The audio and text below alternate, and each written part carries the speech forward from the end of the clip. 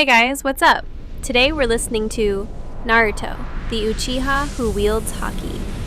So sit back, relax, and just enjoy the ride. And hey, if you're new here, hit that subscribe button. And if you're one of the OGs, welcome back. You already know, it's about to get real. Chapter 1, Uchiha Ren. Konoha Year 47, March 6th.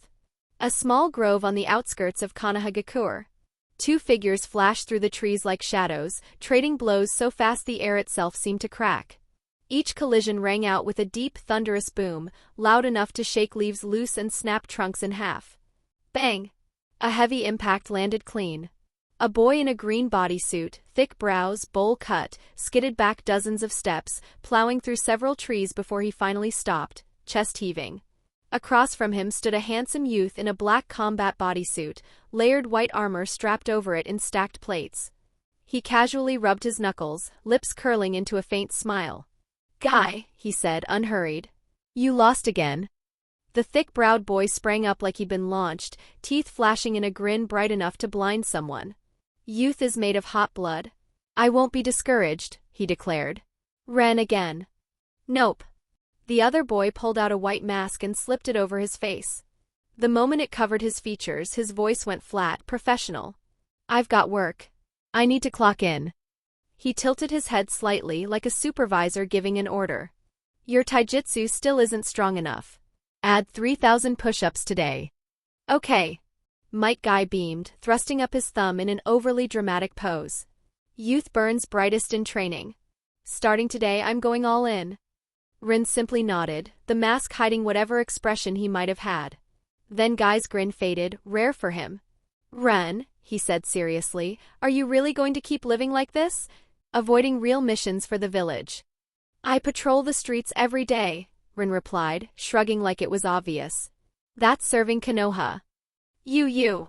Guy shook his head in frustration, like someone watching a genius waste his own potential. Then, as always, the sunshine smile returned. What could he say? Guy genuinely considered Ren a friend. He had another friend too, someone the whole village called a prodigy. Hatake Kakashi. Graduated the academy at 5. Genin at 5. Chunin at 6. Jonin at 12. But lately even Kakashi had been hollow. The battle at Canopy Bridge, the loss of Noera Rin and Uchiha Obito, had carved something out of him. After returning to Konoha, he'd sunk into a quiet slump that didn't lift. And Ren? Ren and Kakashi were the same generation. Ren had also graduated at 5, Genin at 5, Chunin at 6, yet he'd never even taken the Jonin promotion exam. Guy knew the truth though. Ren already had Jonin-level strength. Back during the Chunin exams, Ren's talent had shocked everyone. Offers came one after another, ANBU, Root, even the Sannin. Orochimaru and Jiraiya had both reached out. And then Ren made a choice that set the village buzzing. He joined the Konoha military police force. To most people it made no sense. The police were village security, patrols, disputes, peacekeeping. For someone like Ren it looked like burying a blade in a drawer. In the end, because he was an Uchiha, everyone who'd shown interest quietly let it go.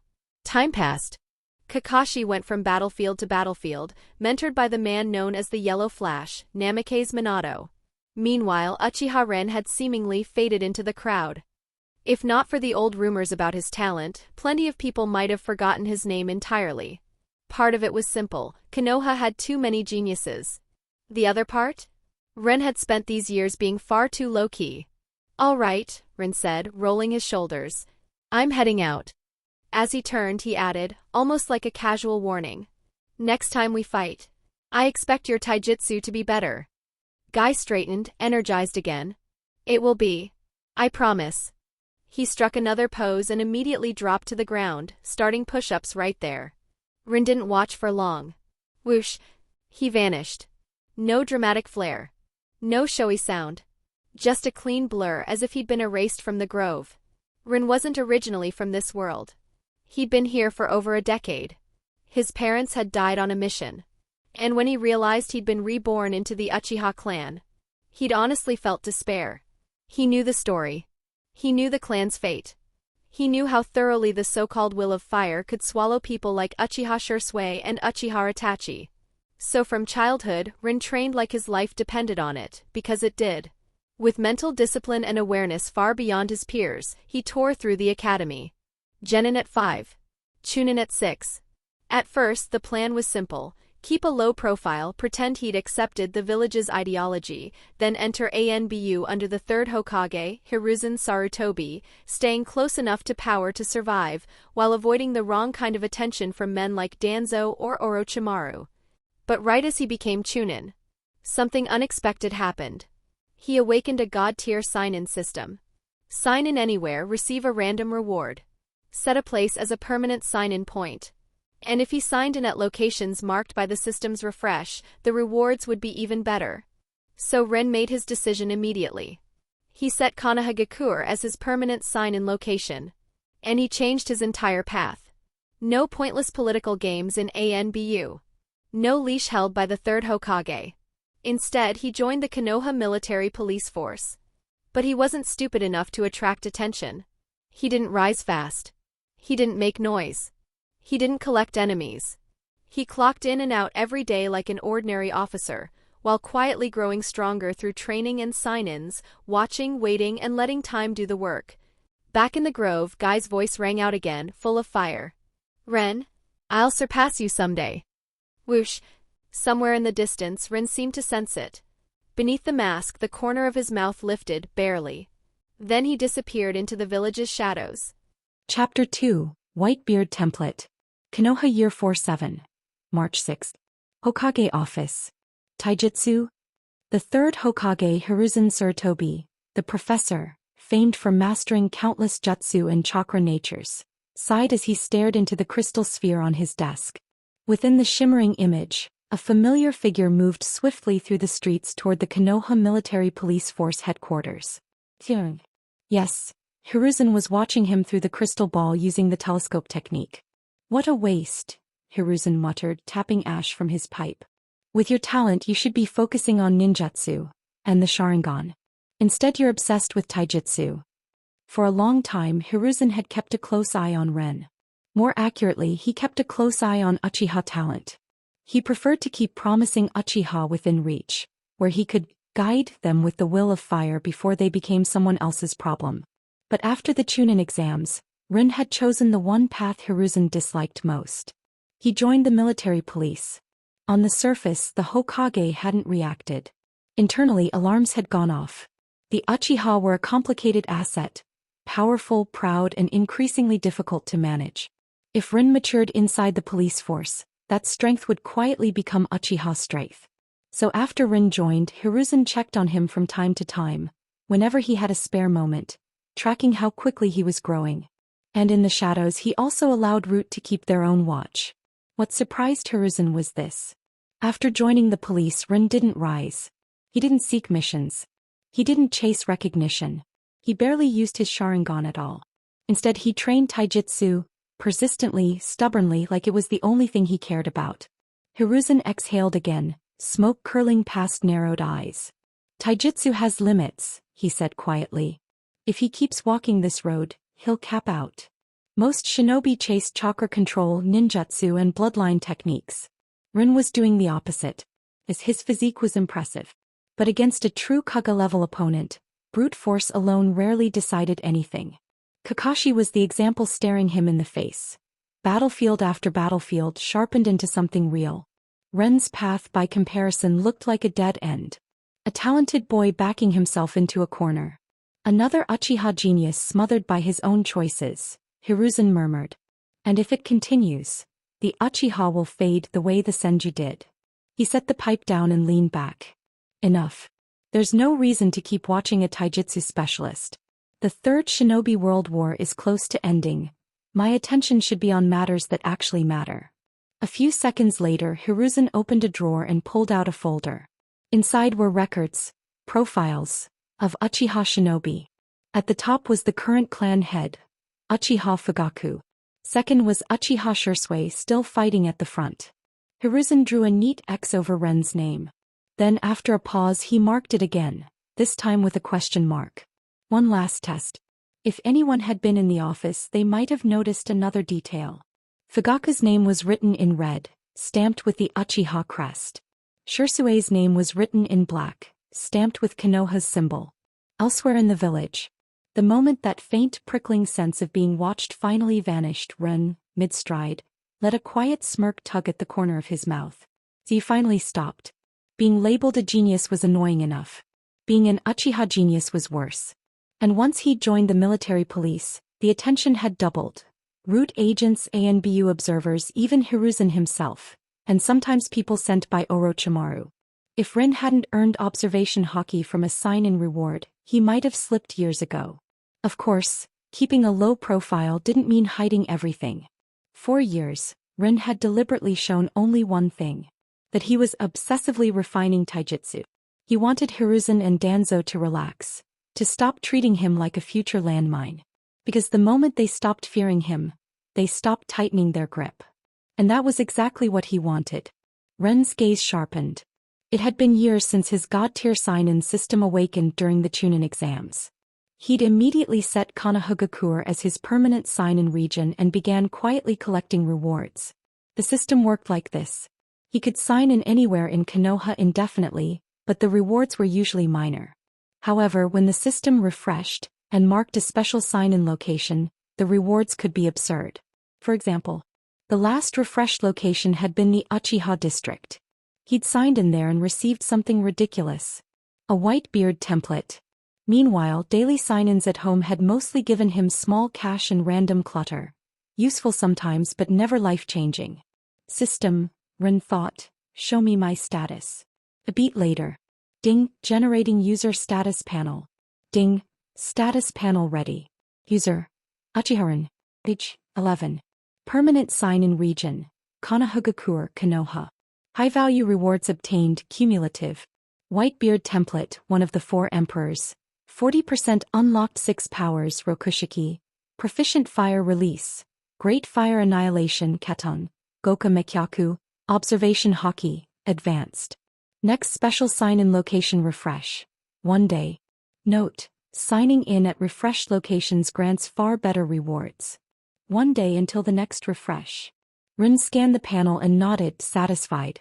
In theory, he could grind sign-ins anywhere in Konoha forever. But the returns were limited. Not worthless, just never exciting. Refreshed locations were where the real prizes dropped. As for the Whitebeard Template, he'd wanted to fuse it immediately. But his body was still too young. Force it now and he'd probably tear himself apart from the inside. So he had to unlock it gradually, piece by piece, until his physique could withstand it. Even at only 40%, the change was already monstrous. His strength, durability, and raw physical power had leapt to another level. If he threw a serious punch, dropping an average jonin wouldn't be difficult. There was just one thing that irritated him. Because he hadn't unlocked enough yet. He still couldn't access the true signature of Whitebeard's power. The Gura no Mi's Quake ability. Not yet. Chapter 3: The Konoha Military Police Force. The one thing that still annoyed Uchiha Ren was simple. He'd unlocked too little of the Whitebeard Template. Which meant the real prize, the Gura no Mi's Quake power, was still out of reach. But even without it, his body had already changed dramatically. No rush. Slow and steady. First report in. Whoosh! A sharp crack split the air. Ren's figure blurred into an afterimage as he shot forward, fast enough that if anyone had been watching closely, they would have noticed something odd. He wasn't using chakra to flash around. This was pure explosive footwork, rapid, repeated stomps in a fraction of a second. Recoil force built, then released, launching him forward like a human projectile. Konoha, North Central District. Whoosh, whoosh, whoosh. One after another, shinobi in dark uniforms and cat-pattern police masks appeared at high speed, converging on a single building and filing inside. On the front, bold lettering stood out clearly. Konoha Military Police Force. This was the police headquarters. Years ago, the second Hokage, Tobirama Senju, had established the Konoha Military Police Force and placed it under Uchiha control. Officially, it was an honor, trust, authority, responsibility. In practice, it was also a leash. The police handled internal security, maintaining order, enforcing village regulations, investigating disputes, and arresting criminals, including rogue shinobi. But they had no jurisdiction over ANBU, who answered directly to the Hokage. Sometimes the police cooperated with ANBU on security. But the moment a case crossed into Black Ops territory, the police were expected to step back. A perfect arrangement from Tobirama's point of view. Give the Uchiha status, while keeping them in a role where they could be watched. And for a time it worked. The Uchiha's influence inside Konoha reached its peak. Made it. Whoosh! Ren appeared right in front of the building, the wind of his arrival stirring dust around his boots. He looked up at the headquarters and let out a quiet, amused breath. "This place is practically respectable," he murmured. Compared to ANBU and Root. If he remembered right, both ANBU and Root operated from underground, like people allergic to sunlight. Then his expression shifted slightly, the amusement fading. Too bad. He could already see the future coming. It was still Konoha year 47. The Ninetales incident wasn't far off. And after that night, everything would change. After the Ninetales attacked, suspicion would fall on the Uchiha. Tension with the village leadership would spike. And the police force would take the hit with them. Before the incident, the Uchiha police were the village's law. After the incident, they'd be treated like a nuisance, people tolerated at best, isolated, restricted, quietly pushed aside by the top brass and the major clans. For now, though, it hadn't happened yet. The relationship between the Uchiha and the village leadership was still manageable. Ren exhaled and cut the thought off before it could sour his mood. "System," he said under his breath, "sign in at the Konoha Military Police Force headquarters." Ding. Sign in successful. Congratulations, user. Acquired fire release, Phoenix Sage fire technique and 0.12% progress. Ding. Reward stored in system inventory. A moment later, the details surfaced in his mind. Fire release, Phoenix Sage fire technique, Katon, Hozenka no Jutsu, fires multiple small fireballs in rapid succession. Their trajectories can be subtly guided mid-flight with chakra, making them difficult to predict. Upon claiming instant mastery. No hand seals required, just a clap of both hands. And then... Whitebeard Template progress, 40.12% unlocked. Ren scanned it and nodded. Not bad. A new jutsu and another sliver of progress toward the template. That was enough. Just then, two cat-masked officers hurried over and stopped in front of him. "Ren, move," one of them said, clearly excited. "Captain's back today." "And it sounds like he's announcing something big," the other added, voice tight with urgency. Ren blinked. "Captain's back?" His brows knit slightly. "You mean Uchiha Fugaku? Wasn't he still out in the Third Shinobi World War?" "He's already returned." The two who'd come to get him were familiar faces, some of the few people Ren actually got along with in the police force. Uchiha Takaru. Uchiha Itsuki. "Yeah," Takaru said with a half-laugh. "You're always off training taijutsu. The war's basically at the finish line. Konoha's already locked the advantage." Itsuki looked even more pleased, chin lifting like it was personal glory. "Ha! Kirigakure took such a beating they're still crawling." Ren let out a small, silent chuckle. Sending an Uchiha heavy force, known for fire release, to fight a village famous for water release. "Yeah. Love, Konoha style." "Come on," Takaru said, turning. "We'll talk on the way." Neither of them noticed Ren's expression shift for that instant, so brief it was almost imaginary. "All right," Ren said, shrugging, and followed them into the building. Chapter 4, Uchiha Fugaku. More than 10 minutes later, inside the Konoha Military Police Force headquarters. A massive conference room had filled up. Ren's gaze swept across the crowd. Many of the Uchiha who'd just returned from the front were already seated. Most wore the familiar cat-faced police masks, while others hid under dark cloaks. Nobody chatted. Nobody laughed. But the air itself felt sharp, like steel drawn halfway from its sheath. These weren't desk officers. These were shinobi who'd survived real killing fields. The Uchiha's true backbone. Ren, Takaru, and Itsuki found seats near the back and sat down quietly. On the way over, Ren had listened while Takaru and Itsuki filled him in on what had happened on their battlefield line against the Hidden Mist. At first, the Uchiha had actually been pushed back. Then, when things turned ugly, Uchiha Shisui stepped in. With terrifying genjutsu and that infamous body flicker, he crushed the mist's momentum and forced them into a full retreat. By the end, the name Shisui of the body flicker was echoing across the shinobi world.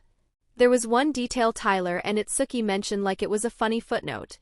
Apparently, Fugaku had been prepared to enter the fight personally. But Konoha's command had insisted Shisui take the field instead. Shisui delivered exactly what they wanted, a clean victory and a legend. Tyler and Itsuki didn't seem to notice anything strange about that. Their voices were full of pride, Uchiha pride, and genuine respect for Shisui. Which made sense. Strength was respected anywhere, especially in a clan like theirs. And Shisui had just proven himself in the loudest way possible. Ren, however, rubbed his forehead like a man fighting off a headache. Politics, he thought bitterly. Always politics. He knew exactly what Konoha's higher-ups were doing. They were using Shisui to steal credit that would have naturally flowed to Uchiha Fugaku. And why? Because Fugaku was a serious contender in the looming competition for 4th Hokage.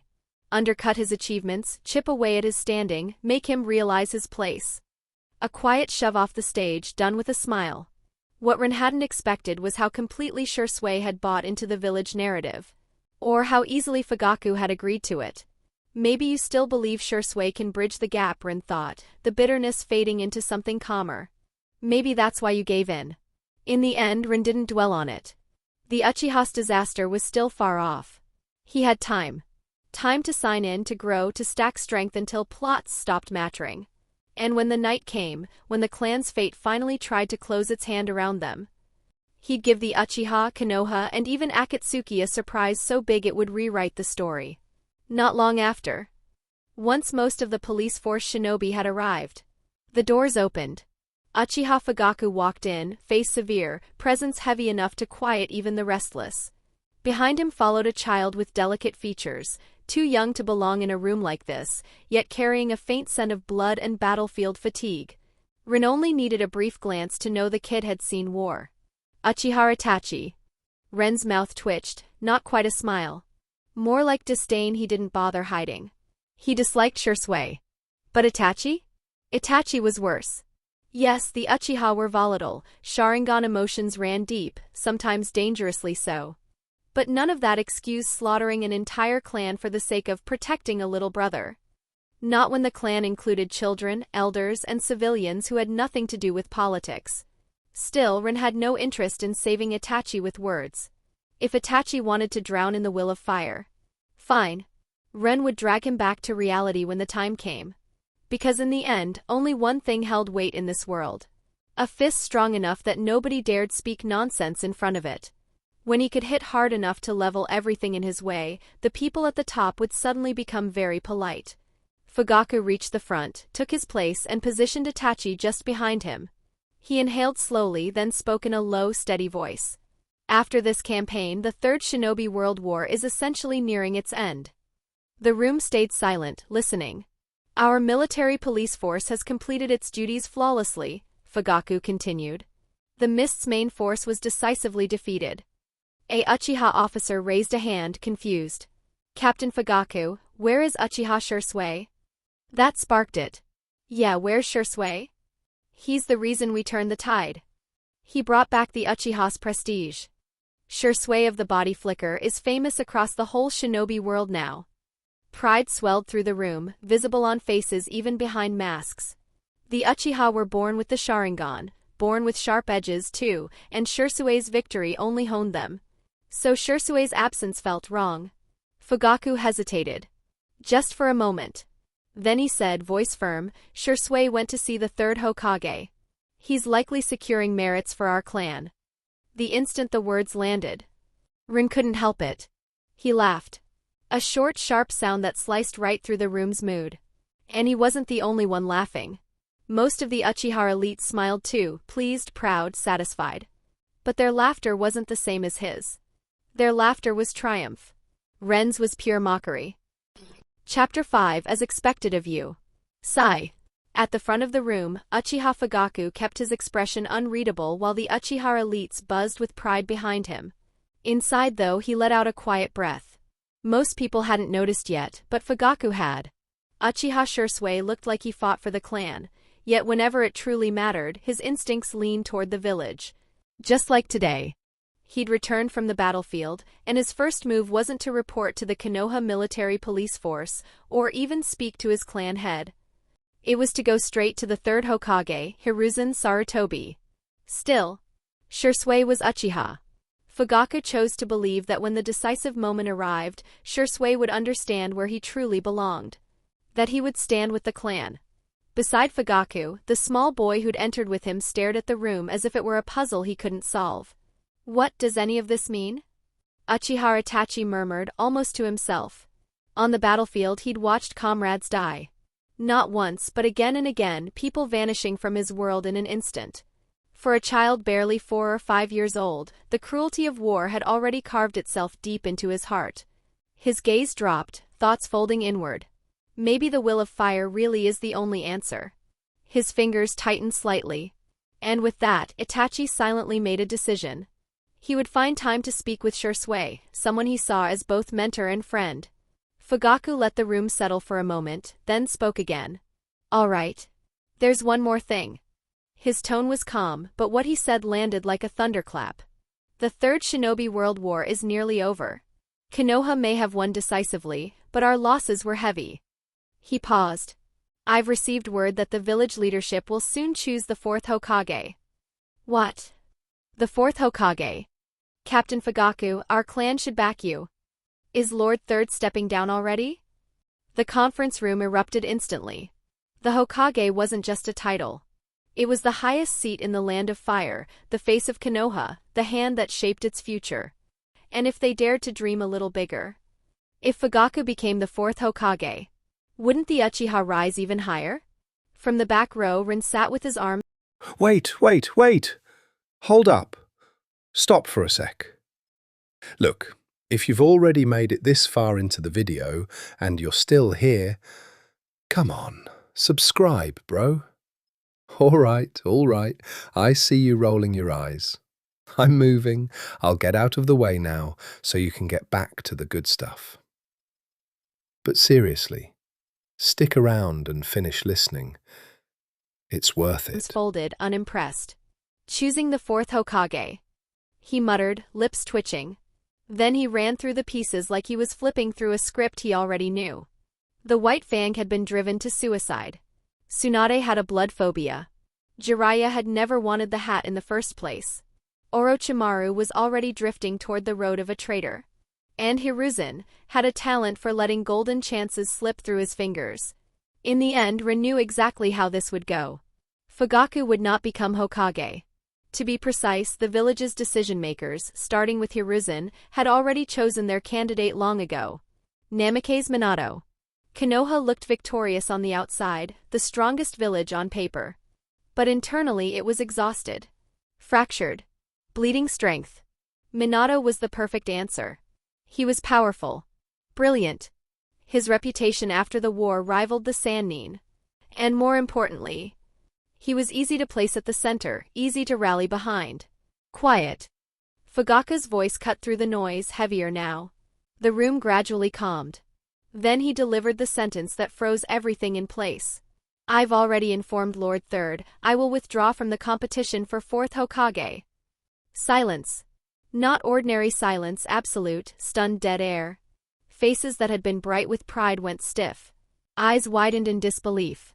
If Fugaku stepped aside, then the Hokage seat would once again have nothing to do with the Uchiha. Fugaku didn't wait for arguments.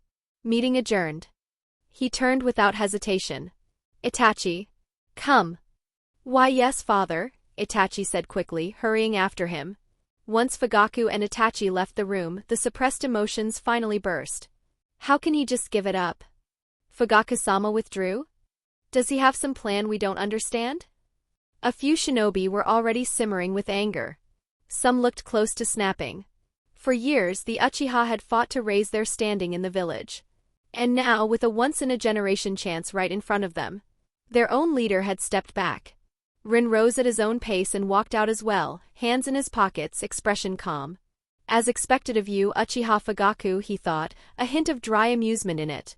He didn't care about the complaints behind him. Most of them couldn't even read the situation properly. If they couldn't understand the tides of power, then they were doomed to be used, again and again. Maybe it really was a side effect of living with the Sharingan, too much pride, too little caution. And in a world like this, that kind of arrogance always got punished eventually. Chapter 6: What Shisui Really Wants. Konoha Hokage Office. Standing straight as a blade in the center of the room, Uchiha Shisui looked like the ideal shinobi, calm posture, clear eyes, and that unmistakable devotion to Konoha shining through him. Across the desk, the third Hokage, Hiruzen Sarutobi, studied him and smiled. Perfect. Truly perfect. The Uchiha had crushed the Hidden Mist's main force.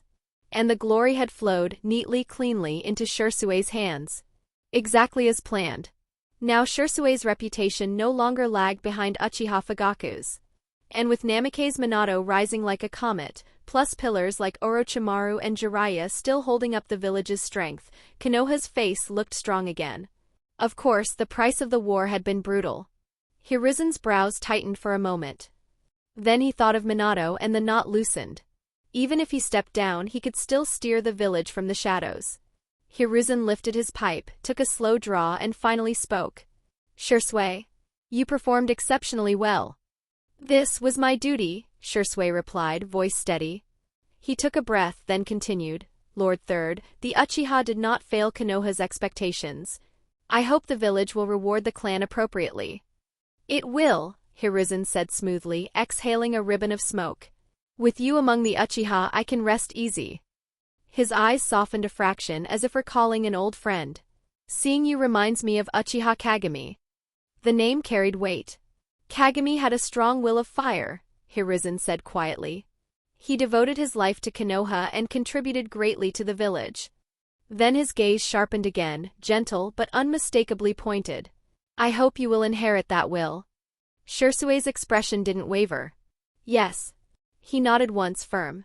Lord Third, I will continue to do my best. Good. Hiruzen's satisfaction showed in his eyes. Then, without warning, he changed the subject. Do you know Uchiha Ren? Ren? Shisui blinked, then seemed to place the name. He joined the Konoha military police force, didn't he? He did know Ren. Back then, Ren had been mentioned in the same breath as Hatake Kakashi, an academy monster, a Chunin exam standout. But after Ren entered the police force, he'd slipped out of everyone's focus. Shisui's own rise during the war had been so fast that Ren became a distant memory. Yes, Hiruzen said, taking another drag. He's with the police. He paused, letting the smoke hang between them. I want you to assess him. See whether he has the ability to qualify as Jonin. Shisui's eyes lifted slightly. Hiruzen continued, tone almost warm. He's a talented boy. I don't want him wasting away in the police force. For a rare moment, the old man even looked like someone who genuinely hated seeing potential squandered. In truth, it was a late decision. He simply wanted to confirm something. Was Ren really the same boy Hiruzen had been watching through the crystal ball, someone who had poured everything into taijutsu and neglected everything else? Jonin level. Shisui murmured. He nodded slowly, thoughtful. And because Shisui genuinely believed in the will of fire, the real intention never even crossed his mind. This wasn't cherishing talent. It was containment. Hiruzen didn't want another unpredictable Uchiha genius growing in the dark. Understood, Shisui said at last. I'll find time to test him. Excellent. Hiruzen exhaled a thicker cloud of smoke, satisfied. Test him whenever you like. I'll observe with the telescope technique. If Ren truly has Jonin ability, Hiruzen added, then Konoha gains another Jonin. Of course, Shisui said, bowing slightly. I'm free right now, actually. And I've been curious about our clan's genius for a while. Hiruzen tilted his pipe toward the door, permission. Whoosh! Shisui vanished in a blur, leaving the office empty again. Hiruzen's eyes narrowed. Once Shisui confirms Ren, it'll be time to push Minato into the seat. He didn't say it aloud, but the logic was simple. Konoha had won the Third Shinobi World War. Yet the losses were catastrophic. People would look for someone to blame. Factions would sharpen their knives. So Hiruzen would do what he did best. Step back. Let someone else wear the title and absorb the heat, while he kept his hands on the real levers. And even from the shadows, he would never stop watching the Uchiha. After all, Konoha had been founded by Senju and Uchiha together. The senju had already thinned to the point of dispersal. Tsunade, the last major senju name, had conveniently become Hiruzen's student. That left the Uchiha. They couldn't be allowed to rise unchecked. And the Hokage seat? That was non-negotiable. As long as Hiruzen still had breath in his lungs, he would make sure no Uchiha ever wore that hat. Not if Konoha's leadership could help it. Chapter 7. No one understands taijutsu better than him. By the time Uchiha Shisui left the Hokage Tower, night had fully settled over Konoha. He paused on a rooftop, looking out at the village lights fading into darkness. After a brief hesitation, he turned and headed straight for the Uchiha district.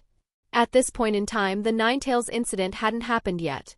The Uchiha still lived close to the village center, still treated like founders, not suspects. So even moving at speed, Shisui reached the district in under half an hour. Uchiha District, Clan Shrine. Shisui flickered into the shrine with a soft rush of air. Clan head. I'm back. Uchiha Fugaku was already waiting. He gave Shisui a calm nod. You're finally here. What did the third Hokage say?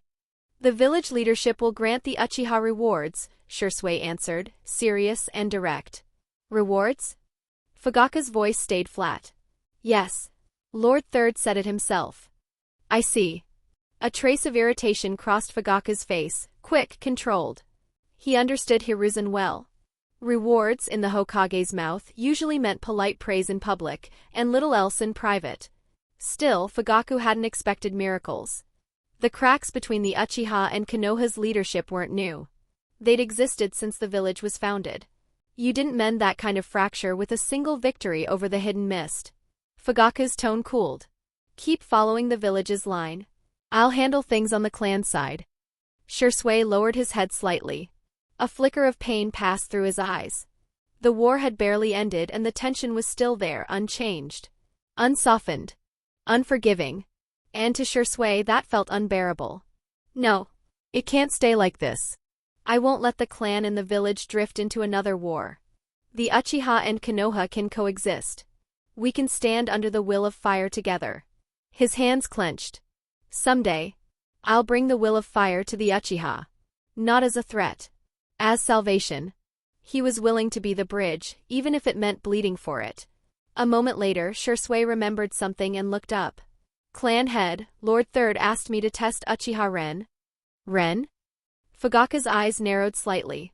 So the third Hokage still doesn't trust us. Then Fugaku sighed, almost silently. It's a shame. That boy's already gone down the wrong path. Shisui blinked. Wrong path?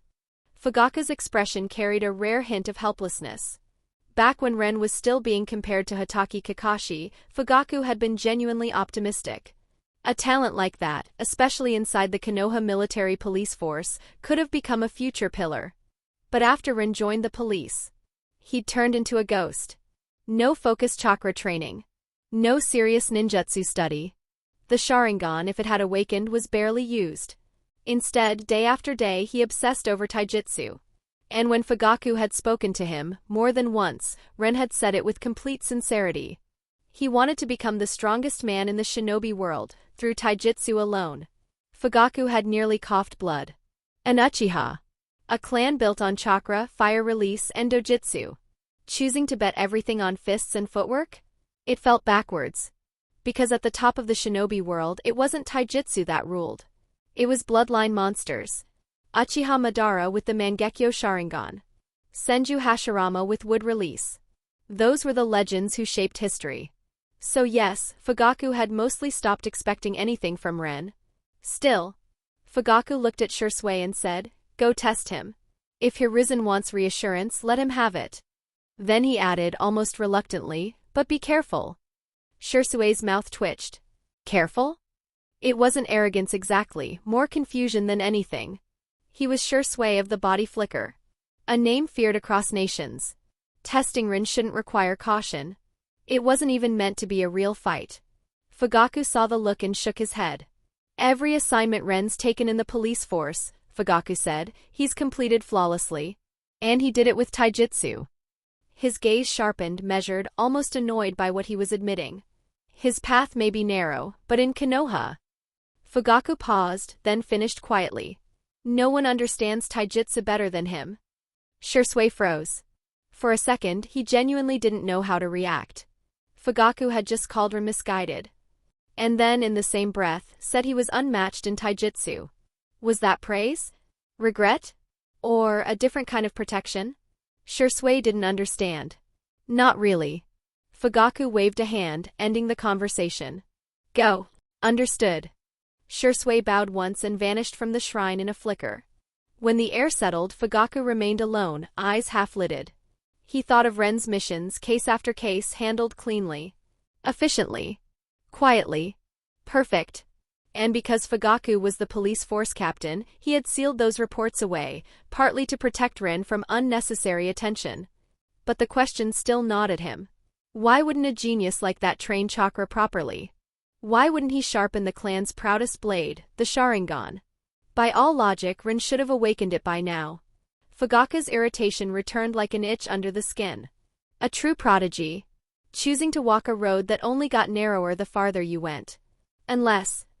Fugaku's eyes darkened slightly. Unless chakra training and the Sharingan somehow slowed Ren's taijutsu growth. And if that was true, then what exactly had Ren found? Chapter 8. You think I'm on the first floor? I'm already on the 10th. Night had fallen. After dinner, Uchiha Ren and his fellow early graduate friends, Kurenai Yuhi and Yuzuki Yugao, walked out of Barbecue Q, the warmth of grilled meat still clinging to their clothes. Ah, I'm stuffed.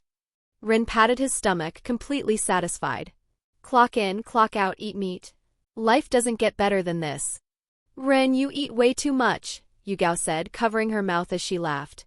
Her long purple hair caught the lantern light as she leaned in, half amused, half incredulous. Kurenai gave him a look too, more disbelief than scolding. It's not like this is the first time, but, seriously.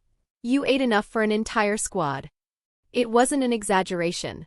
Every time they ate together, Ren could put away food meant for 20 or 30 people. And somehow still keep a lean, solid build.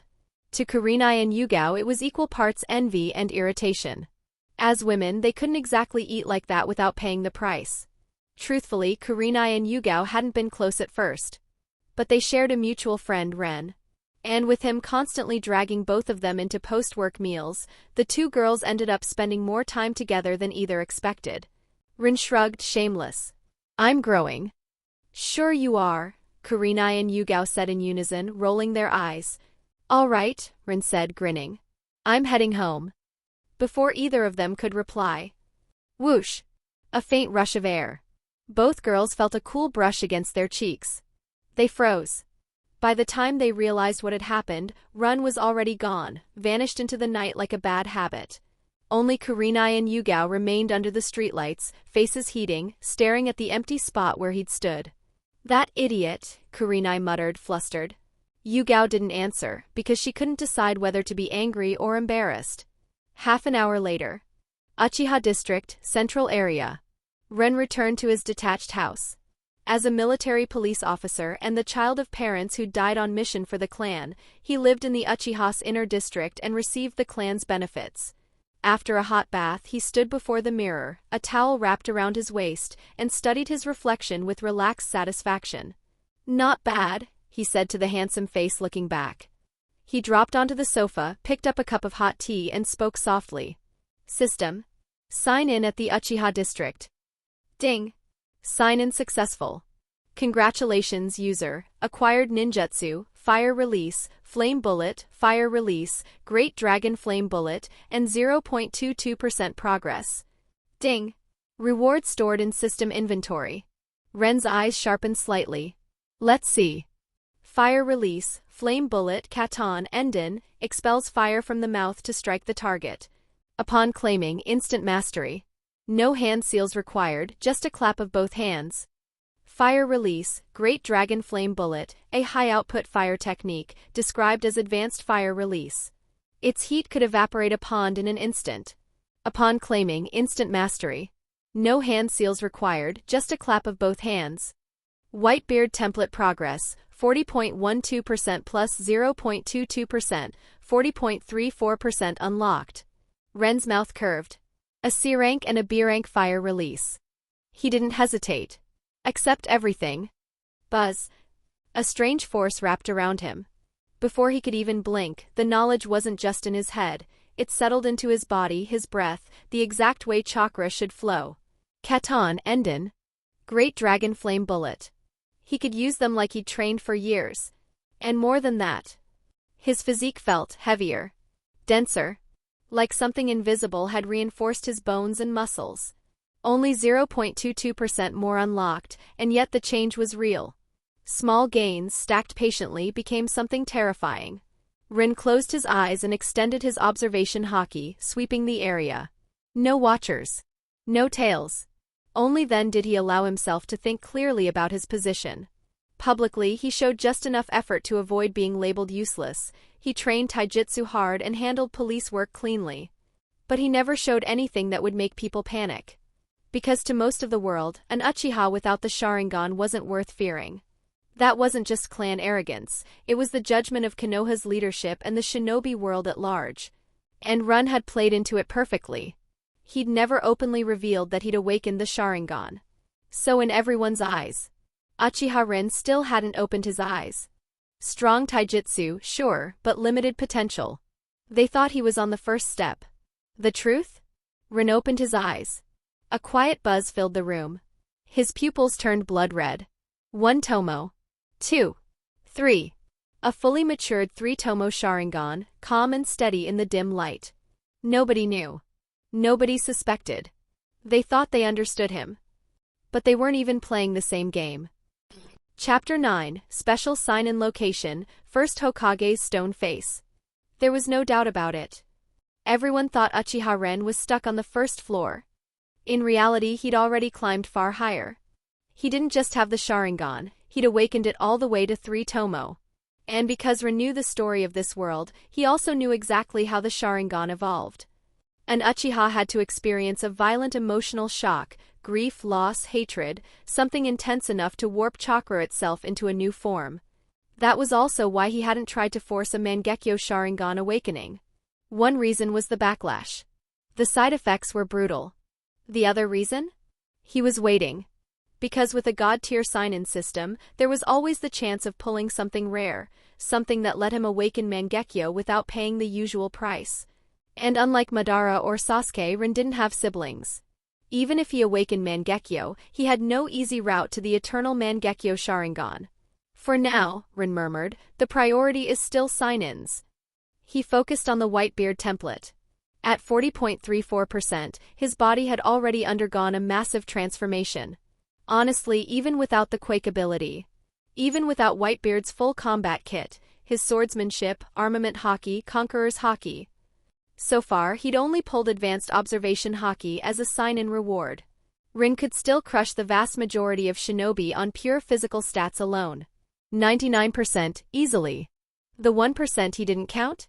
Those absurd reality-breaking monsters tied to 6 paths power, yin-yang release, 6 paths chakra, truth-seeking orbs, things that ignored common sense. Still, there was a problem he couldn't dodge. My ninjutsu list keeps getting longer, he muttered, rubbing his temple, but my chakra reserves are only around Jonin level. If he threw out a few large-scale techniques in a row, he'd drain himself dry, and that was after years of training. Chakra growth wasn't something you rushed. And Ren wasn't a Jinchuriki, and he didn't have anything like a Senju-grade life force or a sage body to brute force reserves. His progress was slow. Painfully slow. Through testing, he'd confirmed his chakra natures.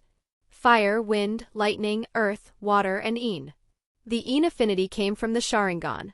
As for the 5 basic natures, he could use them, but he was nowhere near mastery. So I still have to grind, he concluded with a sigh. He brought his hands together in a light clap. Puff, puff. Far away, upstream along the Naka River, in a hidden canyon, 5 shadow clones vanished into smoke at the same time. Their memories surged back into him in an instant. Ren's expression tightened. Still not stable? Neither the Rasengan nor his Chidori work had succeeded yet. Ever since he learned the shadow clone technique, he'd been using it to train efficiently, water walking, tree climbing, all the fundamentals. Now he was pushing higher, attempting the Rasengan, and refining a lightning release thrust technique in the same vein as Raikiri. He wasn't dumb enough to have clones do body conditioning though. That kind of training didn't scale well. It looked efficient, but it wasn't. Fine, Ren said, exhaling. Clones keep working on ninjutsu. I'll train my body. He formed hand signs and created 5 more clones. Then, in his room, he began the most basic and most brutal taijutsu drills. Over and over. No flair. Just work. The next morning, Ren opened his eyes while holding a horse stance, half training, half meditation, half sleep. He drew a long breath. Ding! Congratulations, user. Daily task completed, trained for 8 hours. Reward, 0.26% progress. Ding! Whitebeard Template unlocked, 40.6%. Ren's mouth lifted slightly. Sign-ins weren't the only way he could unlock the template. Training counted too. And now he'd reached 40.6%. Then, ding! New special sign-in location refreshed. Please check promptly. Ren's fingers tightened into a fist. Finally. Refreshed locations meant real rewards. System, he said, show my status panel. Ding, generating user status panel. Ding, status panel ready. User, Uchiha Ren. Age 11. Permanent sign-in region, Konoha. High-value rewards obtained cumulative. Whitebeard Template, one of the 4 emperors, 40.6% unlocked Rokushiki, 6 powers, proficient fire release, great fire annihilation, Katon, Goka Mekyaku, observation Haki, advanced. Next special sign-in location, first Hokage's stone face, Hokage Rock. Sign-in window 1 minute. Note, signing in at refreshed locations grants far better rewards. Ren read it once, then stared. The first Hokage's face? He actually sounded surprised. Because this time the system wasn't sending him to some random street or quiet corner of the Uchiha district. It was pointing him at one of Konoha's most iconic landmarks. Hokage Rock. And specifically, the stone face of the first Hokage. Chapter 10, Sage Body and Armament Haki. Now that Ren knew the system's refreshed sign-in location, he didn't hesitate. He packed light and headed out. But the instant he stepped beyond the Uchiha district, his observation Haki prickled. Something's off. He extended his sensing outward, calm on the surface, razor-focused inside. 9 presences nearby, he counted silently. 2 Uchiha, one of them is Shisui. 3 ANBU. 3 Root. Ren's expression didn't change, but his mood soured. Usually when people tailed him it was 1 watcher. Maybe 2. Now it was 3 from Root, 3 from ANBU, and even Clan Shinobi? And Shisui, why the hell was Shisui involved? Ren had never spoken to Shisui directly, but they'd crossed paths a few times at the Konoha Military Police Force building. Back then Ren had quietly memorized his chakra signature. So he was certain. This is Shisui. Ren sighed inwardly. Whatever. Waste your time if you want.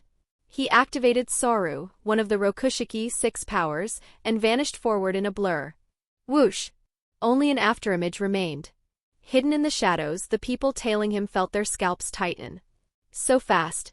That's pure physical speed? Is this what a taijutsu specialist looks like? Even Shisui's eyes narrowed slightly, caught off guard. They were elite shinobi. They could tell immediately. Ren wasn't using flashy movement techniques. He was moving on raw body control and explosive acceleration. Still, surprise didn't stop them. They followed. What none of them realized was this. For shinobi trained in concealment and assassination, their hiding was excellent. But in front of advanced observation Haki it was meaningless. They might as well have been carrying lanterns. Konoha Hokage office. They've begun. Hiruzen Sarutobi took a slow drag from his pipe and watched the crystal ball's image with half-lidded eyes. A harsh snort sounded behind him. The man leaning on a cane, Shimura Danzo, had arrived earlier, and the air in the office had chilled the moment he walked in. As expected of you, Hiruzen, Danzo said with a thin smile. Using Uchiha Shisui to test Uchiha Ren, only you would think of that. Hiruzen didn't look back. And you didn't send Root? Danzo's brow creased. Hiruzen exhaled smoke and spoke lazily. Ren refused ANBU and Root, joined the military police, and then chose a dead-end path. Taijutsu. A joke for an Uchiha. Ren is nothing, Danzo said bluntly. Even if his fists are sharp, it changes nothing. Then his voice dropped. So hand Shisui to me. Hiruzen's eyes narrowed slightly. Danzo continued, unashamed. You know how terrifying Shisui's eyes are. Hiruzen set his pipe down with a soft click and shook his head. Danzo, don't bring that up again. I will keep bringing it up, Danzo replied, unwilling to yield. Konoha is our Konoha, not the Uchihas. They're growing more disobedient. Why don't we? Enough. Hiruzen cut him off sharply, his voice suddenly carrying weight. The Uchiha have their role. My job is to keep the village stable. Danzo shrugged, falling silent. He'd expected this. Besides, he understood Hiruzen better than anyone. The third Hokage liked to look gentle. But if you believed that, you were a fool. He'd removed plenty of threats without ever dirtying his hands in public. Then Hiruzen's gaze shifted on the crystal ball, and he let out a small sound of surprise. Ren went to Hokage Rock. Danzo frowned. Why would he go there? By every pattern they'd mapped, Ren should have gone to a training ground first, where Shisui could happen to appear and test him. Hiruzen stared a moment longer, then simply said, no idea.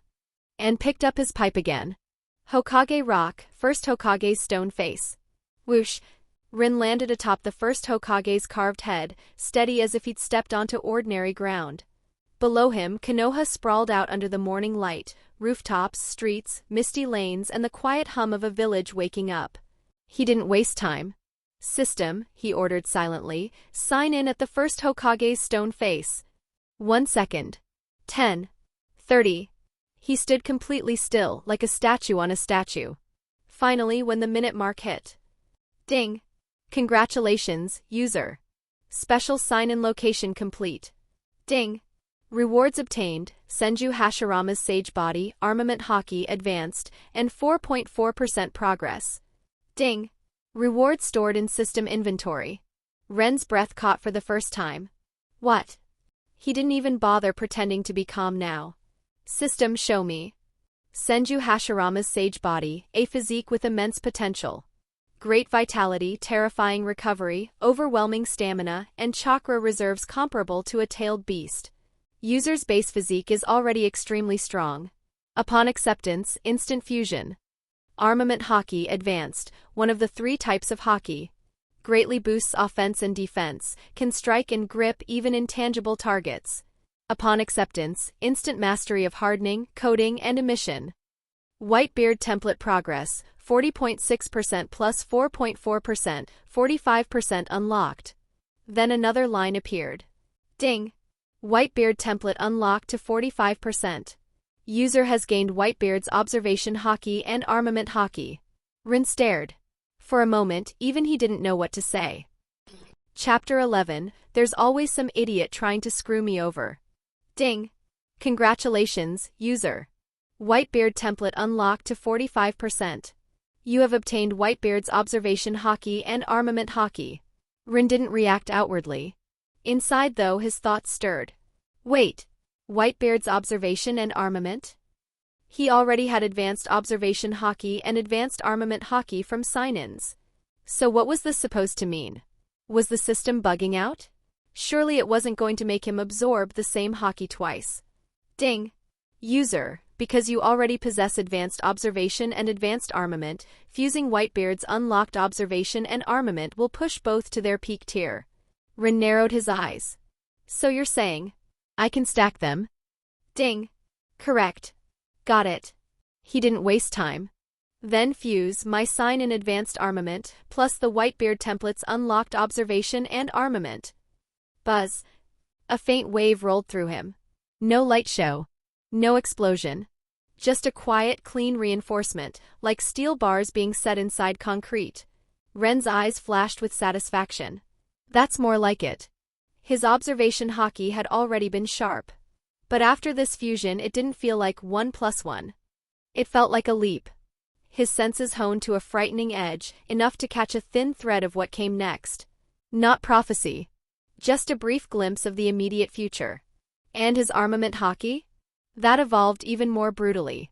Not just hardening. Not just coating. It stepped into a deeper layer, A force that didn't only break armor from the outside, but ruptured what was underneath. Ren exhaled slowly. Then he spoke again. System. Show my status panel. Ding, generating user status panel. Ding, status panel ready. User, Uchiha Ren. Age 11. Permanent sign-in region, Konoha. High-value rewards obtained cumulative. Whitebeard Template, one of the 4 emperors, 45% unlocked Rokushiki 6 powers, proficient fire release, great fire annihilation Katon, Goka Mekyaku, observation Haki, peak armament Haki, peak Senju Hashirama's sage body, stored, not fused. Next refreshed sign-in location, 90 days. Note, refreshed locations grant far better rewards. 90 days. Ren clicked his tongue. 3 months until the next jackpot location. He dismissed the panel and kept his expression neutral. As for Hashirama's sage body, he wasn't fusing that yet. If the fusion caused a noticeable surge, something big enough to draw attention, then he'd be exposing himself for no reason. And right now the entire village had eyes on him. Which became obvious when he looked around. And saw nothing. That was the problem. He was being watched. Not just by one group. By several. Hidden nearby, Uchiha Shisui, 2 Uchiha Shinobi, 3 ANBU, and 3 root agents stared at Ren standing atop the first Hokage's stone face, completely motionless. Even Hiruzen and Danzo, watching through the crystal ball, looked baffled. Because Ren wasn't training. Wasn't scanning the village. Wasn't doing anything obvious. He just stood there like he'd forgotten how to move. What is he doing? Someone muttered under their breath. Shisui's eyes tightened. Enough. I'm not wasting any more time waiting for him to blink. He moved. Ren felt it before Shisui even launched. Not just sensed, knew. His observation Haki caught it like a ripple before the stone was disturbed. So you finally ran out of patience. Whoosh. Shisui landed on the stone face beside him. He wore a dark high-collared top. His features were boyish, his expression warm and friendly, like they were meeting as clan brothers, not watcher and target. Ren. Long time no see. Shisui of the body flicker smiled. What are you doing up here? Ren didn't even turn his head. Relaxing. Huh? Shisui's smile stiffened a fraction. He'd imagined many answers. This wasn't one of them. Most people, when faced with Shisui, reacted somehow, nervous, respectful, excited. Ren looked like he was talking to a stranger on the street. Shisui adjusted quickly, forcing the friendliness back into place. Relaxing up here, huh? He said, as if amused. Then, casually, too casually, he asked. You were a known genius. Why did you choose the Konoha military police force? And why focus on taijutsu instead of ninjutsu, or the Sharingan? The subtext was obvious. Why didn't you join ANBU? Why didn't you walk the right path? Ren shrugged. Because I felt like it. Shisui's brow twitched. He didn't like that answer. For a long time, Shisui had wanted to gather like-minded Uchiha, people who would help him fix the clan and align it with the village. Now, looking at Ren, he made a decision. This one is a waste. Shisui reached into his pouch and tossed something over. A notebook. Ren caught it with one hand and glanced at Shisui, instantly wary. Taijutsu has a ceiling, Shisui said, voice turning serious. That notebook is my training notes. It'll help you avoid detours in ninjutsu. Oh. Ren flipped it open. He turned the first page. And instantly felt like throwing up. Of course. There's always some idiot trying to poison me. Because on page 1 was a lecture on the will of fire. Complete with Shisui's personal interpretation and comments. Hey there, novel lovers. I know it's not the usual thing, but if you enjoy what you're hearing, please like and subscribe. Okay, shameless plug over. Now, let's get back to the listening. Chapter 12, The Test. The first page wasn't just a definition of the will of fire. It was worse. Shisui's own notes were written all over it, earnest, sincere, almost devout. Rise above narrow clan first thinking. Let the will of fire cover and guide the Uchiha. Help the clan fully merge into Konoha. Ren read a few lines and felt like his eyes had been scraped raw. No thanks. He tossed the notebook back like it was contaminated. Honestly, it was impressive, how Shisui could dress up betrayal in such righteous-sounding words. If Ren didn't know what the will of fire looked like in practice, he might have even been fooled. Shisui's gaze darkened. A rare flicker of anger passed through his eyes. Ren didn't care. If there's nothing else, he said evenly, I'm leaving. Humph. Shisui put the notebook away, expression cooling. Lord Third ordered me to assess you for Jonin promotion. If you pass, you'll become an official Jonin of Konoha and serve the village. Ren nodded once. I see. So that was it. Hiruzen still didn't trust him. And Shisui, brilliant as he was still being used like a tool. Ren extended his observation haki slightly. That faint feeling of being watched returned. Of course. The old fox was using the telescope technique again. Shisui inhaled, forcing down irritation. Even a saint would get annoyed after being brushed off this many times, and Shisui wasn't a saint. Fine, he said, voice firm. We'll go to a training ground. No, Ren replied. Here is fine. Shisui hesitated and glanced down at the stone beneath their feet, the first Hokage's carved face. This is Hokage rock. I know. Ren's lips curled slightly. His eyes, still ordinary black, hardened into something sharp enough to cut. Then, a subtle buzz. Pressure rolled off him. Not the crushing domination of a king, but something that still made the air feel heavy. Like a beast waking up and stretching. Shisui's skin prickled. His muscles tensed instinctively. Danger. In Shisui's perception, Ren stopped being that lazy police taijutsu guy. And became a predator. A monstrous one. How? Is this really just taijutsu? His presence is getting stronger fast. Hidden around them, the watchers felt it too. 2 Uchiha shinobi. 3 rude agents. 3 ANBU. Their eyes widened. Because Ren's pressure wasn't rising slowly. It was surging in steps, each second heavier than the last, until it pressed down on their chests and made breathing uncomfortable. The only reason they didn't collapse was simple. They were strong enough to endure it. Konoha Hokage office. Hiruzen watched through the crystal ball, pipe in hand, eyes narrowed.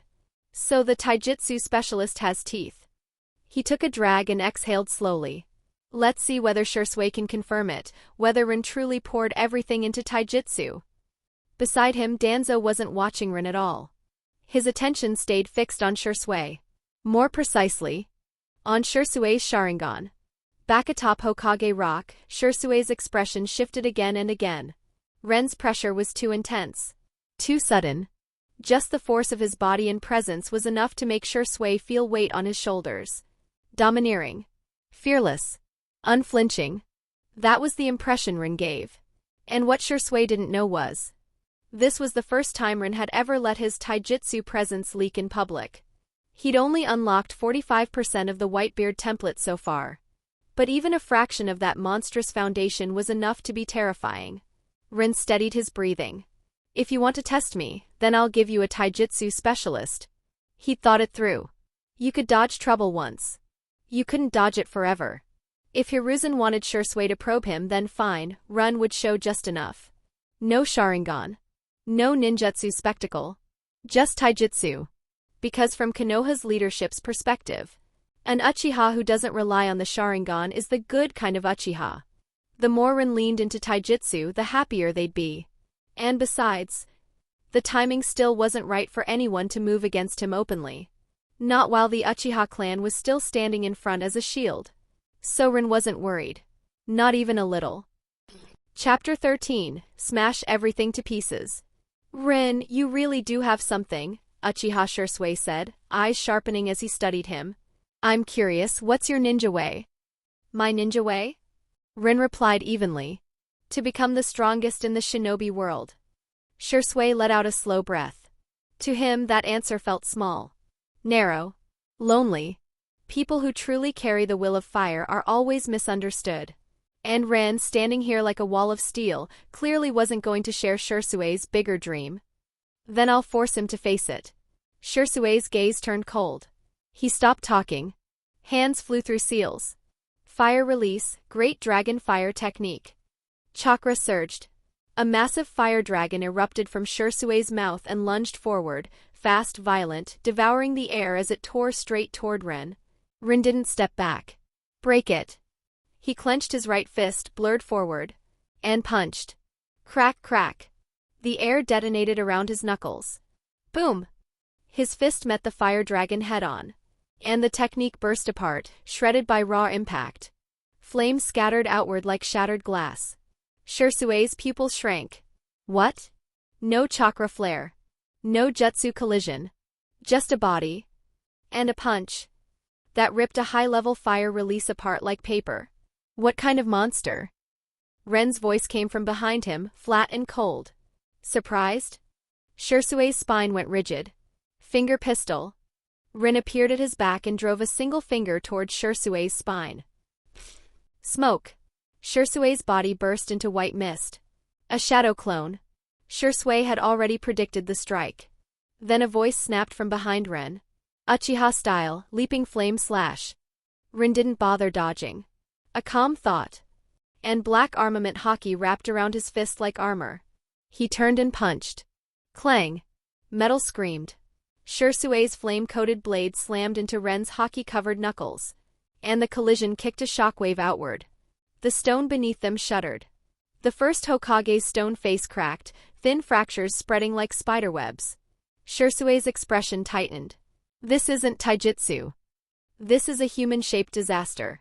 Worse. Standing in front of Ren felt uncomfortably similar to facing the fourth Raikage. Shisui had encountered the Raikage and Killer Bee during the war. He knew what monstrous nintaijutsu looked like, lightning release turning flesh into a weapon. But Ren? No lightning chakra. No chakra surge at all. Just raw physique. Just terrifying, unreasonable strength. Shisui didn't stop. He flickered away, appearing behind Ren again. Uchiha style, Gale sword. His blade carved down, producing a massive flaming slash, an enormous fire-edged arc that tore through the air. Ren's eyes narrowed. Tempest kick. He sprang upward and snapped a leg out in a clean arc. Boom! A razor-sharp vacuum blade, an invisible slash, shot forward and crashed into Shisui's flaming arc. Energy detonated. Shockwaves roared out in every direction. One of them unstable, uncontrolled. Slammed directly into the already cracked stone face of Senju Hashirama. Rumble. A deep groove tore across the first Hokage's carved head. Stone splintered. Cracks multiplied. A whole section began to give way. Bad. Shisui's eyes widened. We're leaving, Ren said immediately. They exchanged one look. Then vanished at the same time. Boom!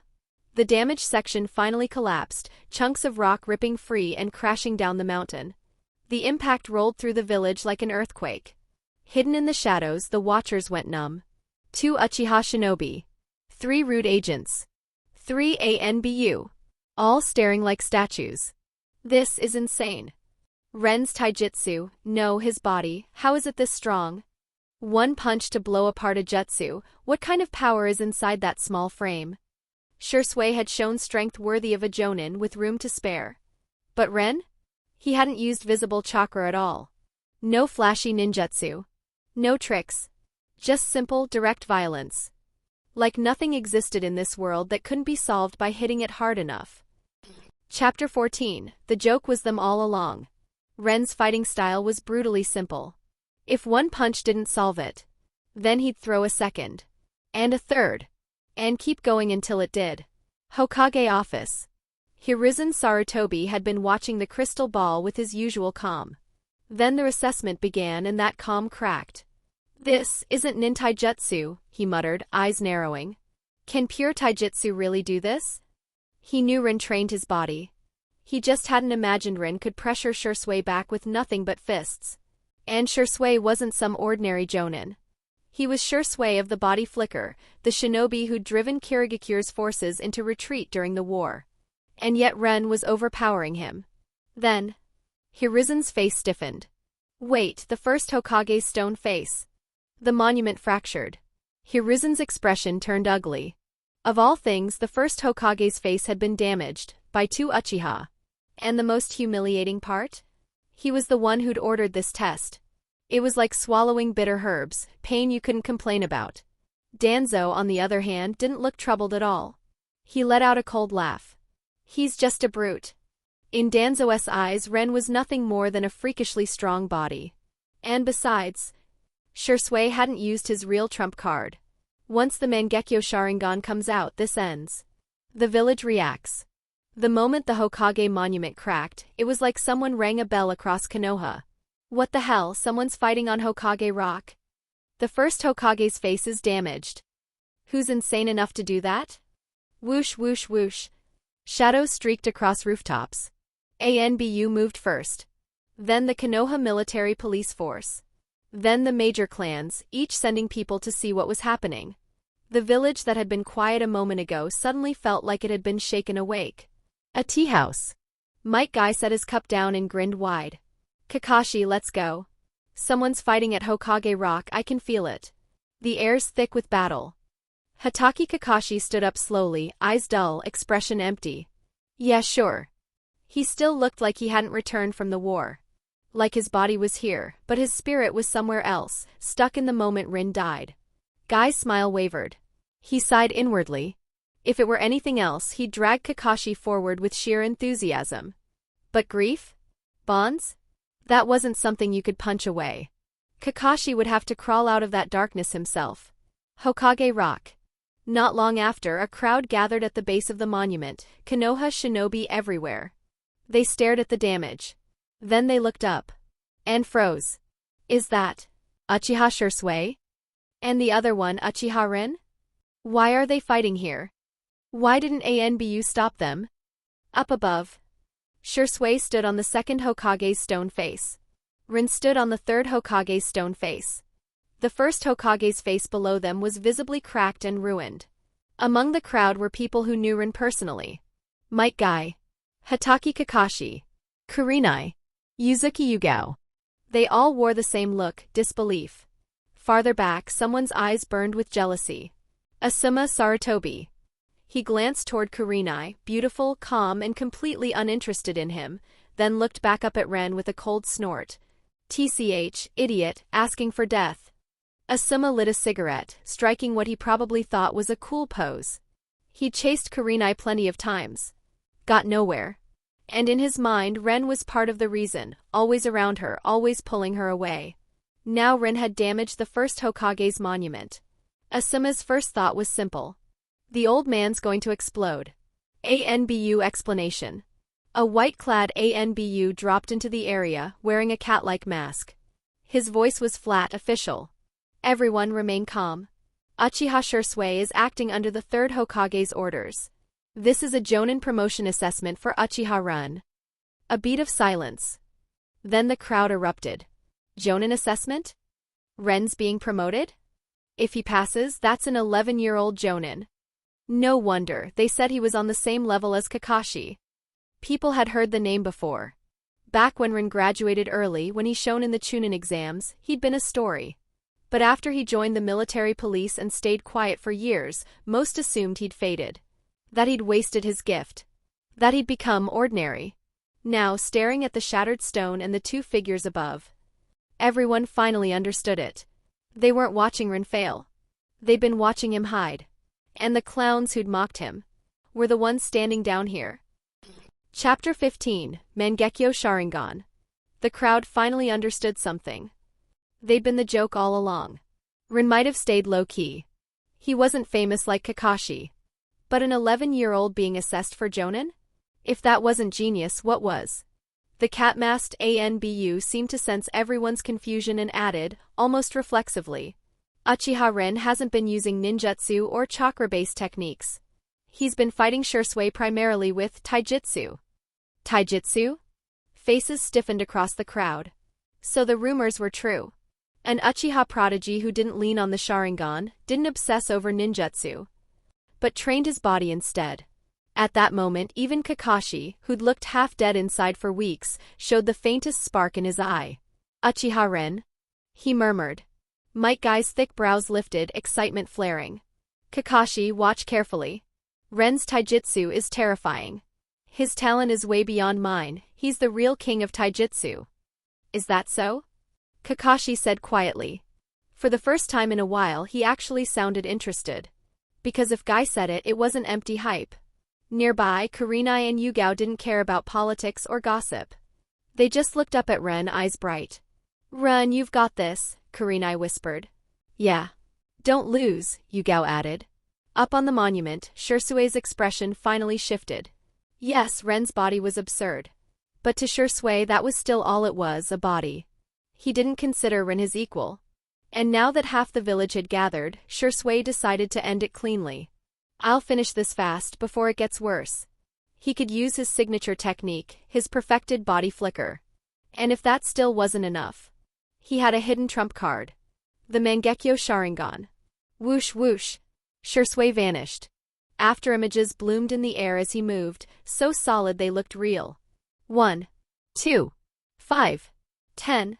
In an instant 24 Shisuis surrounded Ren, each identical, each lunging in to kill. The crowd jolted. Is that the real power of Shisui of the body flicker? Might Guy's expression turned serious. Kakashi exhaled, stunned. Strong. Off to the side, Asuma smirked and took a satisfied drag of his cigarette. Ren's done. But among the onlookers were a few Hyuga Jonin, veins bulging as their Byakugan activated. They stared. And their faces went pale. They couldn't tell which Shisui was real. Not even with the Byakugan. Ren watched the swarm calmly. Not bad, he admitted. You earned that name. Then his tone sharpened. But it won't help. Because Ren's observation haki had already reached its peak. To everyone else, Shisui's technique looked impossible. To Ren it was full of gaps. Enough with the flashy nonsense. He stepped forward. And used Soru. Boom. Ren blurred. Faster than Shisui's storm of afterimages. Faster than the crowd could track. Shisui's eyes widened. And then... Bam! A fist smashed into Shisui's right cheek. The real Shisui. He didn't even understand how Ren had picked him out. He only felt the impact. And then his body flew backward like he'd been hit by a charging beast. Rumble! He slammed into the second Hokage's stone face, rock cracking under the force. At the same time, the other Shisui afterimages shattered and vanished. Silence fell. A dead, stunned silence. Kakashi stared like he'd seen a ghost. Might Guy's mouth was slightly open. Asuma's cigarette nearly fell from his lips. Because what they just witnessed didn't make sense. Shisui's signature technique. Broken. Instantly. And the one who broke it. Did it with a single punch. Ren landed lightly and spoke with the same flat calm as always. Shisui. If you're not going to show something real, then end the assessment. A vein pulsed at Shisui's temple. He pushed himself up from the stone, jaw tight. That's what you want? Buzz. A violent chakra surge burst out of him. His pupils turned red. 1 tomo. 2. 3. Then the pattern twisted, warping into a pinwheel-like shape. Mangekyo Sharingan. And that was only the beginning. A green skeletal frame erupted around Shisui, towering, monstrous. Then rapidly gained tendons, armor, and shape. Until a green giant stood on the second Hokage's stone face. A looming presence wearing a Tengu-style helm. The crowd below couldn't even breathe properly. Chapter 16, Susanoo. Boom! The moment the green Susanoo manifested, a suffocating pressure swept across the area like a shockwave. Shisui wasn't strong enough, not yet, to bring out a complete Susanoo. But even an incomplete form was still terrifying. This is that legendary power? Susanoo, the godlike force people talk about? The shinobi gathered below stared in disbelief. Most of them had never seen the Mangekyo Sharingan, let alone Susanoo. To them it was a rumor, something from war stories and forbidden whispers. And now Shisui had activated it in front of everyone. Kakashi's covered left eye twitched faintly, as if reacting to something deep inside him. Then his gaze dulled again, sadness swallowing that flicker of life. Rin's gone. Obito's gone. So what does this eye even mean now? Around him, the crowd's verdict came quickly. It's over. Yeah. If Shisui had to use Mangekyo, Ren's already done enough. Honestly, just seeing Susanoo once is worth it. An Uchiha training taijutsu instead of mastering the Sharingan, what a waste. The mood tilted hard in Shisui's favor. To most people, Susanoo meant only one thing. Checkmate. Hokage office. The instant Shisui's Mangekyo appeared, both Hiruzen and Danzo frowned. They already knew what Shisui's eyes could do. Shisui had reported it himself proudly as proof of his loyalty to the will of fire. A genjutsu that could permanently rewrite a person's mind. Danzo's expression went cold with hunger. That ability is too dangerous, he said through clenched teeth. It must be controlled by Konoha. Hiruzen's pipe lowered. His voice sharpened. Shisui is not yours. A pause. Say it again and you'll regret it. Danzo's jaw tightened. He didn't argue further. He simply stared at the crystal ball at Shisui's Mangekyo, like a starving man staring at meat. As for Ren? Danzo barely acknowledged he existed. Hokage Rock. Up on the monument, Ren had already pushed his observation haki to the limit the moment Shisui activated Mangekyo. Because there was one thing in particular he couldn't afford to take lightly. Kodo Amatsukami. If anything felt even slightly off, he would go all out immediately. Shisui, wrapped in the green giant's shadow, spoke coldly. Uchiha Ren. Your taijutsu is strong, but is it stronger than my Susanoo? He didn't sound like someone testing a candidate anymore. He sounded like someone delivering a lesson. You've already proven you can pass the Jonin assessment, Shisui continued. But I want you to understand something. Taijutsu has no future. Only when your spirit changes, when you undergo a true transformation, can you rise higher. Ren tilted his head slightly. Is it worth it? His tone wasn't mocking. It was almost genuinely puzzled. Mangekyo has side effects. You're pushing Susanoo this far just to teach me something. That's killing 1,000 at the cost of 800. Worth it, Shisui said immediately, eyes shining with fanatic conviction. Where leaves dance, fire will live on. I'll use Mangekyo to make you understand, your pursuit is meaningless. Only the will of fire is the Uchiha's path forward. Rin stared at him for a beat. Then he sighed softly, almost tired. Hopeless. Shisui wasn't just loyal. He was a believer. A zealot who genuinely thought he could unify the clan and the village. He didn't realize that to Konoha's upper leadership, he was a tool, useful until he wasn't. A dog you praised while it bit. A dog you killed the moment you wanted what it carried. Ren's voice stayed calm. Fine. Shisui's gaze hardened. Come. I'll crush the taijutsu you're proud of, until it means nothing. The green Susanoo clenched both massive fists. It didn't even need to move to look overwhelming. Chakra poured off it in waves, each pulse promising explosive strength. Standing there, it felt like a mountain had risen. Rin didn't argue anymore. He simply let out a slow breath. And wrapped both fists in black Armament Haki. He wanted to know too. How far his body had climbed. Whoosh! Rin vanished, charging straight in. Shisui didn't flinch. Good. The Susanoo threw a massive right punch. A heartbeat later, Ren's small fist met the giant's fist head-on. And the collision detonated. Chapter 17, Fine. I'm done fighting. In a blink, Ren's fist slammed into the green Susanoo's massive knuckles. Boom! A thunderous shockwave detonated outward, and the entire village seemed to shiver. Below, faces went pale. Terrifying. Absolutely terrifying. No one expected Ren to charge Susanoo head-on, much less meet it with a bare fist. On the already shattered Hokage rock, Shisui's Susanoo and Ren held their punching stances. But the force rolling off that collision kept spreading, cracking the stone beneath them. Crack, crack. The second Hokage's stone face began to fracture, lines spreading like spiderwebs. Inside Susanoo, Shisui's eyes widened. That black sheen coating Ren's fist, and the strength behind it. How could a body that looked so lean contain power this brutal? This was Susanoo. And Ren was trading blows with it. It made no sense. Ren's lips curved slightly. Been a long time since I felt this excited. His voice was cold, almost pleased. Your Susanoo is strong, but my taijutsu isn't weak either. Then, the black coating shifted. It wasn't just armor anymore. It flowed. In the next instant, that force slipped into Susanoo's fist, like a needle piercing a shell. Not chakra. Not ninjutsu. Something else. Internal destruction. Boom! The invading force rampaged through Susanoo's structure from the inside, tearing at the skeletal framework like a storm trapped in a cage. Shisui's expression snapped tight. Damn it! His Mangekyo Sharingan flared, dojutsu power surging as he forced Susanoo to fight back, purging the foreign force out of its arm. A moment later. Thud! The green giant staggered backward, forced to retreat several steps before stabilizing. Shisui stared, breathing heavier. What is that? He could feel it clearly. That black power wasn't chakra. It wasn't a bloodline. It was something he couldn't name, and that was the most unsettling part. Then the stone finally gave up. Boom! The already damaged second Hokage face broke apart completely. Shisui reacted instantly. Rise. Susanoo lifted him into the air.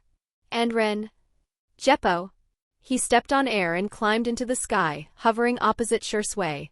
Midair, Shisui's tone turned serious. Uchiha Ren, your taijutsu isn't what it looks like. Ren rolled his wrist lazily like he was warming up. This is the most fun I've had in a while. And in the back of his mind another thought flickered, dangerous and thrilling. If I ever awakened Susanoo. If a monster like Whitebeard had Susanoo, what would that even look like? The image alone made his blood stir. Shisui narrowed his eyes.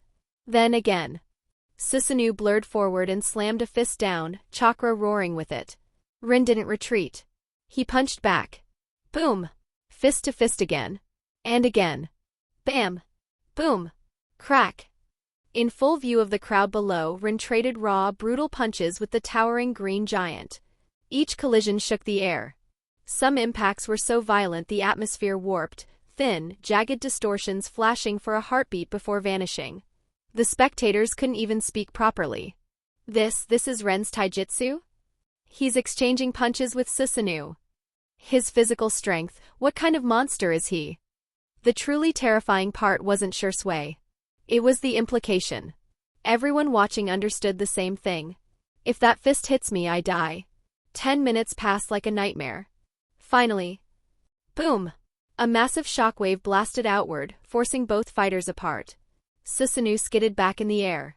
Ren drifted back, steady as a feather. Inside the green giant, Shisui's eyes had begun to bleed. Thin red lines slid from the corners, strained from keeping Susanoo active this long. He'd wanted to crush Ren's faith in taijutsu. Instead, he'd been the one getting crushed. Ren's observation haki read the situation instantly. Shisui's dojutsu output was starting to stutter. The backlash was obvious. Mangekyo's side effects, already this bad. And honestly? It only confirmed what Ren had always believed. Shinobi bodies hit their limits fast. Compared to the monsters he'd seen, compared to what he was becoming, this was short endurance. Ren exhaled. Keep unlocking the Whitebeard Template. That's the real road. Then his observation haki caught a shift, subtle but unmistakable. Shisui was about to switch tactics. Genjutsu. Ren didn't hesitate. He spoke clearly so everyone would hear it. Uchiha Shisui. I'm done. Shisui blinked. What? He'd been preparing to drag Ren into illusion, because if Susanoo wasn't enough, then he'd use the most terrifying weapon an Uchiha could wield. And yet Ren just stopped. For a second, Shisui looked irritated. Then reality caught up. His eyes burned. His vision wavered. He couldn't maintain this much longer anyway. Fine, Shisui said stiffly. Stopping here meant the assessment could end without further destruction. The only thing he regretted was that he never got to correct Ren. Never got to force the will of fire into him. Chapter 18, The Uchiha Taijutsu Specialist. Hiss. Since Ren clearly didn't want to continue, Shisui had no choice. With a thought, he released the Mangekyo Sharingan. The moment he did, blood streamed from his eyes like tears. A chill ran through the crowd. His eyes are bleeding? Then, caw, caw.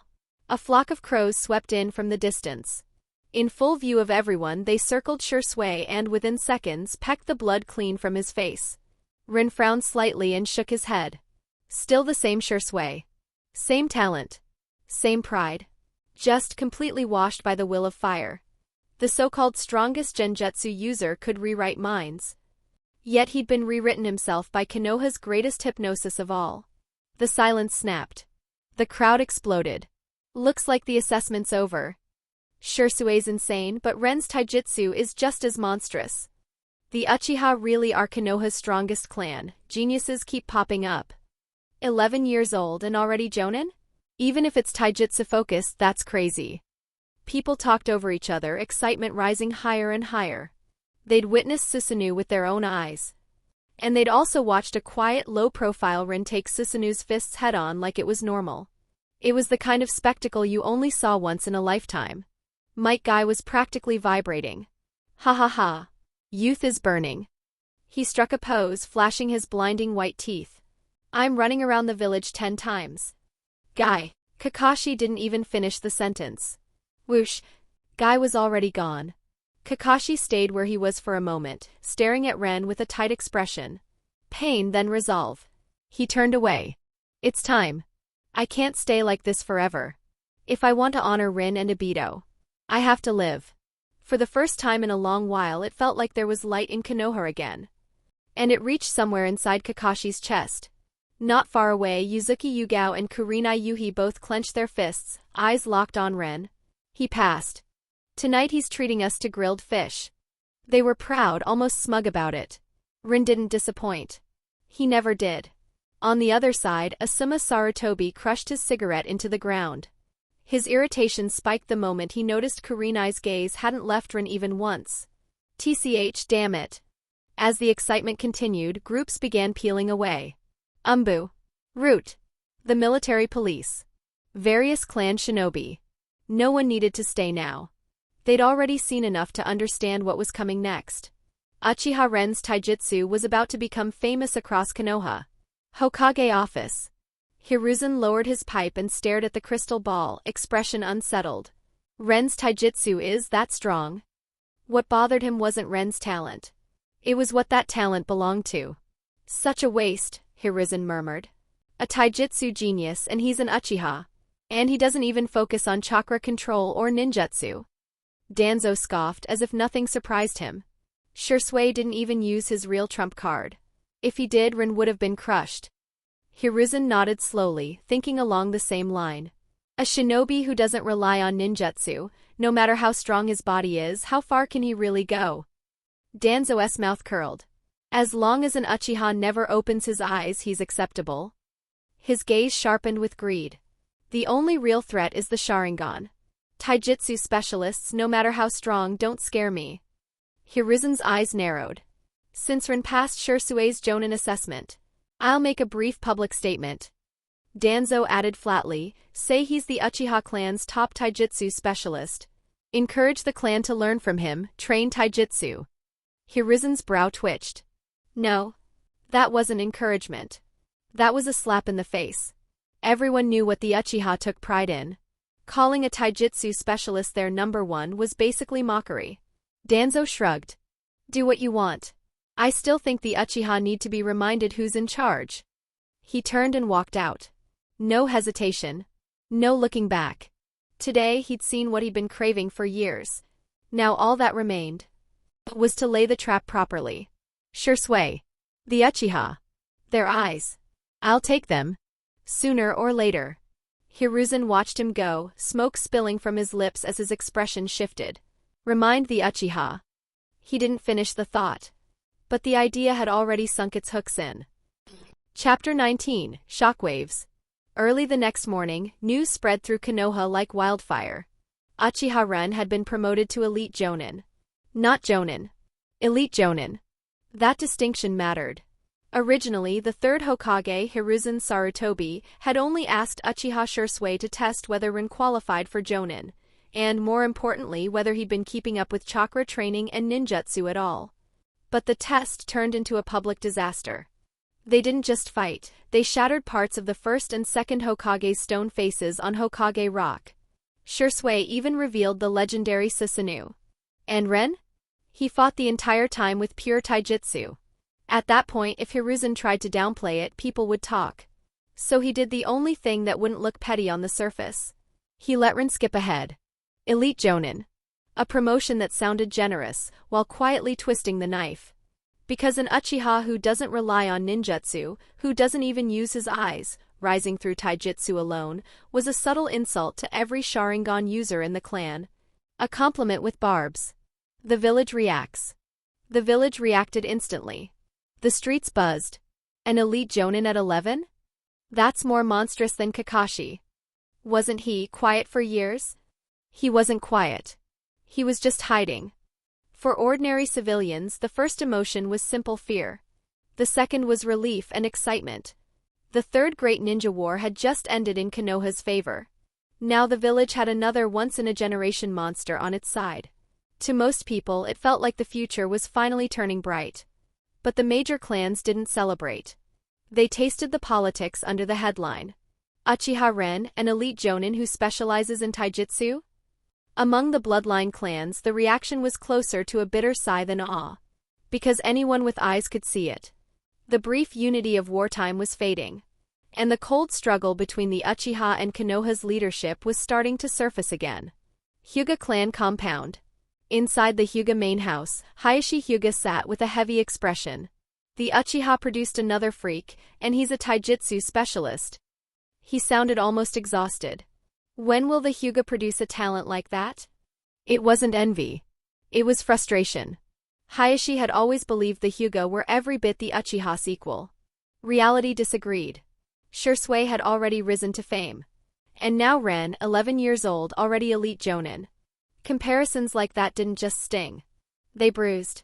Across from him, Hisashi Hyuga, head of the branch family, shook his head.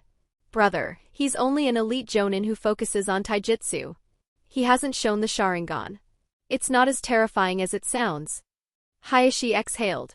Even taijutsu at that level is still power. Hisashi's eyes narrowed slightly as if seeing the wider board. Still, the more high-profile the Uchiha become, the easier it is for the rest of us to breathe. He paused, then said it plainly. Konoha's leadership doesn't like clans that grow too strong. Hayashi's gaze sharpened. An Uchiha who isn't using his eyes is the kind the village prefers. And Hiruzen pushing Ren up this quickly. Hayashi murmured. That may not be a blessing for the Uchiha at all. Hisashi gave a small, humorless laugh. Exactly. We watch. We don't move. Hayashi nodded, then his expression softened, just a little. By the way, how's the baby? Hisashi's face warmed despite himself. He's healthy. A beat. My wife gave birth a few days ago. We named him Niji Hyuga. Hayashi smiled like a man already planning the future. In a few days I'll come see him. Then he added, almost casually. As the future head of the branch family, I hope Niji grows into someone who can shoulder the duty of protecting the main house. Hisashi's smile faded at the edges. He bowed his head anyway. Of course. Because that was the tragedy of the branch family. The moment Niji was born, his fate was already written. Root base. Deep underground, in a dimly lit room that felt more like a tomb than an office, Orochimaru smiled. It wasn't warm. It was curious. Interesting, truly interesting. The Uchiha produced an elite jonin who specializes in taijutsu. He turned his snake-like eyes toward the man beside him. Danzo, what do you think of this Uchiha Ren? Danzo Shimura didn't hesitate. Nothing special. His tone carried that familiar contempt. Don't you see? Hiruzen is praising him to death. Then Danzo's mouth curled. An Uchiha with the Sharingan who refuses to develop ninjutsu and chakra control, he's already gone down the wrong path. He spoke like a man passing judgment from a throne. A waste. Orochimaru's lips twitched. Sensei is still terrifying even now. If Ren gets pushed this high, Orochimaru mused, the Uchiha won't stay quiet. They won't, Danzo said, voice steady. And we don't need to touch them yet. His eyes hardened. Because one day I'll wipe out the Uchiha. He said it like he was discussing the weather. And when that day comes, you'll help me transplant their eyes. Orochimaru shrugged, tongue flicking briefly over his lips. No problem. Then, as if it were the most normal thing in the world, he added. I feel like doing human experiments again. Chapter 20, Orochimaru and Danzo. No problem. Orochimaru shrugged, flicked his tongue over his lips, and then, without the slightest hesitation, dropped a line that made the air go cold. I want to start human experimentation again. Can't you wait? Bang! The moment Orochimaru said it, Danzo Shimura stood up, expression dark. The village leadership is already discussing the selection of the fourth Hokage. I'll push for you as hard as I can. So you need to be careful now of all times. I can't wait. Orochimaru's voice turned icy. My research has hit a bottleneck. I need test subjects, genin and chunin. Live ones. He narrowed his eyes. As for the fourth Hokage, tell me, how many chances do you think I really have? Danzo hesitated, then answered anyway. About 50%. He didn't sound confident. Right now, Namake's Minato has too much momentum. War reputation results, his support is surging. Heh. Orochimaru smiled faintly, pure mockery. Sensei thinks he controls everything, but I've already seen through it. After the victory at Canopy Bridge, Hiruzen had quietly kept the Sannin away from the front lines, just to give Minato a cleaner stage. Orochimaru wasn't stupid. Danzo stared at him. So you're still competing? Of course. Orochimaru's grin widened, cold and sharp. I want to know what Sensei is really thinking. And I want to stop lying to myself. Good. Danzo nodded once. Back to the point, Orochimaru cut in immediately. I must do these experiments. Really can't wait? Danzo sat back down, brow furrowing deeper. His face looked like carved stone. To him, Ren becoming elite Jonin was trivial. The real battlefield right now wasn't outside the village. It was inside the Hokage selection. And at a time like this, a candidate being linked to human experimentation was disastrous. I'm done waiting. Orochimaru's eyes were calm, too calm. These tests decide whether Hashirama's cells can be transplanted safely. The moment he said Hashirama's cells, Danzo's expression hardened. Fine. They weren't partners. They were using each other. If anything surfaced, Orochimaru would take the fall. Danzo wouldn't. Orochimaru's smile thinned into something sharp. I need Root to bring me living Genin and Chunin. Living? Danzo's eyelid twitched. During the war, capturing enemy shinobi had been easy. Now that peace had returned, snatching people off the books, especially inside Konoha, was courting disaster. If it ever got traced back to him, Hiruzen would tear him apart. Orochimaru read his hesitation instantly and added, casually. Konoha shinobi are fine too. Danzo's gaze sharpened like a blade. You're ruthless. But he didn't refuse. That was his answer. Then I'll be going. Poof. A puff of smoke. Orochimaru dissolved into a small white snake and slipped away. Left alone in the dim chamber, Danzo stared into the darkness for a long time. Someday, I'll sit in that chair too. Meanwhile, the Uchiha clan erupts. The moment the clan learned Uchiha Ren had jumped from Chunin straight to elite Jonin, the Uchiha district exploded. Confusion. Anger. Humiliation. Because everyone knew what the Uchiha took pride in. The Sharingan. So what was Konoha's leadership trying to imply by promoting a taijutsu specialist that high? Was it saying the Sharingan wasn't worth much? Or was it a public slap meant to shame the clan? For the more extreme Uchiha, the answer was obvious. It was an insult.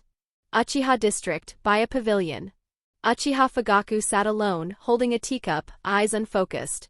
He looked like a man staring at a storm only he could see. After a while, a gentle voice came from behind him. Trouble again? Uchiha Mikoto walked over, one hand resting lightly on her slightly rounded belly. Fugaku exhaled. The clan gained another elite Jonin. Mikoto's expression stayed soft. Then you should be happy. Elite Jonin is high-end power even for us. Fugaku shook his head. He's taijutsu. Mikoto's brows knit. Fugaku continued, slow and careful, as if choosing the least dangerous words. An elite Jonin who specializes in taijutsu has never existed in Uchiha history. For the extremists, this isn't a success. It's humiliation. Mikoto fell silent. She understood instantly. Some Uchiha worshipped the Sharingan like a religion. A taijutsu elite Jonin was an outsider inside his own clan. A path that didn't fit their pride. That is a problem, she admitted quietly.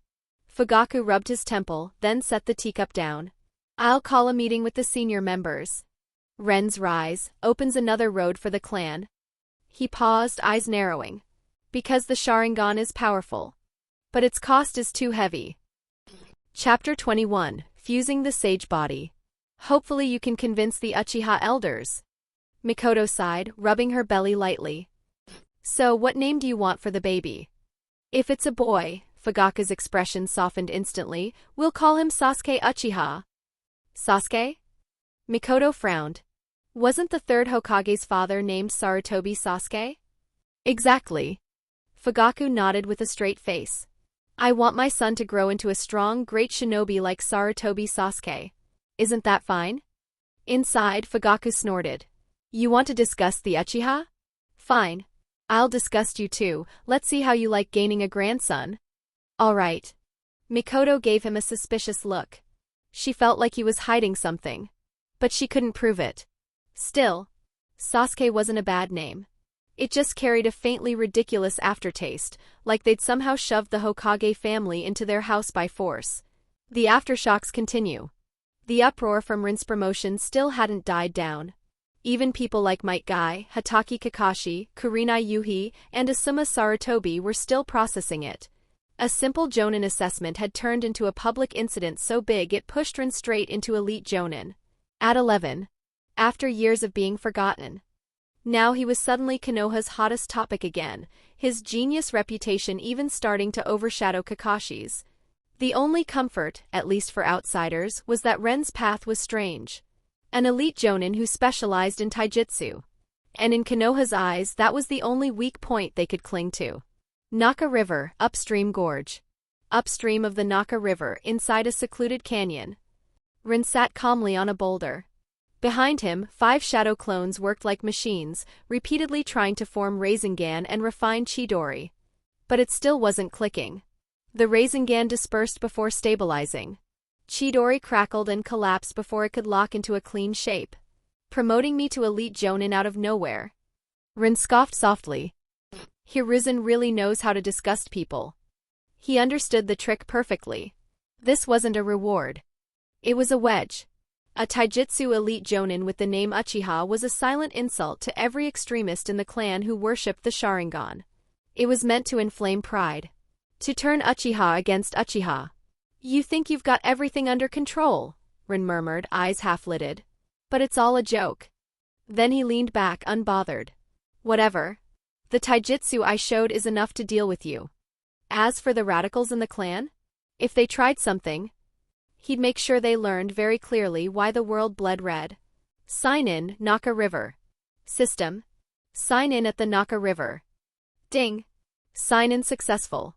Congratulations, user. Acquired water release, water severing wave, water release, water dragon bullet technique, plus 0.22% progress. Ding. Reward stored in system inventory. Ren's eyes sharpened. Show me. Water release, water severing wave, Suetun, Suadania. A high-pressure cutting jet of water, thin, fast, and lethal enough to slice through stone at close range. Upon claiming instant mastery. No hand seals required, just clap your hands. Water release, water dragon bullet technique, Suetun, Suiryuden no Jutsu. Forms a roaring water dragon that surges forward and blasts the target away. Upon claiming instant mastery. No hand seals required, just clap your hands. Whitebeard Template progress, 45% plus 0.22%, 45.22% unlocked. Perfect. Ren's mouth curved slightly. Now I've got water release too. A sign in here. A sign in there. The rewards weren't as insane as the system's refreshed locations, but the feeling was addictive. Sign in once feels good. Sign in everywhere feels even better. The real reason he came here. Ren's gaze hardened. System. I want to fuse Hashirama Senju's sage body. That was why he'd chosen this hidden canyon. If he fused it inside the village, the change might be too obvious, too risky. But here? No witnesses. No eyes. No problems. He'd been quietly training chakra for years, but growth was slow. With Hashirama's physique, he'd finally undergo a true transformation. And the benefits were absurd. Near-tailed beast-level chakra reserves. Monstrous recovery. Endurance far beyond normal shinobi. More importantly, one day when he unlocked Whitebeard's Gura Gura no Mi Quake Fruit, the sage body's recovery would help him absorb most of the backlash. Whitebeard's power was infamous for how brutal it was on the world, and on the user. Rin didn't plan on paying the same price. Not with Hashirama's vitality backing him. Chapter 22, Conqueror's Haki. Ding. User, do you wish to fuse Hashirama Senju's sage body? A moment later, the system's mechanical voice sounded again. Fuse it. Rin gave the order without hesitation. Ding. User, please be aware, Hashirama Senju's sage body is now being delivered. Boom! In the next instant, without warning, a terrifying surge flooded into Ren's body like a flash flood. His entire body slipped into a strange state. And in that silent, creeping way, everything began to change. Then something even more abnormal happened. Without Ren consciously doing anything, the canyon's natural energy began to stir, drawn by an unseen force, flowing toward him and pouring into his body. If anyone had been here to see it, they would have watched Ren sitting there like a vortex, his chakra swelling at a visible speed. 1 minute, 10 minutes, half an hour. Finally, 2 full hours later, everything settled. And as the center of it all, Ren's body completed its transformation. Fully reforged into a sage body. This feels insanely good. Ren slowly opened his eyes. Surprise flickered across them as he tested his body, casually throwing a punch through the air. His physical strength had already been absurd. But after the transformation, it climbed another tier. And more importantly, his old weakness had been chakra. Now, for the first time, he was genuinely stunned by the amount of chakra he had. Ding! Congratulations, user. After fusing Hashirama's sage body, your physical power has undergone another transformation. System reward, 5% progress. Ding! Whitebeard Template progress, 45.22% plus 5%, 50.22% unlocked. Ding! Whitebeard Template unlocked to 50.22%. Conqueror's Haki has been unlocked. A rapid chain of notifications rang out. Ren blinked, then blinked again. He hadn't expected fusing the sage body to push the Whitebeard Template past the 50% threshold. 2 wins at once. System, fuse Whitebeard's Conqueror's Haki. Ding! User. Whitebeard's Conqueror's Haki is being delivered. Hum. A strange pressure sank into Ren's bones before he could even react. Then, a monstrous tyrannical aura erupted from him and crushed outward in every direction. Conqueror's Haki. Whitebeard's Conqueror's Haki wasn't gentle. Even without Ren going all out, the moment it leaked, the canyon's grass and trees flattened as if a hurricane had swept through. Only after more than 10 minutes did that terrifying pressure finally fade. Crazy. Ren exhaled slowly, all lingering on his face. He'd gotten stronger again. Whitebeard's Conqueror's Haki might not feel as razor-edged as Shank's, but it was still terrifying in its own right. System. Show me my status panel. Ding, generating user status panel. Ding, status panel ready. Status panel. User, Uchiha Ren. Age 11. Permanent sign-in region, Konoha. High value rewards obtained cumulative. Whitebeard Template, 50.22% unlocked. Rokushiki 6 powers, proficient. Fire Release, Great Fire Annihilation Katon, Goka Mekyaku. Observation Haki Peak. Armament Haki Peak. Conqueror's Haki, unlocked, Whitebeard. Hashirama Senju's sage body fused. Next refreshed sign-in location, 88 days. Note, refreshed locations grant far better rewards. Good, very good. Ren scanned it once and nodded with satisfaction. Everything was progressing exactly the way he wanted. Train. Sign in. Get stronger. Simple. Clean. And honestly, beautiful. Chapter 23, The Uchiha Clan Council. After fusing Hashirama Senju's sage body and unlocking Whitebeard's Conqueror's Haki, Ren trained a bit more before leaving the hidden canyon. By the time he returned to Konoha, it was already late afternoon. The setting sun washed the freshly repaired Hokage rock in gold. The massive stone faces looked almost alive, sharp, vivid, and imposing. Efficient, huh? Ren glanced at it from a distance and sighed softly. Patch the surface all you want, it doesn't change the darkness under Konoha's so-called will of fire. With that, he vanished in a blur, heading straight for the Uchiha district. Because he'd been promoted to elite jonin, Fugaku had granted him a few days off. For now, he didn't have to report to the military police. But the moment he reached the clan grounds, a Uchiha jonin stopped him. Uchiha Ren. Clan head Fugaku requests your presence at a meeting. The man's expression was complicated. A clan council? Ren's lips curled slightly. Got it. The jonin didn't say anything else. He flickered away. Half an hour later. inside a large meeting hall in the heart of the Uchiha district. Fugaku sat at the head seat in formal clan attire, eyes closed, calm and unreadable. On both sides sat the Uchiha elders, high-ranking clan leadership. Since this was a clan council, no one wore the military police uniform. Everyone here wore traditional robes marked with the Uchiha crest. After a long silence, Fugaku opened his eyes. "Bring Uchiha Ren in." The room went dead quiet instantly. Everyone here knew the truth. This meeting existed because of Ren. Normally, a Uchiha becoming an elite jonin would be cause for celebration. Even in a powerhouse clan, elite jonin were top-end combat strength. But there was one detail that made certain elders grind their teeth. Ren was a pure taijutsu specialist. To some of them it wasn't just strange. It was humiliating. Everyone knew what the Uchiha took pride in, the Sharingan. And now a taijutsu only elite jonin had appeared. To part of the clan it felt like a slap in the face. Bang! Ren pushed open the meeting hall doors and walked in. He scanned the room then shook his head lightly. So it begins.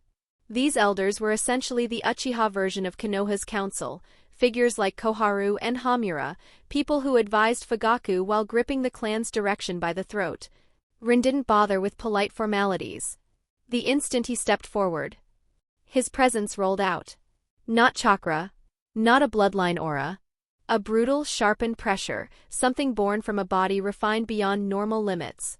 With each step, that pressure thickened, cutting through the hall like a blade. The elders' expressions changed one by one. Because right now Ren felt like a mountain dropping into the room, pressing down until breathing turned heavy. Finally, the elder seated closest to Fugaku on the left, an old man with a hard gaze, snapped. "Uchiha Ren? Why don't you train ninjutsu and chakra properly? Why aren't you focusing on the Sharingan?"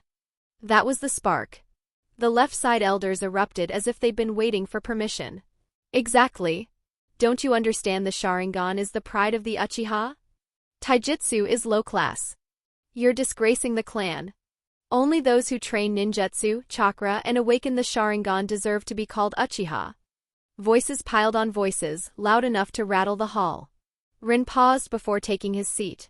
He looked at the loudest elders like he was watching animals fight over scraps. Then he sighed. Why bother?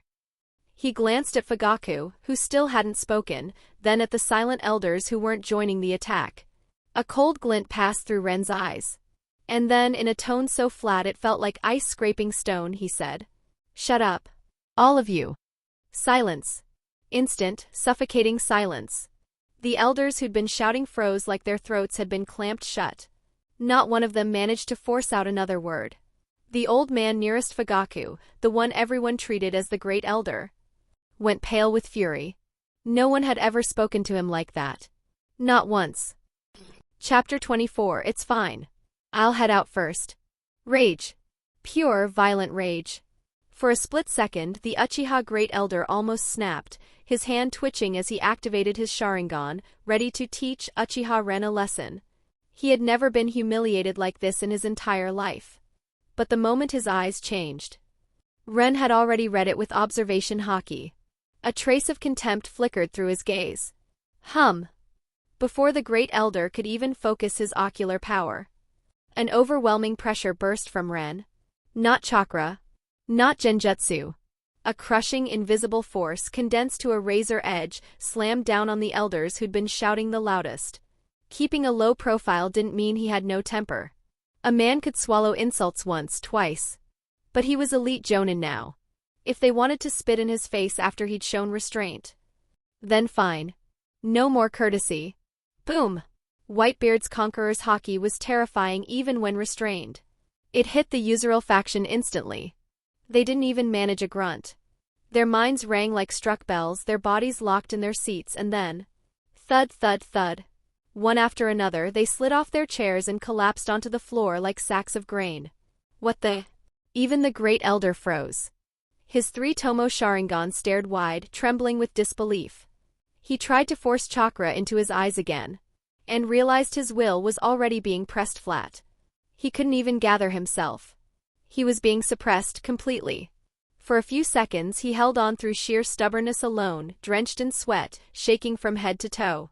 Taijutsu can be this terrifying? Is this what a taijutsu specialist's pressure is? How is this even possible? Ren looked at him calmly. I'm not looking for trouble. His voice stayed casual. But that doesn't mean I'm easy to bully. That single look was enough. In the Great Elder's mind, a scene flashed like a nightmare. A towering man with a white mustache.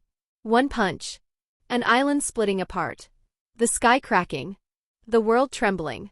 The Great Elder's thoughts stuttered, then went blank. His eyes rolled back and he dropped like a stone. Ren finally drew his Conqueror's haki back in. The meeting hall returned to stillness, quiet enough to hear breathing. It was as if nothing had happened. Except for the pile of unconscious Uchiha elders sprawled across the floor. That wasn't genjutsu. It was real. Fugaku, who had been sitting like a rock the entire time, was stunned. His mind roared. What was that? Ren had released a presence and knocked out a chunk of the clan's leadership without breaking a chair. No shockwave. No visible impact. No chakra surge anyone could sense. Just suppression. Control so precise it was terrifying. The remaining elders were frozen too, faces blank, thoughts empty. Not because they'd been pressured into unconsciousness, but because their worldview had been shattered. Those elders, while old and dulled, were still powerful by clan standards. And yet they'd been flattened. Like children. Is this the true terror of an elite jonin who specializes in taijutsu? So this is what Ren really is. Ren's gaze shifted to Fugaku. If there's nothing else, clan head. He shrugged. I'll head back. To him, this council was mostly dead weight, aside from Fugaku. A bunch of washed-up schemers who couldn't fight anymore, but loved stirring trouble, just like Konoha's old fossils. If they wanted to make an issue out of him, then he'd make sure they learned a simple rule. If you don't have the strength, don't act tough. Fugaku stared at him for a long moment, expression complicated. Then he exhaled and nodded. Fine. Because it was already out of his control. Fugaku had planned to let the hardliners start a fight, then step in as the mediator. Instead, Ren had crushed the entire faction in one move, without lifting a finger. Now Fugaku could only let Ren leave first. And clean up the mess afterward. Hey there, novel lovers. I know it's not the usual thing, but if you enjoy what you're hearing, please like and subscribe. Okay, shameless plug over. Now, let's get back to the listening. Chapter 25, The Fourth Hokage, Namikaze Minato. Alright. After saying that, Uchiha Ren stretched lazily and strolled out of the meeting hall. Only after his footsteps faded did the remaining Uchiha elders finally exhale. Phew, that Ren is terrifying. Since when did taijutsu specialists become this scary? That pressure felt like it could make heaven and earth kneel.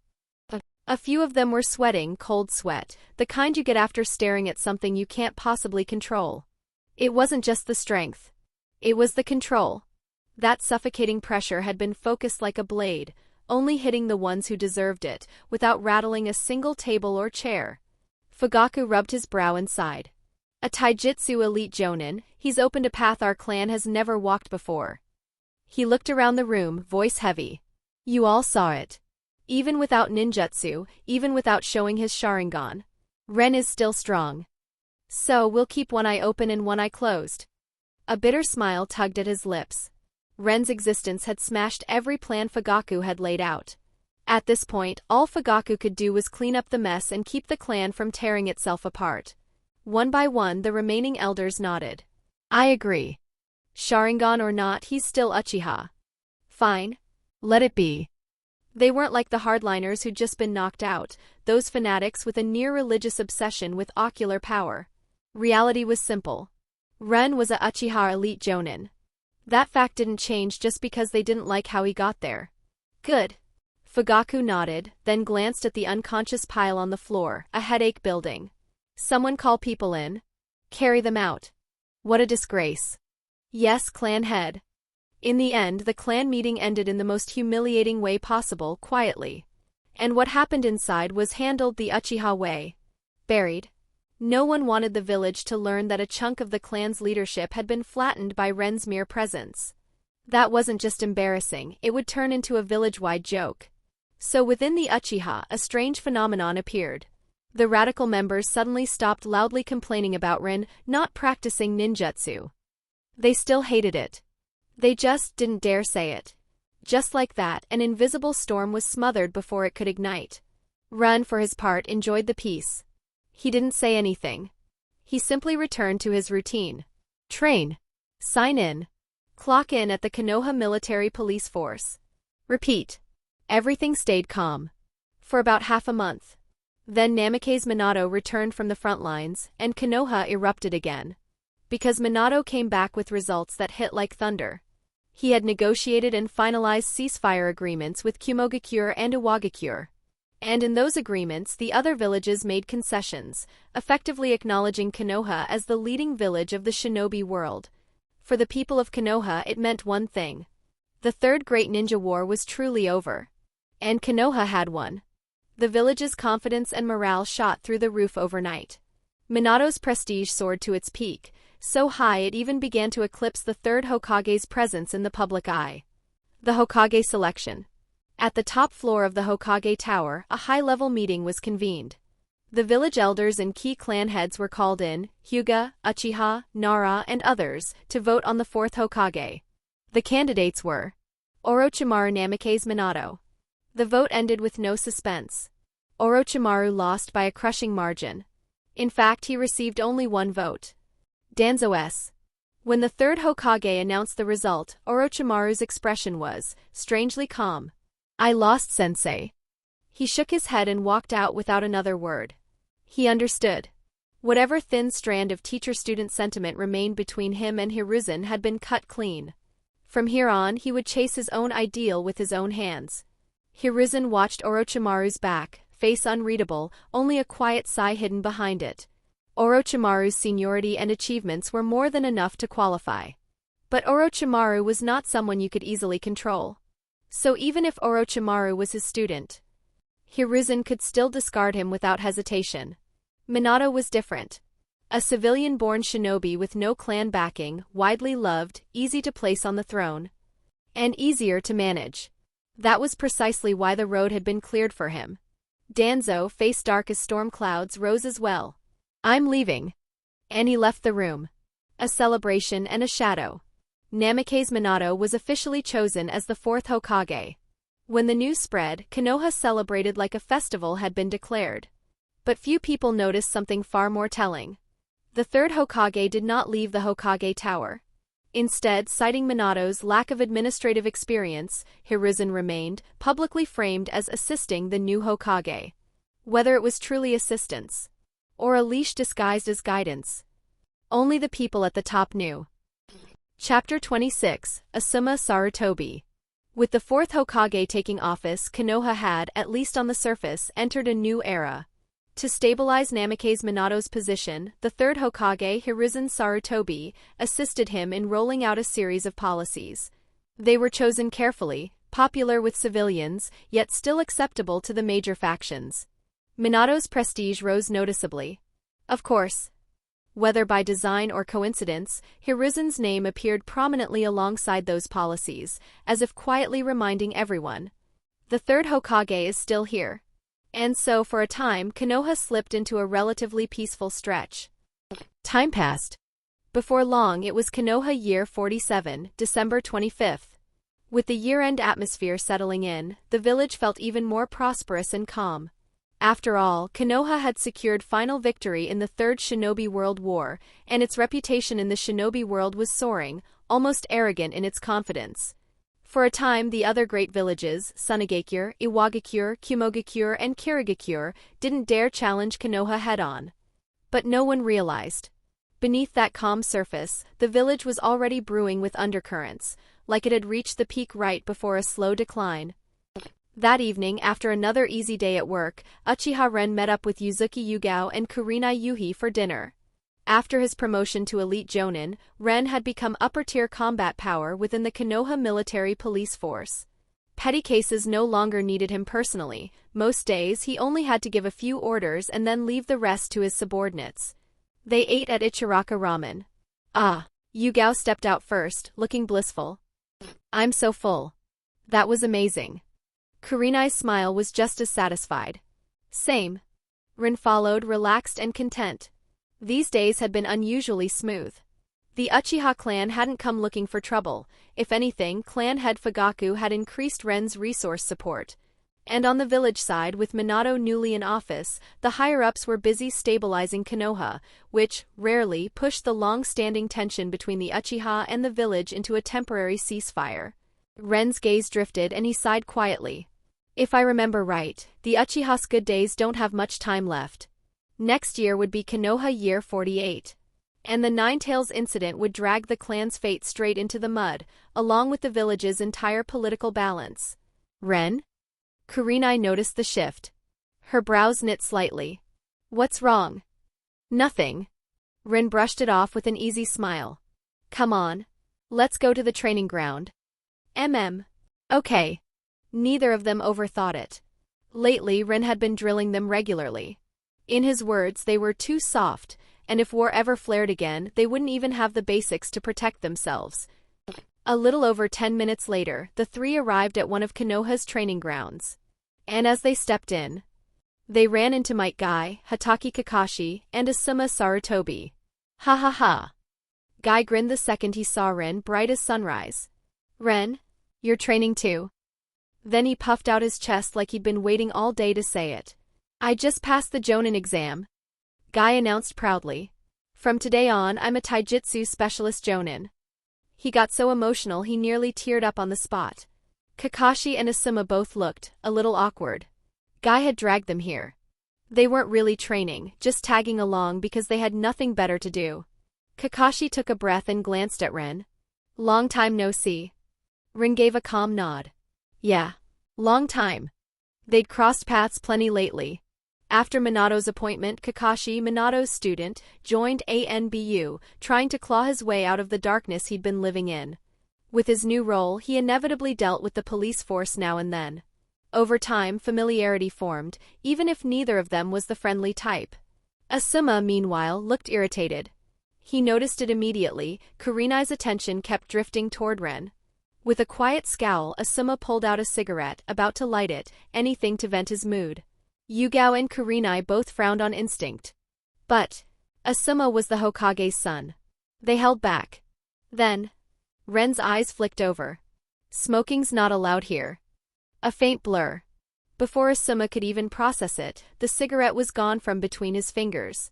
It was in Ren's hand. Kakashi's visible eye narrowed slightly. Even if he'd triggered his Sharingan for a heartbeat, he still wouldn't have clearly caught that movement. So fast. Guy's jaw dropped. Ren, you got even stronger? It hasn't been that long. Then his enthusiasm doubled like it always did. This is youth. Guy roared. Looks like I need extra training today. And right there, without warning, he dropped into push-ups like his life depended on it. Ren didn't spare Asuma another glance. He flicked the cigarette away, then reached out and took Yugao's and Kurenai's hands, guiding them further into the training ground. Aya! Even though it wasn't the first time, both girls still flushed instantly, cheeks warming in a heartbeat. Asuma stood there, stunned, like his brain had short-circuited. What the hell? I can't even smoke a cigarette? But then reality hit him. Ren's strength. Ren's speed. Asuma exhaled, forced to swallow it down. He could argue with his father, Hiruzen Sarutobi, because of who he was. But against Ren? He hesitated. Retreated. And that made the bitterness burn even hotter. Asuma's eyes hardened. Fine. He clenched his jaw and made a decision in silence. Chapter 27, Murakumajiri. In Konoha at a large training ground. Even though they'd run into Asuma Sarutobi, Hatake Kakashi, and Might Guy by accident, it didn't affect Yuzuki Yugao, Kurenai Yuhi, and Uchiha Ren at all. Once they stepped onto the field, Yugao and Kurenai immediately slipped into their training rhythm. Genjutsu, Sanzakura. A faint ripple of chakra spread. Kurenai formed seals quickly, dropped into a low crouch, and her body scattered into countless vivid petals. Ren's brows tightened. No. Your hand seals are too slow. He didn't sugarcoat it. You don't have the Sharingan. If you want to fight with Genjutsu, you either speed up your seals until they're reflex, or you reach the point where you can cast without seals at all. Genjutsu has to become invisible. His presence shifted. A heavy, crushing pressure rolled out toward the swirling petals. Boom! Kurenai's petal form collapsed instantly, forced back into her real body in a burst of white smoke. I get it. Kurenai pouted, clearly wanting to argue, then swallowed it. She pushed herself up and started forming seals again, faster this time. Still too slow. Did you skip dinner? Not good enough. Start by running 1,000 seals. Warm up. Before long, Ren's harsh corrections kept coming, one after another. Under his relentless pace, Kurenai's today's training turned into a brutal grind. Yugao watched with shining eyes. Ren was strict, almost merciless. And somehow that made him even more reliable. Then Ren's gaze snapped onto her. And you, what are you staring at? Practice your sword. Why yes. The instant she met his eyes, Yugao jumped like a startled rabbit. She yanked the short sword from her back and began drilling Konoha-style swordsmanship. Humph. Ren let out a quiet snort and moved to the side, sitting down with a frown as he watched her form. Genjutsu he could teach. As a Uchiha who'd studied countless techniques, and with a 3-tomo Sharingan, he had enough insight to guide Kurenai around common pitfalls. But swordsmanship? Ren wasn't truly an expert. With his level of combat sense, he could spot flaws everywhere in Yugao's movements, yet for her, Konoha style was already considered top-tier instruction. If I want her to level up, I need real blade arts. Ren exhaled through his nose. Looks like I'll have to get my hands on better swordsmanship. Then, in his mind, system, sign in at the Konoha training ground. That was the other reason he'd come. This time, the system's refreshed sign-in location was the Konoha training ground. Over this stretch, Ren had been signing in and training steadily. The Whitebeard template had already climbed to 60%. The Gura Gura no Mi still hadn't awakened, probably because his unlock level wasn't high enough yet. But even without it, Ren's strength kept rising. 1 second, 10 seconds, 30. A minute later, the system chimed again. Ding! Sign in at refreshed location, Konoha training ground, successful. Ding! Rewards acquired, Forbidden Technique, Multi-Shadow Clone Jutsu, Supreme Grade Blade, one of the 12 Murakumajiri, and plus 5% progress. Ding! Reward stored in System Inventory. System Show Me. Forbidden Technique, Multi-Shadow Clone Jutsu. A technique that consumes enormous chakra to create a massive number of shadow clones, hundreds or even thousands. Because most shinobi can't withstand the chakra drain and feedback, it was classified as forbidden. Upon claiming instant mastery. No hand seals required, clap once to cast. Supreme Grade Blade, Murakumajiri. One of the 12 Supreme Grade Blades. Whitebeard's long-handled weapon. Given the user's physique and fighting style, the Murakumajiri obtained can freely adjust its size. Template progress. Whitebeard Template, 60% plus 5%, 65%. Ding! Congratulations, user. Whitebeard Template has reached 65%. Whitebeard Swordsmanship has been unlocked. Ren's eyes narrowed slightly, then a slow smile tugged at his lips. Perfect. Chapter 28, Whitebeard Swordsmanship. A string of cold mechanical system prompts rang out, and Ren stood there for a moment, genuinely stunned. He hadn't expected this kind of haul from a refreshed location sign-in. Forbidden Technique, Multi-Shadow Clone Jutsu didn't even need explaining. With Hashirama Senju's sage body fused into him, it was practically tailor-made. Perfect timing. And then there was Murakumajiri, one of the 12 Supreme Grade Blades, Whitebeard's weapon. A legendary blade at the very top of that world. But the real surprise. When the Whitebeard template reached 65%, it unlocked Whitebeard's swordsmanship. Did Whitebeard, the world's strongest man, know swordsmanship? Of course he did. It's just that the Gura Gura no Mi was so overwhelmingly destructive that his blade work rarely stole the spotlight. Now that Ren had it, he could walk the path of a true great swordsman too. Ren inhaled slowly. System. Fuse Whitebeard swordsmanship. Ding. User. Whitebeard swordsmanship is being delivered. Hum. In the next instant, a razor-edged presence surged into Ren, an aura that felt less like chakra and more like killing intent forged into shape. This is. The moment that sword presence poured into his mind, a scene snapped into focus, so vivid it felt like memory. Whitebeard, holding Murakumajiri, sat drinking with red-haired Shanks. Before the cups even touched their lips, the two locked eyes laughed like old friends. And each threw out a single clash. Boom! A terrifying pressure detonated outward. The sea bucked and roared, waves rising like mountains. The horizon warped under the weight of their intent, like the world couldn't breathe. And then, as if nothing happened, they casually went right back to drinking. Ridiculous. By the time Ren finished absorbing it all, a rare hint of awe showed on his face. Whitebeard's swordsmanship was brutally strong. Maybe not as purely refined as Dracul Mihawk, the world's greatest swordsman. But paired with the Gura Gura no Mi? That was more than worthy of the title world's strongest man. Ren steadied himself. System. Show me my status panel. Ding, generating user status panel. Ding, status panel ready. Status panel. User, Uchiha Ren. Age 11. Permanent sign-in region, Konoha. High-value rewards obtained cumulative. Whitebeard Template, 65% unlocked. Rokushiki 6 powers, proficient. Fire Release, Great Fire Annihilation Katon, Goka Mekyaku. Forbidden Technique, Multi-Shadow Clone Jutsu. Observation Haki Peak. Armament Haki Peak. Conqueror's Haki, unlocked, Whitebeard. Hashirama Senju's Sage Body fused. Murakumajiri, one of the 12 Supreme Grade Blades. Next refreshed sign-in location, 90 days. Note, refreshed locations grant far better rewards. Not bad. Rin swept through it quickly, lips curling into a small smile. Every refreshed location sign-in made him stronger. That feeling never got old. At the same time, he hadn't noticed when it happened, but Yugao and Kurenai had stopped training. Both of them were staring at him wide-eyed. Because just a moment ago they'd felt it. A faint, almost invisible sword intent leaking from Ren. It didn't make sense. They knew Ren was a taijutsu-focused elite jonin. Since when was he also a swordsman? Humph. Ren caught them staring. He opened his eyes and snorted, expression flat, yet somehow more intimidating.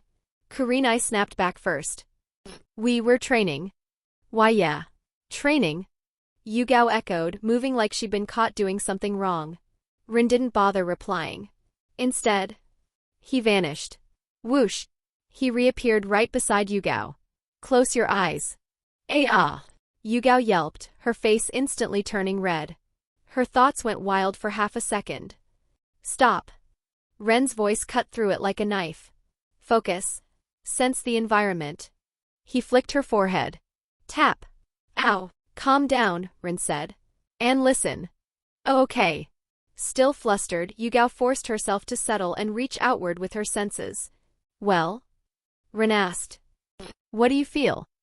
Nothing. Yugao answered, confused. Ren's gaze sharpened slightly. How about now? He released a thread, just a thread of that newly acquired sword intent. In Yugao's perception, the world went deathly quiet. And then, she heard it. Soft. Steady. Breathing. Hold on. Yugao's eyes snapped open, her face drained pale. I felt it. The trees, they're breathing. That training post too, like it's breathing. Her voice shook. What is this? Am I seeing ghosts?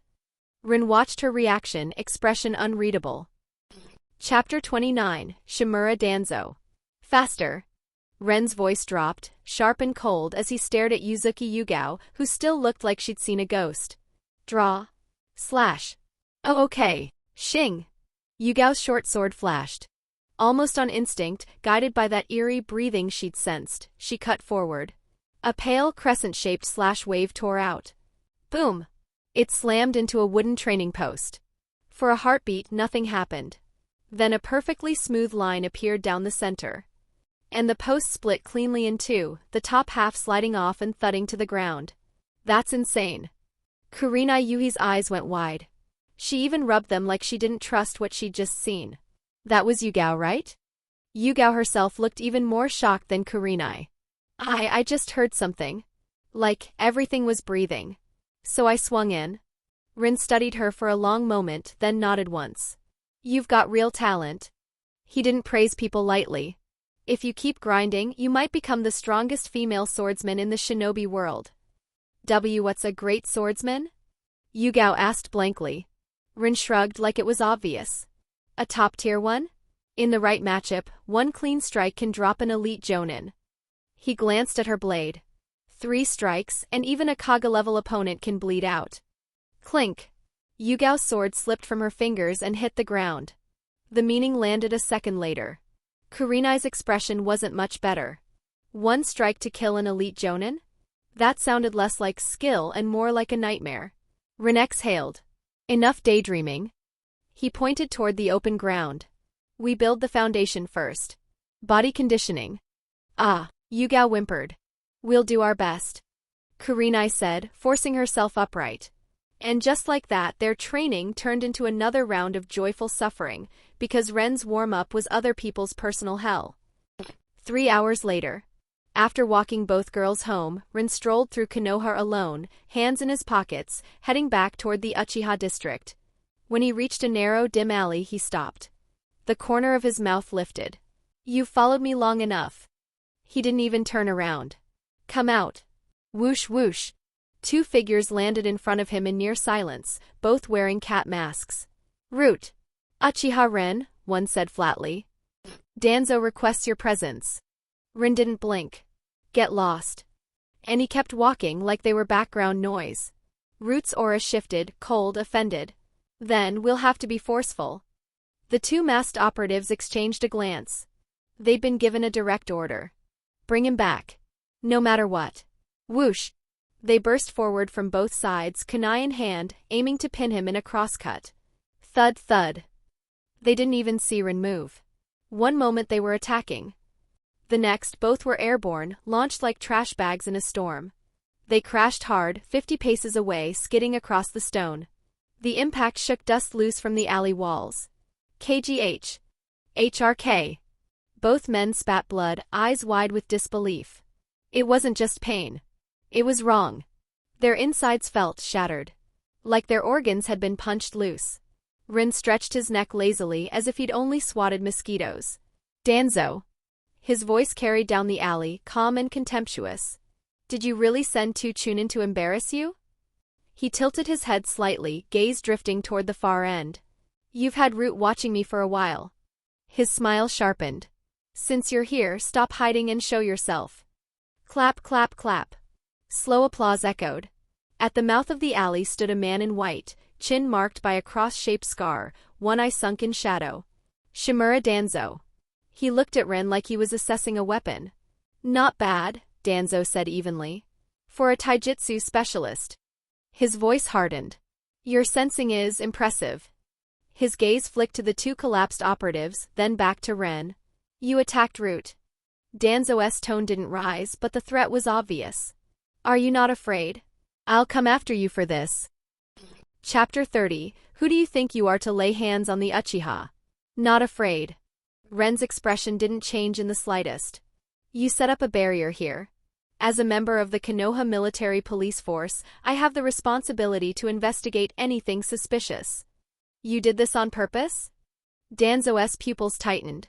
You knew there was a barrier and still walked in? Yeah. Ren nodded, smiling faintly. Root has watched me for years.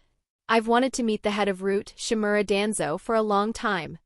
When he said Danzo's name, his tone sharpened.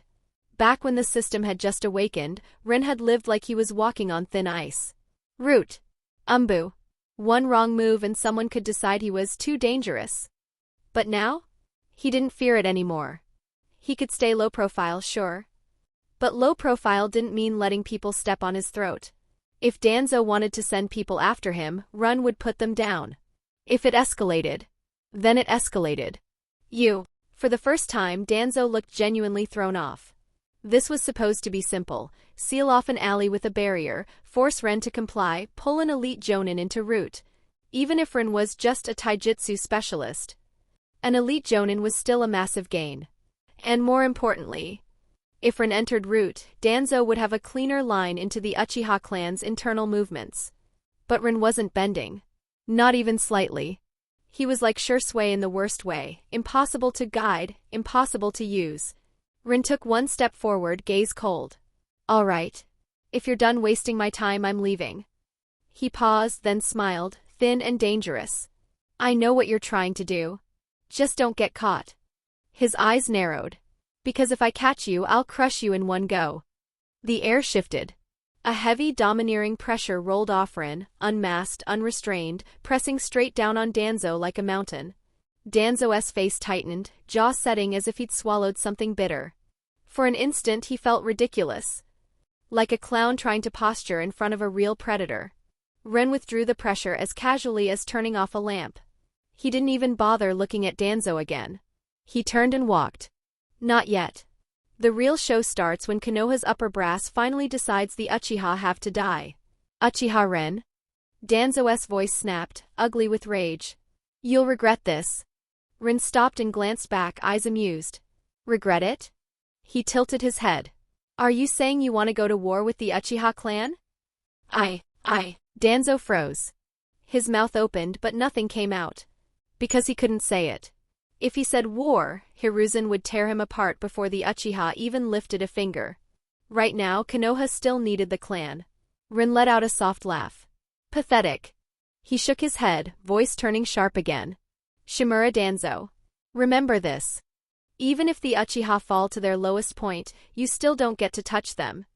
His gaze was pure contempt. Because you're not worthy. Ren's right fist clenched. Black Armament Haki wrapped around his knuckles like ink-black steel. He punched forward. Crack, crack, crack. A simplified, half-transparent violet barrier, box-shaped, edges flickering like flame. Shattered like glass. HRK. HRK. Hidden in the shadows, for Root Jonin maintaining the formation coughed blood at the same time, eyes wide with disbelief. A weakened variant of the four violet flames formation, broken by a punch? Even watered down, it should have been enough to trap an elite Jonin. Danzo's face twisted, rage and shock fighting for control. He got stronger again? He'd tried to humiliate Ren. Instead, he'd been humiliated. And worse. He couldn't even talk about it. Ren had walked through his trap, stepped on his pride, and left him standing there like a joke. Danzo's fists trembled. Then his expression turned cold. Uchiha, I'm taking you sooner or later. His voice dipped into something venomous. You think taijutsu is enough? I'll use the Sharingan to make you beg to die. A low, ugly laugh crawled out of his throat. Heh heh heh. And then... Space warped. A spiral-shaped distortion twisted the air. A man stepped out, wearing an orange mask with a single whirl pattern. Uchiha Obito. His voice was calm, almost casual. Maybe we can cooperate. Chapter 31, Uchiha Obito. But right then, space twisted into a spiral. A masked man stepped into the alley as if he'd walked out of a whirlpool. He wore an orange mask with a single vortex pattern. Uchiha Obito. Who is that? Protect Danzo. Root operatives hidden in the shadows reacted instantly. In a blink, several appeared and formed a wall in front of Shimura Danzo, kunai drawn, killing intent rising. Heh. The masked man didn't flinch. His voice stayed calm, almost indifferent. I'm not your enemy. I'm here to propose a partnership with your leader. The Root operatives hesitated, then instinctively glanced at Danzo for instructions. Danzo narrowed his eye. And who are you? I don't recall ever meeting you. Who I am doesn't matter, the masked man replied lightly. What matters is this: I can help you punish the Uchiha clan. Humph. No need. Danzo refused without hesitation, voice cold and dismissive. I won't cooperate with someone of unknown origin, unless you take off that mask. Oh. The masked man chuckled. What a shame. There was a win-win deal on the table. Looks like you won't be getting that chance. Then, as if twisting the knife on purpose, he added. No wonder Ren called you a useless old dog. Shut up. The moment Ren's name came up, Danzo's temper snapped. He clenched his fist, teeth grinding, then forced the anger down into something sharper. Fine. I'll cooperate with you against the Uchiha. His voice dropped into a warning. But if you harbor even a trace of ambition toward Konoha, don't blame me for being ruthless. Pleasure doing business. Behind the mask, Obito's mouth curved slightly. Under our cooperation, the Uchiha will be wiped out. Completely. Erased from the shinobi world. Danzo inhaled slowly, steadying himself. And how exactly? The Uchiha hold real weight in Konoha, he said carefully. Even the village's upper ranks can't just move against them. Relax. Obito's tone stayed casual. The Uchiha will soon face a crisis of trust. He leaned forward a fraction. When that happens, it'll be your time to shine. Space rippled again. A spiral distortion swallowed Obito. And he vanished. Nonsense. Danzo's brow furrowed deeper. The war was over. Konoha had won. What trust crisis could possibly hit the Uchiha now? It sounded impossible. Irritating. Suspicious. But Danzo's instincts didn't dismiss it outright. You clean this up. He waved impatiently at his subordinates and turned back toward the root base, needing time to sort through what he'd just heard. Today had been messy. Hokage Rock. Space rippled again. Obito reappeared atop Hokage Rock, looking down at Konoha with an emotionless gaze. Once this village had been home. After Rin died, it became nothing but a graveyard in his heart. If not for his ideal, he wouldn't have set foot here again. A black figure seeped up from the ground beside him like tar given shape. Black Zetsu. Can you really bring yourself to destroy the Uchiha clan? It asked, curiosity threaded through the voice. Destroy them. Obito's answer was flat. I have no feelings for Konoha. And I have no feelings for the Uchiha. His gaze stayed fixed on the village lights below. Soon I'll summon the Ninetales and give Konoha a greeting it won't forget. He didn't say the rest. That Rin's death had burned his faith in this world to ash, leaving only hatred and doubt. This was his first step. Have White Zetsu continue monitoring the Ninetales Jinchuriki, Obito ordered. It won't take long. Space twisted into a vortex again. Obito disappeared, like he'd never been there at all. Black Zetsu stared up at the moon, lips curling into a strange, mocking smile. Everything is proceeding exactly as planned. Even someone as overwhelming as Uchiha Madara had only ever been a piece on the board. Now Obito was a piece too. And that was Zetsu's handiwork.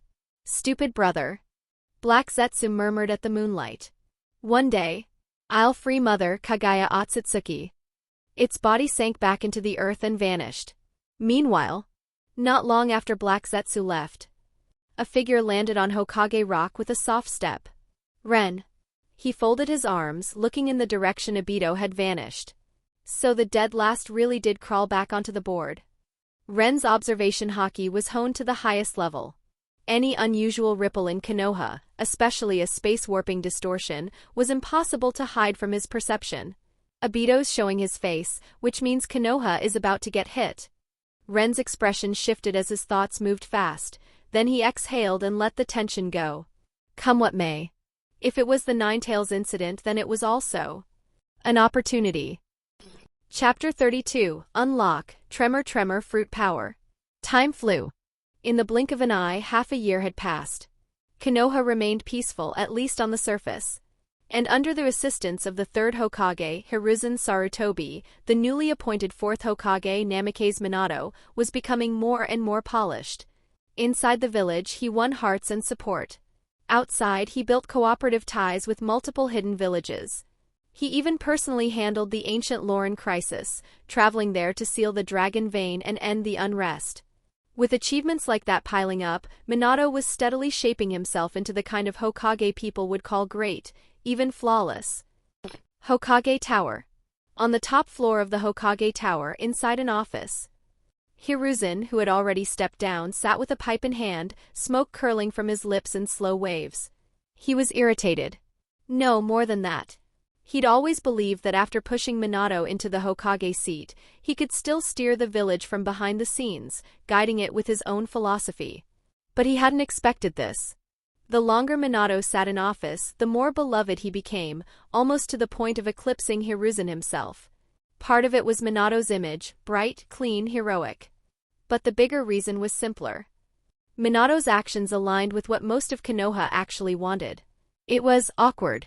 What do I do? Hiruzen asked himself again and again, smoke spilling out with every breath. And again he found no answer. Because with each passing day, Minato's position only grew more unshakable. Unless Minato died. But was that even possible? In the end, the only thing left in the room was a long, heavy sigh. Uchiha clan grounds, Naka Shrine. Creak. A hidden door groaned open. Rin strolled into Naka Shrine with an unhurried, almost lazy air. I really don't get it, he muttered, why the system's refreshed sign and location had to be here. This was the Uchiha's secret gathering ground. Ordinary clan members didn't even have access. But Rin did. As one of the clan's rare elite jonin, and a taijutsu specialist feared across the village, his standing was more than enough. He moved through several concealed passages and descended into a large underground chamber. It was spotless. Someone maintained it regularly. And at the center stood a massive stone tablet, taller than a man. The Sage of Six Paths stone tablet. A record of secrets most of the world didn't even know existed, secrets that could only be read more fully as one's eyes evolved.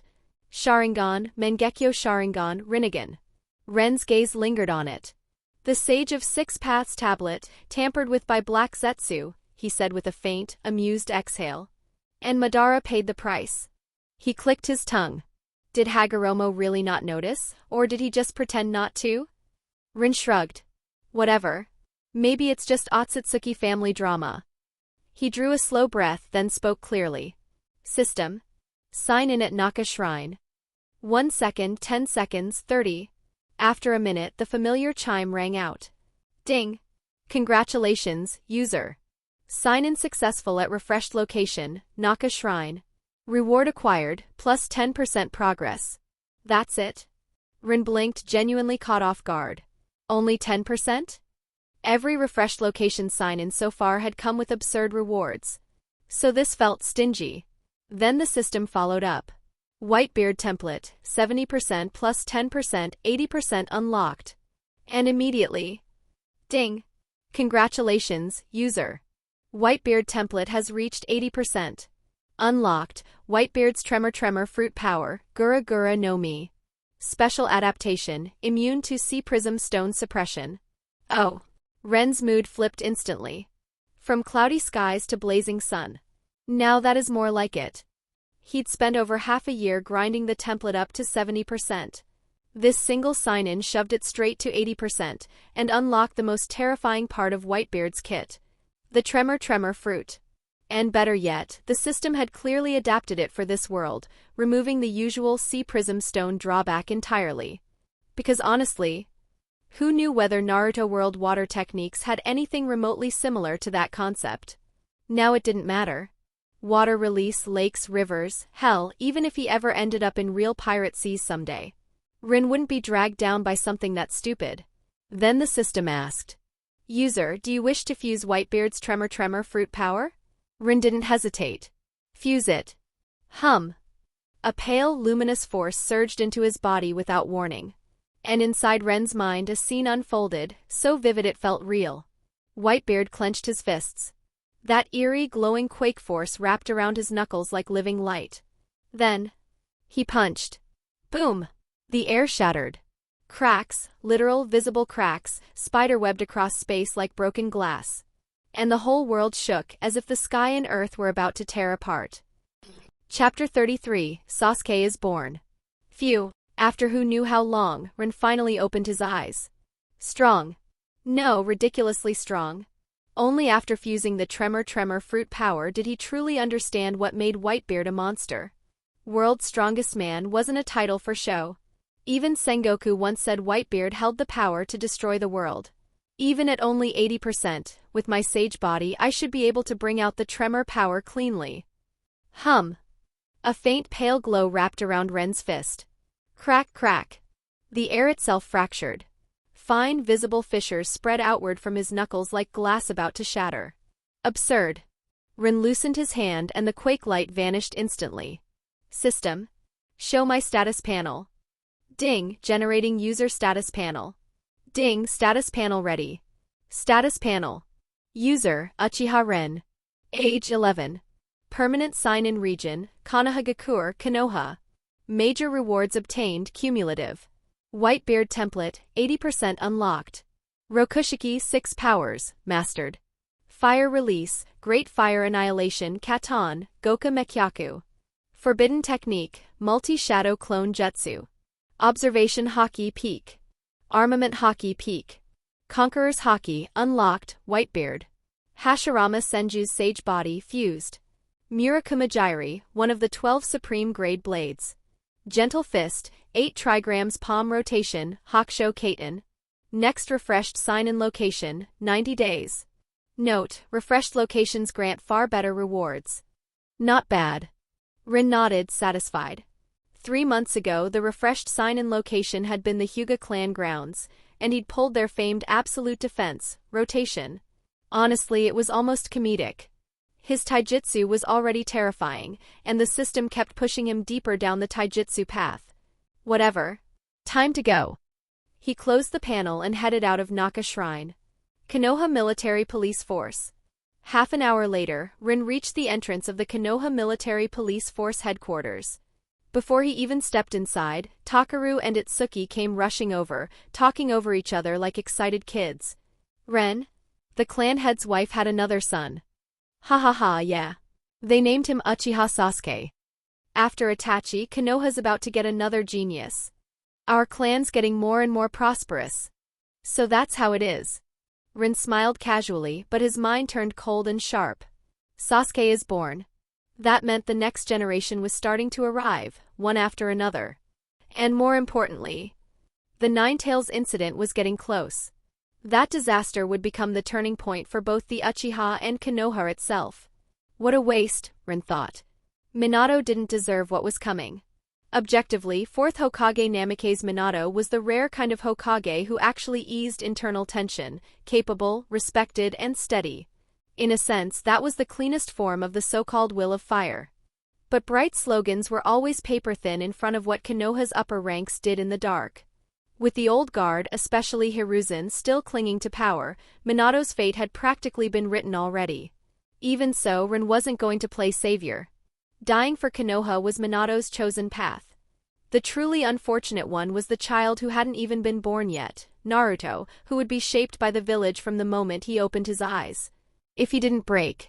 That was only because the story demanded he didn't. Konoha Hospital. Deep inside a private ward. Haha. I have another son. Uchiha Fugaku cradled a wailing newborn, his face lit with genuine joy. We'll name him Uchiha Sasuke. On the bed, Uchiha Mikoto smiled softly. Yes. Sasuke. Fugaku carefully placed the baby beside her pillow, still grinning. Then the door opened. Clan head, the Hokage has arrived. A blond man with blue eyes stepped inside, wearing the white cloak emblazoned with 4th Hokage. Namikaze Minato. 4th Hokage. Fugaku hurried to greet him. Mikoto also tried to sit up. No need, Minato said warmly, waving it off. I'm just here to offer my congratulations to the Uchiha. As he spoke, Minato looked at baby Sasuke with a softness that almost hurt. For a split second it was as if he was seeing the child Kushina carried, still unborn, still safe. I have other matters to handle, Minato said after a short pause. I'll take my leave. Efficient.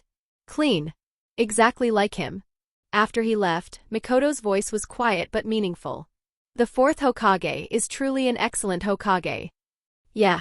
Fugaku's expression shifted, unreadable. At the bedside, a young Uchiha Itachi stared at the newborn. He blinked slowly, like something deep in his blood had been stirred. This is my little brother. And in the silence, Itachi made a decision, wordless, absolute. He would protect Sasuke. Even if it cost him everything.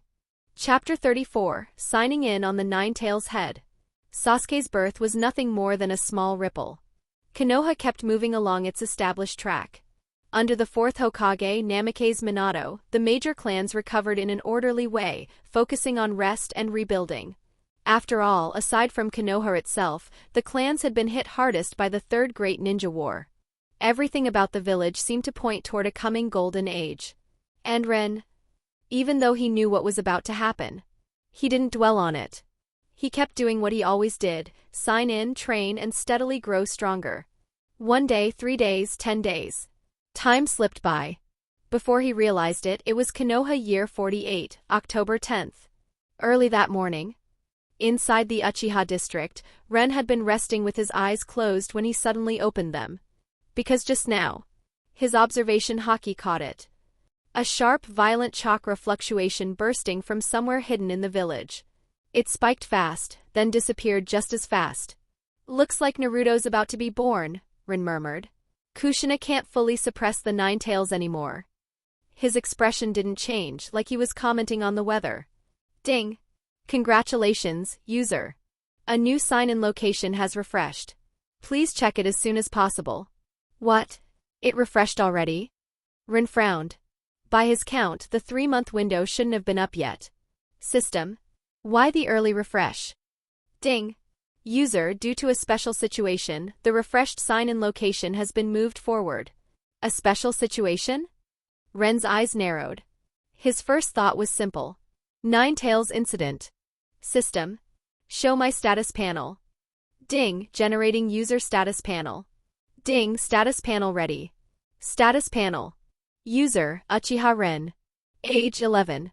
Permanent sign-in region, Konoha, Konoha. Major rewards obtained cumulative. Whitebeard Template, 83.25% unlocked. Rokushiki 6 powers, mastered. Fire Release, Great Fire Annihilation Katon, Goka Mekyaku. Forbidden Technique, Multi-Shadow Clone Jutsu. Observation Haki Peak. Armament Haki Peak. Conqueror's Haki, unlocked, Whitebeard. Hashirama Senju's Sage Body fused. Murakumajiri, one of the 12 Supreme Grade Blades. Gentle Fist, 8 trigrams palm rotation, Hakusho Kaiten. Tremor Fruit, Gura no Mi, fused. Next sign-in location on the Ninetales head.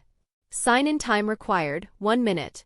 Note, refreshed locations grant far better rewards. Rin stared. Then his expression turned complicated. System. You're insane. Signing in on the Ninetales head? That was the kind of objective only a system could come up with. For the Ninetales, it wasn't just provocative. It was humiliating. After a moment, Rin stopped complaining and started calculating. With my current strength, suppressing the Ninetales for 1 minute should be possible. He'd already pushed the Whitebeard template to 83.25%, and with the Sage Body amplifying everything, his output was no longer bound by normal shinobi logic. Still, if he acted openly, he'd expose far too much. And once Konoha's upper ranks smelled something uncontrollable, it would only accelerate the problems he was trying to delay. Ren's gaze sharpened. Wait. I can wear a mask. I won't reveal my taijutsu at all. I'll use swordsmanship and the tremor fruit to suppress the Ninetales for 1 minute. A cold edge flickered through his eyes. 1 minute. That was all he needed. Chapter 35, Ninetales Rampage. Time slipped by and before long night had fallen. A full moon hung high in the sky. Its pale light washed over Konoha, bringing an unconscious chill to the village. Suddenly, a spatial ripple formed. The masked man, Uchiha Obito, appeared atop a tall tree on Konoha's outskirts. Tonight, the Ninetales Jinchuriki will give birth. Not long after, White Zetsu surfaced from the ground. He glanced up at Obito and said in a low voice, right now the 4th Hokage Namikaze Minato and the Ninetales Jinchuriki Kushina Uzumaki are inside a hidden barrier. Understood. Obito's voice held no emotion. We'll collect a little interest from Konoha first. The plan can begin. Before he even finished. Whoosh. Space twisted again and Obito vanished. Ha! Konoha! After Obito left, White Zetsu let out a rare sneer, then sank back underground and disappeared as well. At the same time, is it starting? Inside the Uchiha district, Rin seemed to sense something and opened his eyes. The masked man, Obito, has made his move. The Ninetales is about to rampage through Konoha. The moment the Ninetales shows itself. I can move. Ren's lips curled slightly. He pulled out a mask he'd prepared in secret long ago, a Whitebeard mask, and slowly fitted it over his face. That was the plan. The instant the Ninetales appeared, he would suppress it with overwhelming force, sign in on its head, and complete the system's objective. And once the sign-in was done, he would release it. Let it keep tearing through Konoha, while he returned to the Uchiha district and kept himself clean. As for helping Konoha deal with Obito and the Ninetales? Not happening. He wasn't a savior. If anything, Ren was more than happy to watch Konoha suffer a calamity. This time, aside from taijutsu, I can go all out with everything else. He narrowed his eyes. Let's see if the Ninetales can take it. After putting on the mask, Ren changed into black combat clothes. With a thought, a miniaturized Murakumajiri appeared in his hand. 10 minutes 20:40. Time bled away second by second. Ren pushed his observation haki to its limit, silently reading every shift in the village. Then, without warning, Ren's eyes snapped open. It's time, the show is about to begin. Boom! A terrifying explosion shook the air. Konoha trembled as if struck by a massive quake. Enemy attack, enemy attack. Damn it, what happened? Someone's attacking Konoha? Move. Get to the blast site and confirm what's going on. Whoosh whoosh whoosh. In an instant, Konoha's ANBU, Root, and the Konoha military police force mobilized. The tremor was so violent that even the major clans, Hyuga, Nara, Yamanaka, and more, sent out shinobi. Even ordinary civilians stumbled out in confusion, faces blank with shock. Konoha was the strongest village in the world right now. Who would dare set off a blast like that inside the village? Then, roar! The shinobi who rushed out witnessed a scene they would never forget. Under the moonlight in Konoha's southern district, an enormous orange fox with 9 tails threw back its head and howled. Its colossal tails whipped wildly, releasing chakra pressure so heavy it made the air feel like it was collapsing. Silence. Dead silence. Root. Umbu. The police force. Everyone froze, faces draining as pure terror swallowed them. No. Not just them. In that single moment, countless people across Konoha went rigid. Because that was the Ninetales. The legendary Ninetales. How could it possibly have broken free from the Jinchuriki? And judging by the way it moved, it looked like it wanted to wipe the village off the map. Boom boom. Freshly released, and now under the masked man's control, the Ninetales surged with violent excitement. Its huge tail swung once, twice, and buildings around it were instantly reduced to rubble. Civilians who had been frozen in fear were caught in the destruction before they could even move. The scene spiraled out of control in seconds. Chapter 36, Sarutobi's Intentions. The situation spiraled out of control. Yes, completely out of control. If it were ordinary shinobi attacking Konoha, most people wouldn't panic too badly. After all, Konoha was the strongest village in the shinobi world. But this wasn't ordinary. The Ninetales had appeared. That alone shattered what most civilians could mentally endure, and even many shinobi started to lose their composure. Quick, report to the Hokage. The Ninetales is out. Move the civilians somewhere safe. Damn it. We have to stop it. At that moment, Konoha's ANBU were the first to snap out of their shock.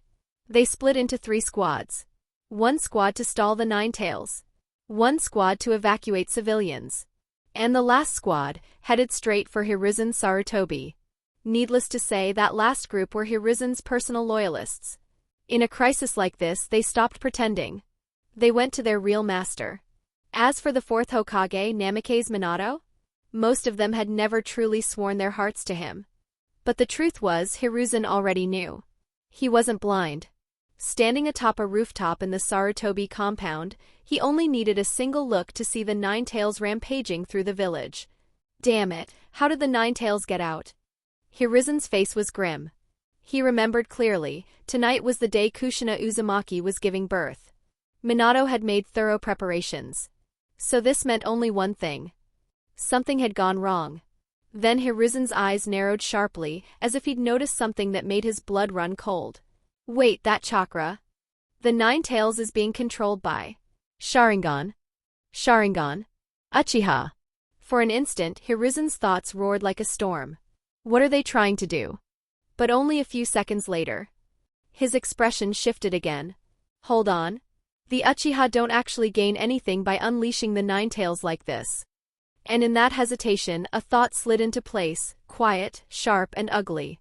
Whether it truly was the Uchiha or not, this could still become an opportunity. Minato's influence had been growing too quickly. His wings had hardened. Tonight would be a test. A test of whether Minato's so-called will of fire was real or merely convenient. Hiruzen stared at the beast tearing Konoha apart. And strangely, he wasn't furious. In his eyes, something like anticipation surfaced. Minato.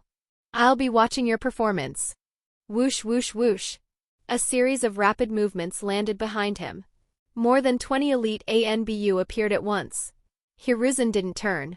His voice was calm, coldly practical. Do not act yet.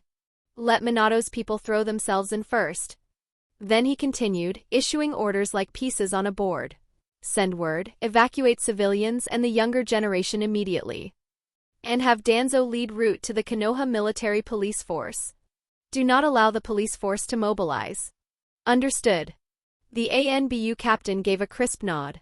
In an instant the squad vanished to carry out the commands. Hiruzen watched the burning horizon.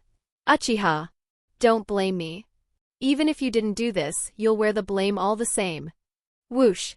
Hiruzen launched toward the disaster zone. Time to lead from the front. After all, the third Hokage was supposed to be the one who stood first. At the same moment, the first wave of ANBU had already reached the Ninetales. They faced the beast head-on. Their hearts were shaking. Their bodies wanted to run. But they attacked anyway. Ninjutsu. Kunai. Explosive tags. Everything they had. And it did nothing. The Ninetales swung a claw. And dozens of Konoha shinobi were sent flying like scraps of paper, smashed into the ground with bone-breaking force. The impact made the earth tremble. Their attacks? They were less than scratches, barely enough to irritate it. The aftermath was brutal. Dead. Broken. Coughing blood. A scattered field of despair. The gap was too wide. Against the Ninetales they were simply too small. The beast roared again and continued its destruction, tearing through Konoha with wild joy. Then, crack crack. The sound of air shattering echoed. Before everyone's eyes the Ninetales abruptly stopped. Centered on its massive body. The air itself looked like it was breaking apart. Forming visible fractures, spiderwebbing outward through the space around it. Chapter 37, Ninetales, My Body. Cracked. Seeing the fractures spiderwebbing through the air, the Ninetales, which had been rampaging seconds ago, abruptly froze. If it could speak clearly, it would have been screaming one thing. What the hell is this? Why are there cracks in the air? The Konoha shinobi watching, including the third Hokage, Hiruzen Sarutobi, who was rushing in, were just as baffled. Air cracking? Was the space itself breaking? Ninetales. Let me stand on your head and have some fun. Boom! Without warning, the fractured air detonated. A terrifying shockwave slammed into the Ninetales like a giant invisible hammer, forcing its massive body to crash to the ground. Roar! Even under Mangekyo Sharingan control, the beast still retained basic instincts. This was an ambush, and it was furious. Stop roaring. I'm right here.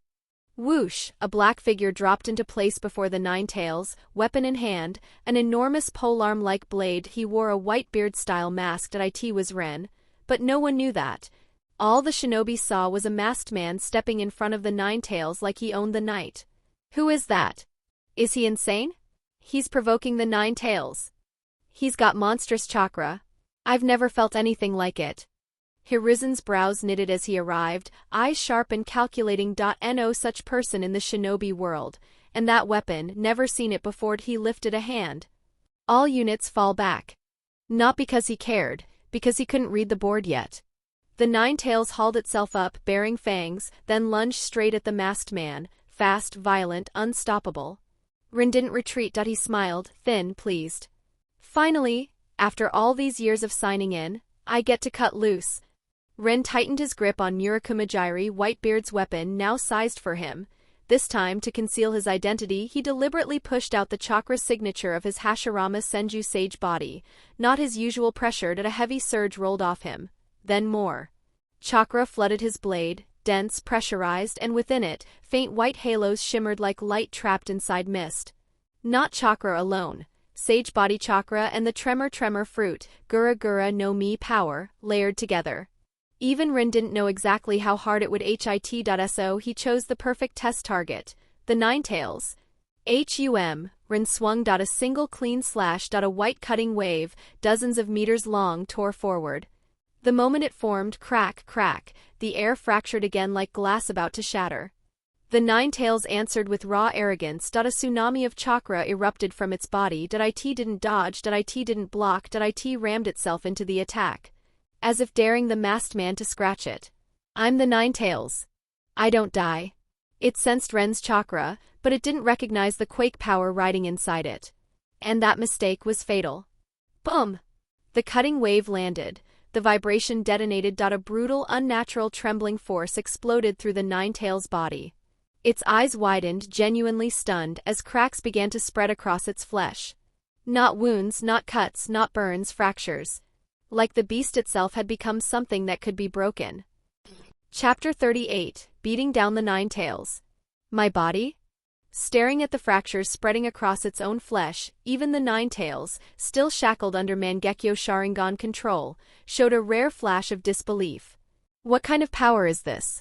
It ignored its raging chakra outright and shattered its body? But as a tailed beast, the Ninetales could be sealed, yes. Killed, maybe. But it would revive eventually. And as the strongest of them all, a complete Ninetales was said to rival the other 8 combined. So even with cracks crawling over its body, it roared and detonated its chakra upward, so violent the air itself seemed to tremble. Roar! Then it surged forward again. Its mouth opened wide. Chakra condensed at terrifying speed. A massive Baijidama-tailed beast ball formed. Fall back. The third Hokage, Hiruzen Sarutobi, finally moved, eyes narrowing as he took one last look at the masked man. Then he chose to retreat. Because whatever that stranger wanted. As long as he was stopping the Ninetales, he was Konoha's ally for tonight. And more importantly, with that man in front, Konoha's losses would drop hard. Why wouldn't Hiruzen take the gift? Move! The shinobi didn't need to be told twice. They scrambled back, messy, panicked, stumbling over rubble as the Baijidama swelled. Baijidama, huh? Behind the Whitebeard mask, Ren's eyes burned with quiet excitement. He swung Murakumajiri again, calm, almost casual. Murakumajiri, quake slash. SHHHK. A visible cutting wave flew out, fast enough to blur. It met the Baijidama head-on. Boom! The collision ripped the night apart. Air detonated. The shockwave distorted space itself, so violent it looked like the sky wanted to crack again. And then, in full view of everyone, the Ninetales' unstoppable Baijidama was blown apart. The explosion washed outward like a disaster wave. Buildings collapsed. Streets split. The ground bucked and cracked. For a moment, half of Konoha looked like it might vanish. Shock. Pure shock. The retreating shinobi, including Hiruzen, stared like their brains had stopped working. Because the scene was impossible. The masked man stood there, steady and composed. While the Ninetales wasn't. A fresh, brutal gash ran across its head. It was already regenerating, but it didn't change what everyone had just witnessed. One strike. Baijidama erased. And the Ninetales still got hit. It blocked it again. Who is that? That chakra, that sword, and that weird power that cracks the air, what kind of monster is this? The crowd's fear turned into awe. And then, inevitably, into dread. Hiruzen exhaled hard, his mind spiraling. Where is Minato? Why is the Ninetales loose? And why did a masked stranger show up like this as his stage? Konoha was starting to feel less like a village. And more like an open playground for monsters. Not bad. Rin nodded, satisfied. Sage body plus Whitebeard's power really was a qualitative leap. Even at 83.25% sync, he could already draw out terrifying strength, and with the sage body backing him, the tremor power came without shredding his own insides. He watched the Ninetales' head wound stitch itself together. A slow, amused glint appeared in his eyes. All right then. You couldn't kill it anyway. So beating it up a little? Fair game. Rin moved first. The Ninetales, furious now, snarled and charged in return. Boom, boom, boom. Explosions chained across the battlefield. Nearly half of Konoha became their arena.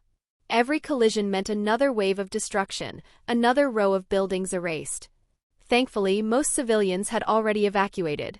If they hadn't, Konoha's population would have been carved down in one night. And inside that chaos, the fight was one-sided. From the first exchange onward, Run was pressing the Ninetales down. Again and again, tremor power fused with sage body chakra carved deep into that enormous body. Each hit leaving a heavy, violent wound. The Ninetales is getting beaten down. How is this even possible? That chakra? I swear I felt something like it before. The shinobi watching were frozen in place, stunned past reason. Only Hiruzen, after the initial shock, narrowed his eyes. A cold suspicion slid into his thoughts. That chakra signature. It resembled something he'd only felt once long ago. On the man who used to restrain tailed beasts like pets. Hashirama Senju. Hey there, novel lovers. I know it's not the usual thing, but if you enjoy what you're hearing, please like and subscribe. Okay, shameless plug over. Now, let's get back to the listening. Chapter 39, Low Damage, Maximum Humiliation. Sage Body, Uzumaki or Senju. For a moment, Hiruzen Sarutobi felt his mind knot up. An ugly sense of dread crawled up his spine. The Uzumaki clan's destruction, the Senju's decline. If anyone dug deep enough, there were shadows in both, and Hiruzen knew exactly where he'd stood in those shadows. Now a mysterious man with sage body chakra had appeared out of nowhere. And Hiruzen, rarely shaken, felt his throat go dry. On the battlefield. Boom! More thunderous blasts erupted. 3 of the Ninetales' tails were severed cleanly by Ren's strikes. The violent tremor force shook that colossal body so hard it shuddered, then crashed to the ground. Humiliation. Pure, suffocating humiliation. Even with its mind shackled by Mangekyo Sharingan control, the Ninetales' instinct still screamed. This is bad. It had finally clawed its way out of Kushina's seal. It should have been free to rampage, to crush, to vent centuries of hate. Instead, it was reliving the old nightmare. Back in the Warring States era, it had been unstoppable. Then it met Hashirama Senju and Madara Uchiha. One controlled it with Sharingan. One suppressed it with wood release. And now? It escaped a seal, only to run into 2 more monsters in the same lifetime. First, the spiral-masked man. Then, a Whitebeard mask. Is the world allergic to letting me breathe?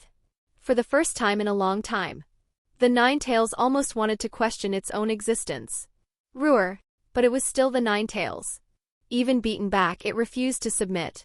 Chakra erupted from its body again, so heavy the air itself felt pressed down. And under that surge, the severed tails regenerated at shocking speed, growing back like nothing had happened. Ren's gaze cooled. Still asking for it. Boom! Boom! Boom! The next sequence was brutal. White cutting waves that cracked the air tore through the battlefield. Some smashed incoming Baijidama mid-flight. Others slammed into the Ninetales with tremor force behind them, hammering again and again until it was driven down into rubble like a beast being carved apart. Tail after tail was erased from the fight. And finally, the Ninetales lay there, huge and shaking, unable to rise. That's enough. Ren tightened his grip on Murakami and blurred forward. In a single step, he was on top of the Ninetales' head. Boom! He dumped force straight down. The Ninetales had barely lifted its muzzle when its skull was smashed back into the earth. The ground cratered. Dust and stone burst outward. The beast froze. Its mind went blank. One thought echoed inside its head. I'd rather be sealed than come out here and get bullied. Because this wasn't just losing. This was being turned into a joke. And the worst part? Rin standing on its head wasn't even high damage. But it was maximum humiliation. A direct replay of the helplessness it remembered under Hashirama's suppression. From afar, the watching shinobi stared numb. It's not even resisting. Is that really the Ninetales? That move, he's not trying to kill it, he's just humiliating it. No one could believe what they were seeing. A man standing on the Ninetales like it was a platform. And the Ninetales taking it. Hiruzen clenched his fists. A fierce hunger flickered behind his eyes. I have to keep this man in Konoha. A being this strong could tip the entire shinobi world off balance. If the masked man had no hostility toward the village, then Hiruzen could try. Try to wrap him in the will of fire. Try to make him a weapon with a smile. On the Ninetales' head, Rin looked out over Konoha's burning skyline, calm as a statue. Then he spoke inwardly. System. Wait! Hold up. Stop for a sec. Look, if you've already made it this far into the video and you're still here, come on, subscribe, bro. All right, I see you rolling your eyes. I'm moving. I'll get out of the way now so you can get back to the good stuff. But seriously, stick around and finish listening. It's worth it. Sign in on the Ninetales head. A minute of suppression? With Sage Body, Tremor Fruit Power, and Armament Haki layered together. This was nothing. 1 second, 10, 30. The countdown ticked. And finally, the system chimed. Chapter 40, Moon Breathing. In the end, after 1 full minute, the system's crisp chime finally rang out. Ding! Congratulations, user. You have successfully signed in at the system's refreshed location, on the Ninetales head. Ding! Reward obtained, Moon Breathing, Rasengan, and plus 3% Template EXP. Ding! Rewards have been delivered to system space. User may view them at any time. System show me. Moon Breathing.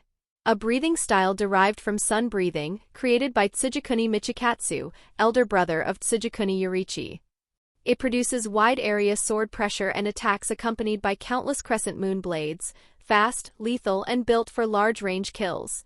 Due to the user's exceptional physical stats, acceptance grants complete moon breathing instantly. Rasengan. A technique that condenses chakra in the palm, spins it in chaotic directions, compresses it into a small, attribute-less chakra sphere, and drives it into the target. Upon acceptance, the user will master it instantly and may further develop Rasengan-derived techniques. Whitebeard Template, 83.25%, 86.25%. Moon Breathing. Rin instinctively glanced at the bright full moon overhead, then shook his head with a strange expression. He genuinely hadn't expected this. A sign in on the Ninetales head, and he pulls a Demon Slayer sword style? Breathing styles didn't need much explanation. They were combat breathing methods designed to force the body beyond its normal limits, lung capacity, oxygen intake, blood flow, everything pushed higher for explosive performance. And moon breathing, a ruthless offshoot of sun breathing, was infamous for one thing: coverage. Fast attacks, wide arcs, crescent blades that flooded an area until there was nowhere left to stand. Given Ren's already monstrous physique, if he layered moon breathing on top, his baseline would climb again. And Rasengan came at the perfect time. Ren's eyes flicked to the second reward, and he nodded with genuine satisfaction. He'd been circling the idea for a long time. But working it out and receiving complete mastery were two different worlds. Once fused, his control, stability, and refinement would leap forward immediately. System. A calm order. Fuse them. Both. Hum. In the next instant, two distinct forces poured into Ren's body. Before he could even process it, his breathing rhythm adjusted, muscle control tightened, and sword-hand coordination snapped into a new, sharper cadence. At the same time, the structure of chakra rotation, compression, stability clicked into place like a lock sealing shut. He had moon breathing. He had Rasengan. Complete. On the ground beneath him. The Ninetales, already looking miserable, felt that change. Its eyes widened. He got stronger again. This wasn't just humiliation anymore. This was psychological warfare. The Ninetales' thoughts spiraled. Am I the monster here, or is he? For the first time in its long life, it genuinely started doubting itself. Then, space twisted into a spiral. A masked man appeared. And almost at the same instant, shun! A flash of yellow. A figure in a white cloak embroidered with fourth arrived via Flying Thunder God. Namikaze Minato. Both men froze for a fraction of a second. Because the scene in front of them was absurd. The Ninetales suppressed. A second masked figure, standing on its head like a throne. And the pressure coming off that man. Sharp, alien, and dangerous. The Ninetales has been suppressed. And there's another masked man? Whether it was Obito behind the spiral mask, or Minato in the Hokage cloak, both of them felt their pupils tighten. Their minds reached the same conclusion at once. Something had entered the board tonight. Something neither of them had accounted for. Chapter 41, I am Uchiha Madara. The Ninetales has been suppressed. And there's another mysterious man, wearing a mask with a white beard?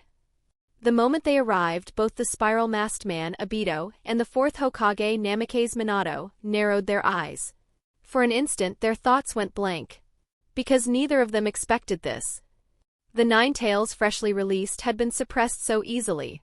And with the Ninetales looking downright pitiful, both of their gazes snapped, almost in sync, toward the man standing atop the beast's head, Ren wearing the Whitebeard mask, holding Murakumajiri. Minato, you're finally here. The third Hokage, Hiruzen Sarutobi, let out a tight breath, the tension in his chest easing slightly. He flashed to Minato's side, face grave. That masked man with the white beard helped us suppress the Ninetales. Minato's expression stayed hard, anger barely contained. And that spiral-masked bastard attacked me during Kushina's delivery, and he's the one who released the Ninetales. Hiruzen's brow furrowed. His eyes flicked between the two masked figures. One released the Ninetales. One suppressed it. Both wore masks. If their outfits and masks weren't different, Hiruzen might have assumed they came from the same organization. Minato's eyes sharpened as he recalled something crucial.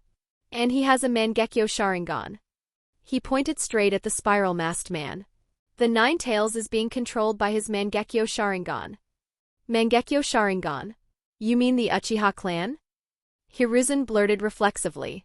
No. Not Konoha's Uchiha. Minato exhaled, voice firm. Konoha doesn't have anyone like him. That's true. Hiruzen's jaw tightened, irritation creeping in. Then what do we do now? Wait, Minato said, forcing himself to stay still. We hold position and react when he moves. Across the battlefield, Obito was in a daze. He'd released the Ninetales and spent everything he had stalling Minato, counting on the beast to ravage Konoha unchecked. And then this happened. A third piece, another masked monster, had stepped onto the board. It felt like a mantis stalking a cicada, unaware of the aureole behind it. Even Black Zetsu, hidden in the shadows, felt a rare flicker of disbelief. This white-bearded masked man wasn't part of their plan. Worse, he'd suppressed the Ninetales like it was nothing. Wait. Black Zetsu's gaze darkened. Could this be? He remembered Kagaya's old words, how the Otsutsuki were monsters. If so, then this man's goal was obvious. To reclaim tailed beast chakra and plant the god tree again. Obito finally spoke, voice flat and cold. Who are you? From atop the Ninetales' head, Ren answered casually, like he was commenting on the weather. You can call me Uchiha Madara. You're Uchiha Madara? Obito's mouth twitched under the mask. Somewhere in the dark, Black Zetsu's expression stiffened. Are you kidding me? If you're Madara, then what am I? And what about the real Madara's corpse? Obito's voice dropped, dangerous. I am Uchiha Madara. Then, like a warning wrapped in steel. I don't care who you are. Leave. Now. Or face the consequences. Rin didn't bother arguing. Oh. He shrugged. If you don't believe it, that's fine. Then his gaze slid past Obito, toward Hiruzen, Minato, and the distant Konoha shinobi watching in stunned silence. And you? Rin asked lightly. Do you believe I'm Uchiha Madara? His tone sharpened a fraction. If you don't, then Konoha can start dancing to my tune. For a heartbeat. Everyone froze. Hiruzen Sarutobi, Namikaze Minato, and the gathered shinobi all wore the same confused, unsettled look. Two masked men. Both claiming to be Uchiha Madara. What kind of sick joke was this? Then Hiruzen inhaled slowly and made his choice. I believe you're Uchiha Madara. Even knowing it made no sense, he spoke with steady weight. I've witnessed Madara's power before. If you can toy with the Ninetales like this, then you are Madara. Chapter 42, The Ninetales. I can finally stand up. Without a doubt, the third Hokage, Hiruzen Sarutobi, was flattering and currying favor with the white-bearded masked man Ren. Because for Hiruzen, even if you killed him, he still wouldn't believe Uchiha Madara was alive. Back then, he had personally seen Madara's corpse. So if both masked men claimed to be Madara, Hiruzen would obviously rather praise the one who had helped Konoha suppress the Ninetales. You say you're Madara? Fine. I'll call you Madara. One simple rule. As long as you're happy, you can say whatever you want. At that moment, Hiruzen was already imagining how he'd recruit this monster and fold him into Konoha. Beside him, Namikaze Minato looked genuinely surprised. This was the first time he'd ever heard the third Hokage grovel so shamelessly he'd point at a deer and call it Madara without blinking. Far away, the evacuated shinobi were even worse. They believed it. So that's Uchiha Madara. No wonder suppressing the Ninetales looked like chopping vegetables. You! Up in the air, Obito almost exploded. This was supposed to be his night. His dance. His moment to control the Ninetales and crush Konoha's spirit. So why was all the spotlight stolen by the white-bearded masked freak? Was this some kind of personal humiliation? Then, Ren turned his head, looked at Hiruzen with cold contempt, and spoke with open mockery. The way you act like a lapdog is disgusting. Silence. Absolute, suffocating silence. The entire scene froze. Every shinobi's face tightened with disbelief. Everything about this man screamed Konoha's side. He'd suppressed the Ninetales. He'd saved lives. And yet, he just publicly slapped the third Hokage in the face and called him a lapdog. Hiruzen's expression turned ugly. He'd been played. Played in front of everyone. TCH boring. Ren didn't even spare him a second glance. His gaze slid to the Ninetales, whose head was still hanging low. I beat you so hard your illusion got forcibly undone, Ren said flatly. So now go ahead. Smash Konoha however you like. Humph. The Ninetales glared at him, snorting through massive nostrils. The meaning was painfully obvious. You think I'm stupid? If I rampage you'll just beat me down again. I'm not falling for it. Move. Ren's voice dropped into a threat. If you don't, I'll take care of you again. Whoosh. Before anyone could react, Ren vanished. Just like that. Gone. Leaving behind a baffled Ninetales, a stunned Obito, a furious, humiliated Hiruzen, and a crowd of shinobi whose faith had been punched full of holes.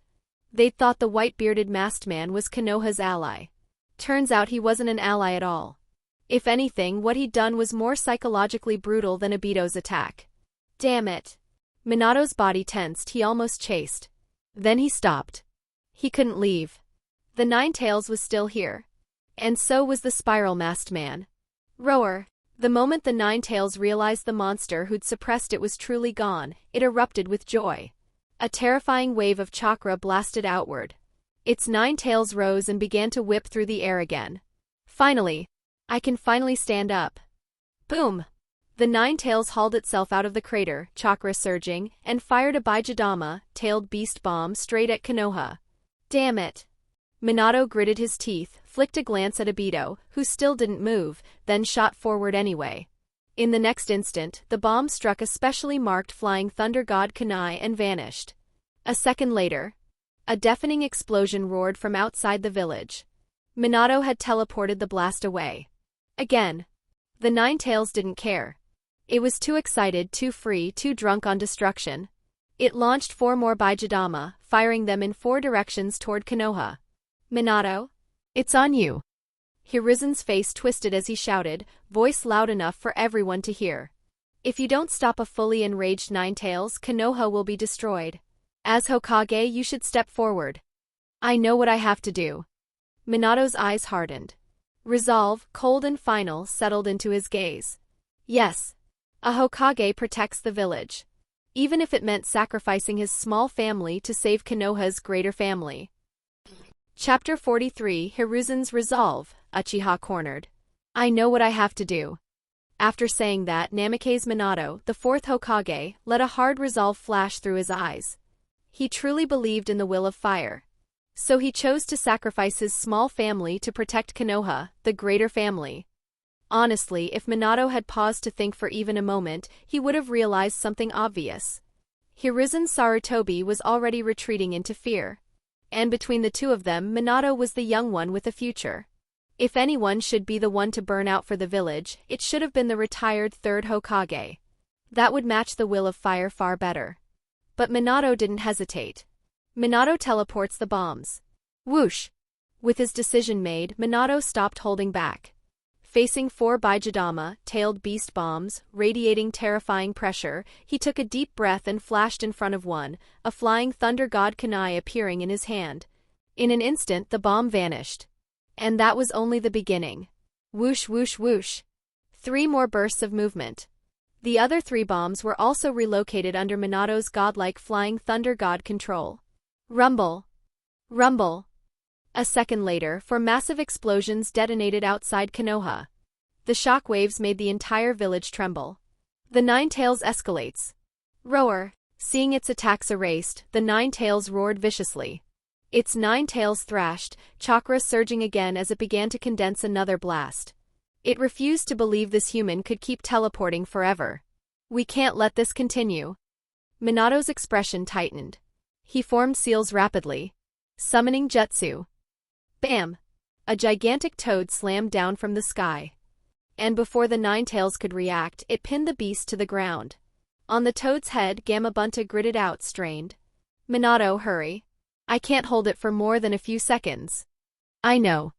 Whoosh. Minato flashed onto Gamabunta's head, and with Flying Thunder God, he teleported both Gamabunta and the Ninetales to a remote clearing outside the village. The crowd wants to help, and Hiruzen stops them.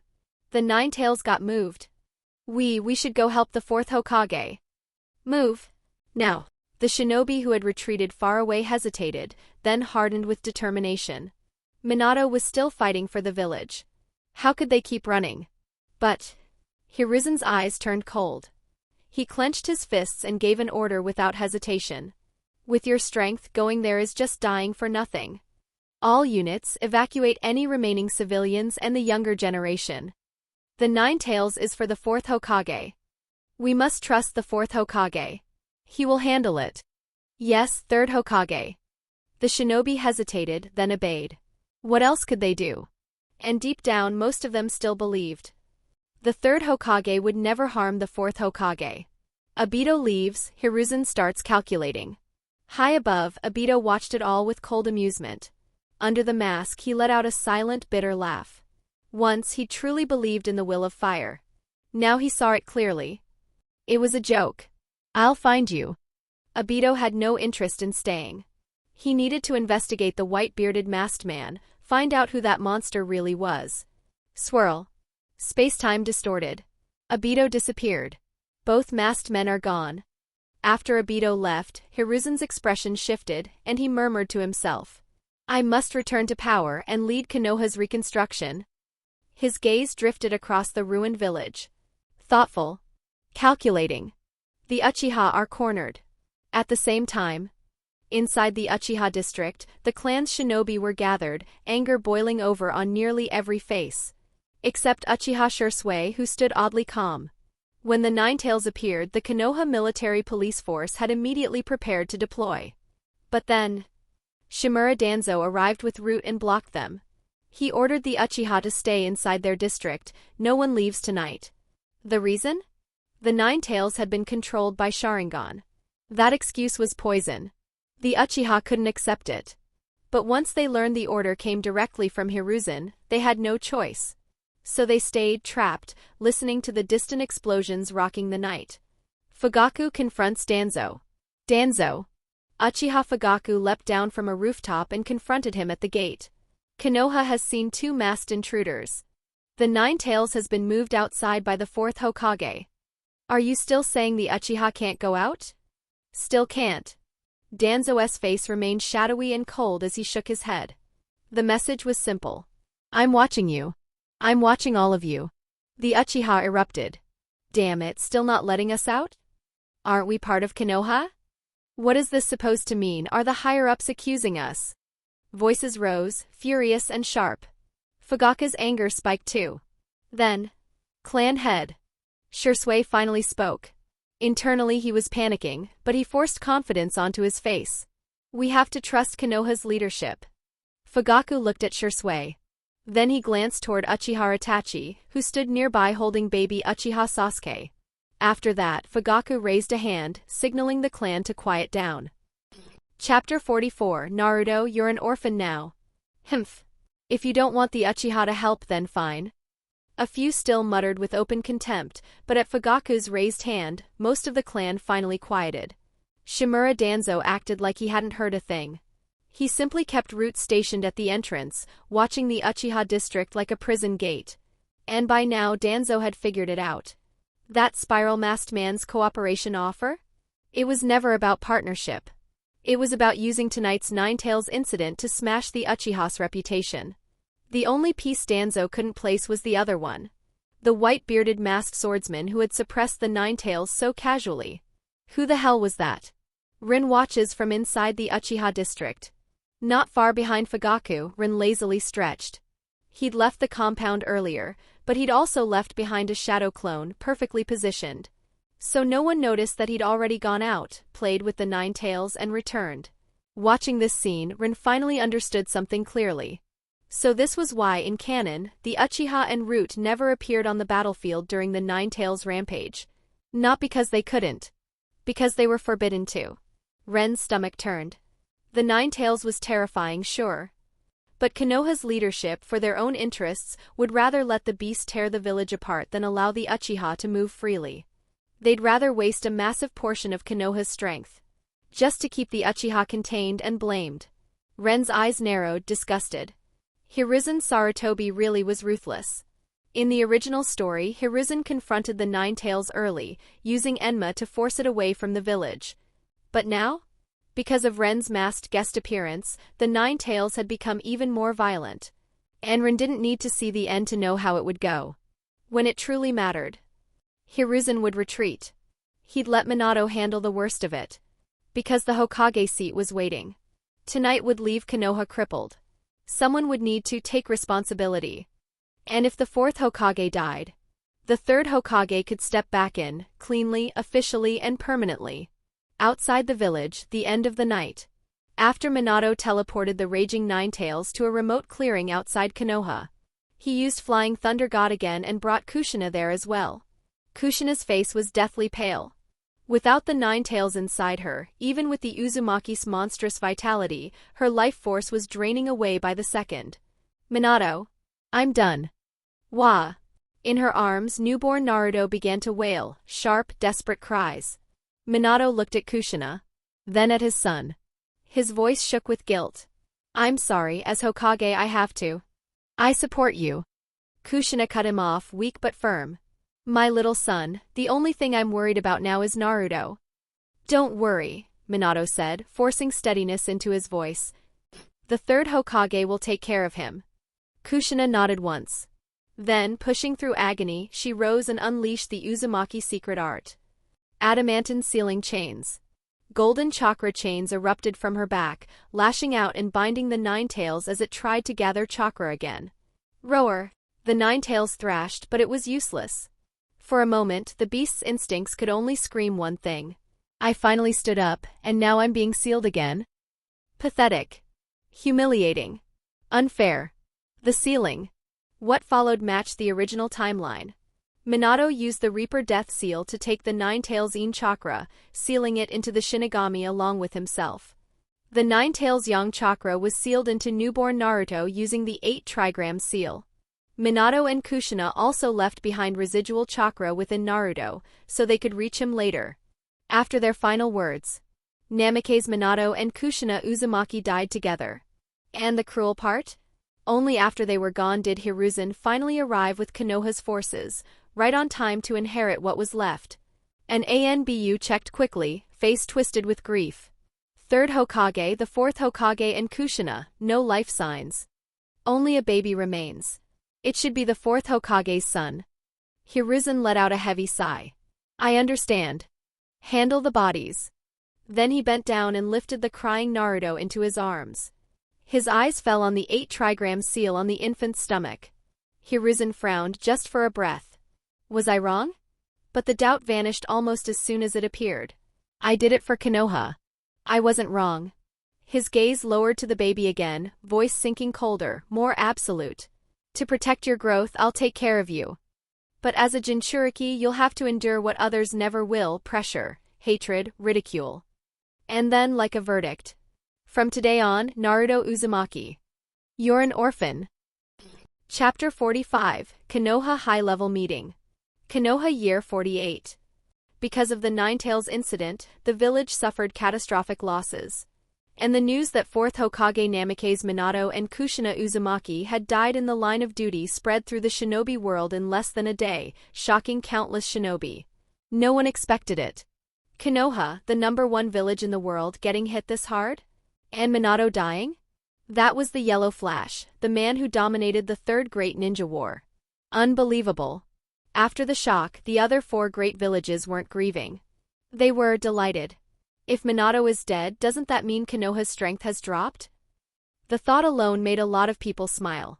Just like that, the shinobi world, barely calm after the war, grew tense again. Konoha aftermath. Inside Konoha, the aftermath was brutal. Collapsed walls. Broken streets. Charred ruins. When civilians finally crawled out of shelters and saw half the village destroyed, grief and rage surged through the crowd. Especially after they learned Minato and Kushina were dead. Hatred immediately found a target. The Ninetales. People wanted blood. Konoha's post-war momentum had been shattered in one night, and its overall strength had dropped drastically. If Hiruzen Sarutobi hadn't been around to stabilize the situation, the other great villages, Hidden Mist, Hidden Stone, Hidden Cloud, Hidden Sand, might have pounced right away. Even so, with the entire world watching like hawks, Konoha's good days were clearly over.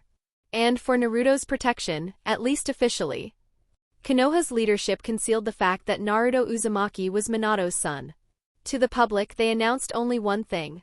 Naruto was the new Ninetales Jinchuriki. Meaning, the demon fox everyone hates is inside that child. The meeting. Top floor of the Hokage Tower, conference room. Present were Hiruzen Sarutobi, Shimura Danzo, Koharu Udatane, Hamura Mitokado, Uchiha Fugaku, the heads of the Ino Shika Cho clans, Hyuga Hayashi and others. Koharu's face was tight with anger. This disaster cost us heavily. The fourth Hokage and Kushina, plus many Jonin, Chunin and civilians, died in the Ninetales incident. The fire daimyo demands a reasonable explanation. Hamura slammed the table with a cold snort. If not for that spiral-masked man, the fourth Hokage might not have died. In his mind, that masked intruder was the root of everything. But what Hamura didn't say, what he didn't want to say, was the truth.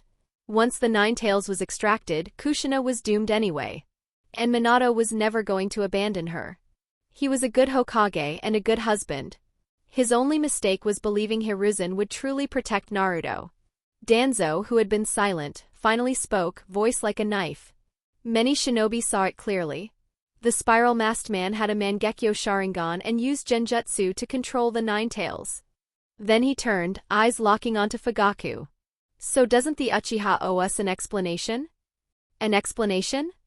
Fugaku's brow twitched. The Uchiha clan has no such person. Danzo pressed harder. Is that so? Who's to say the Uchiha don't have hidden methods? Fugaku's chair scraped back as he stood hard. Shimura Danzo. He slapped the desk. If you're accusing the Uchiha, then bring evidence. Otherwise. Enough. Hiruzen calmly set his pipe down and cut him off. This incident does not prove the Uchiha guilty. But the Uchiha are the largest suspect, so you don't need to be so emotional. Fugaku's face darkened with humiliation as he sat back down. He knew the truth. During the disaster, Root had kept the Uchiha pinned in their compound. They hadn't even been allowed to fight.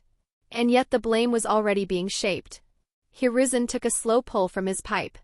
There were two masked individuals that night, one spiral-masked and one with a white-bearded mask. Neither is harmless.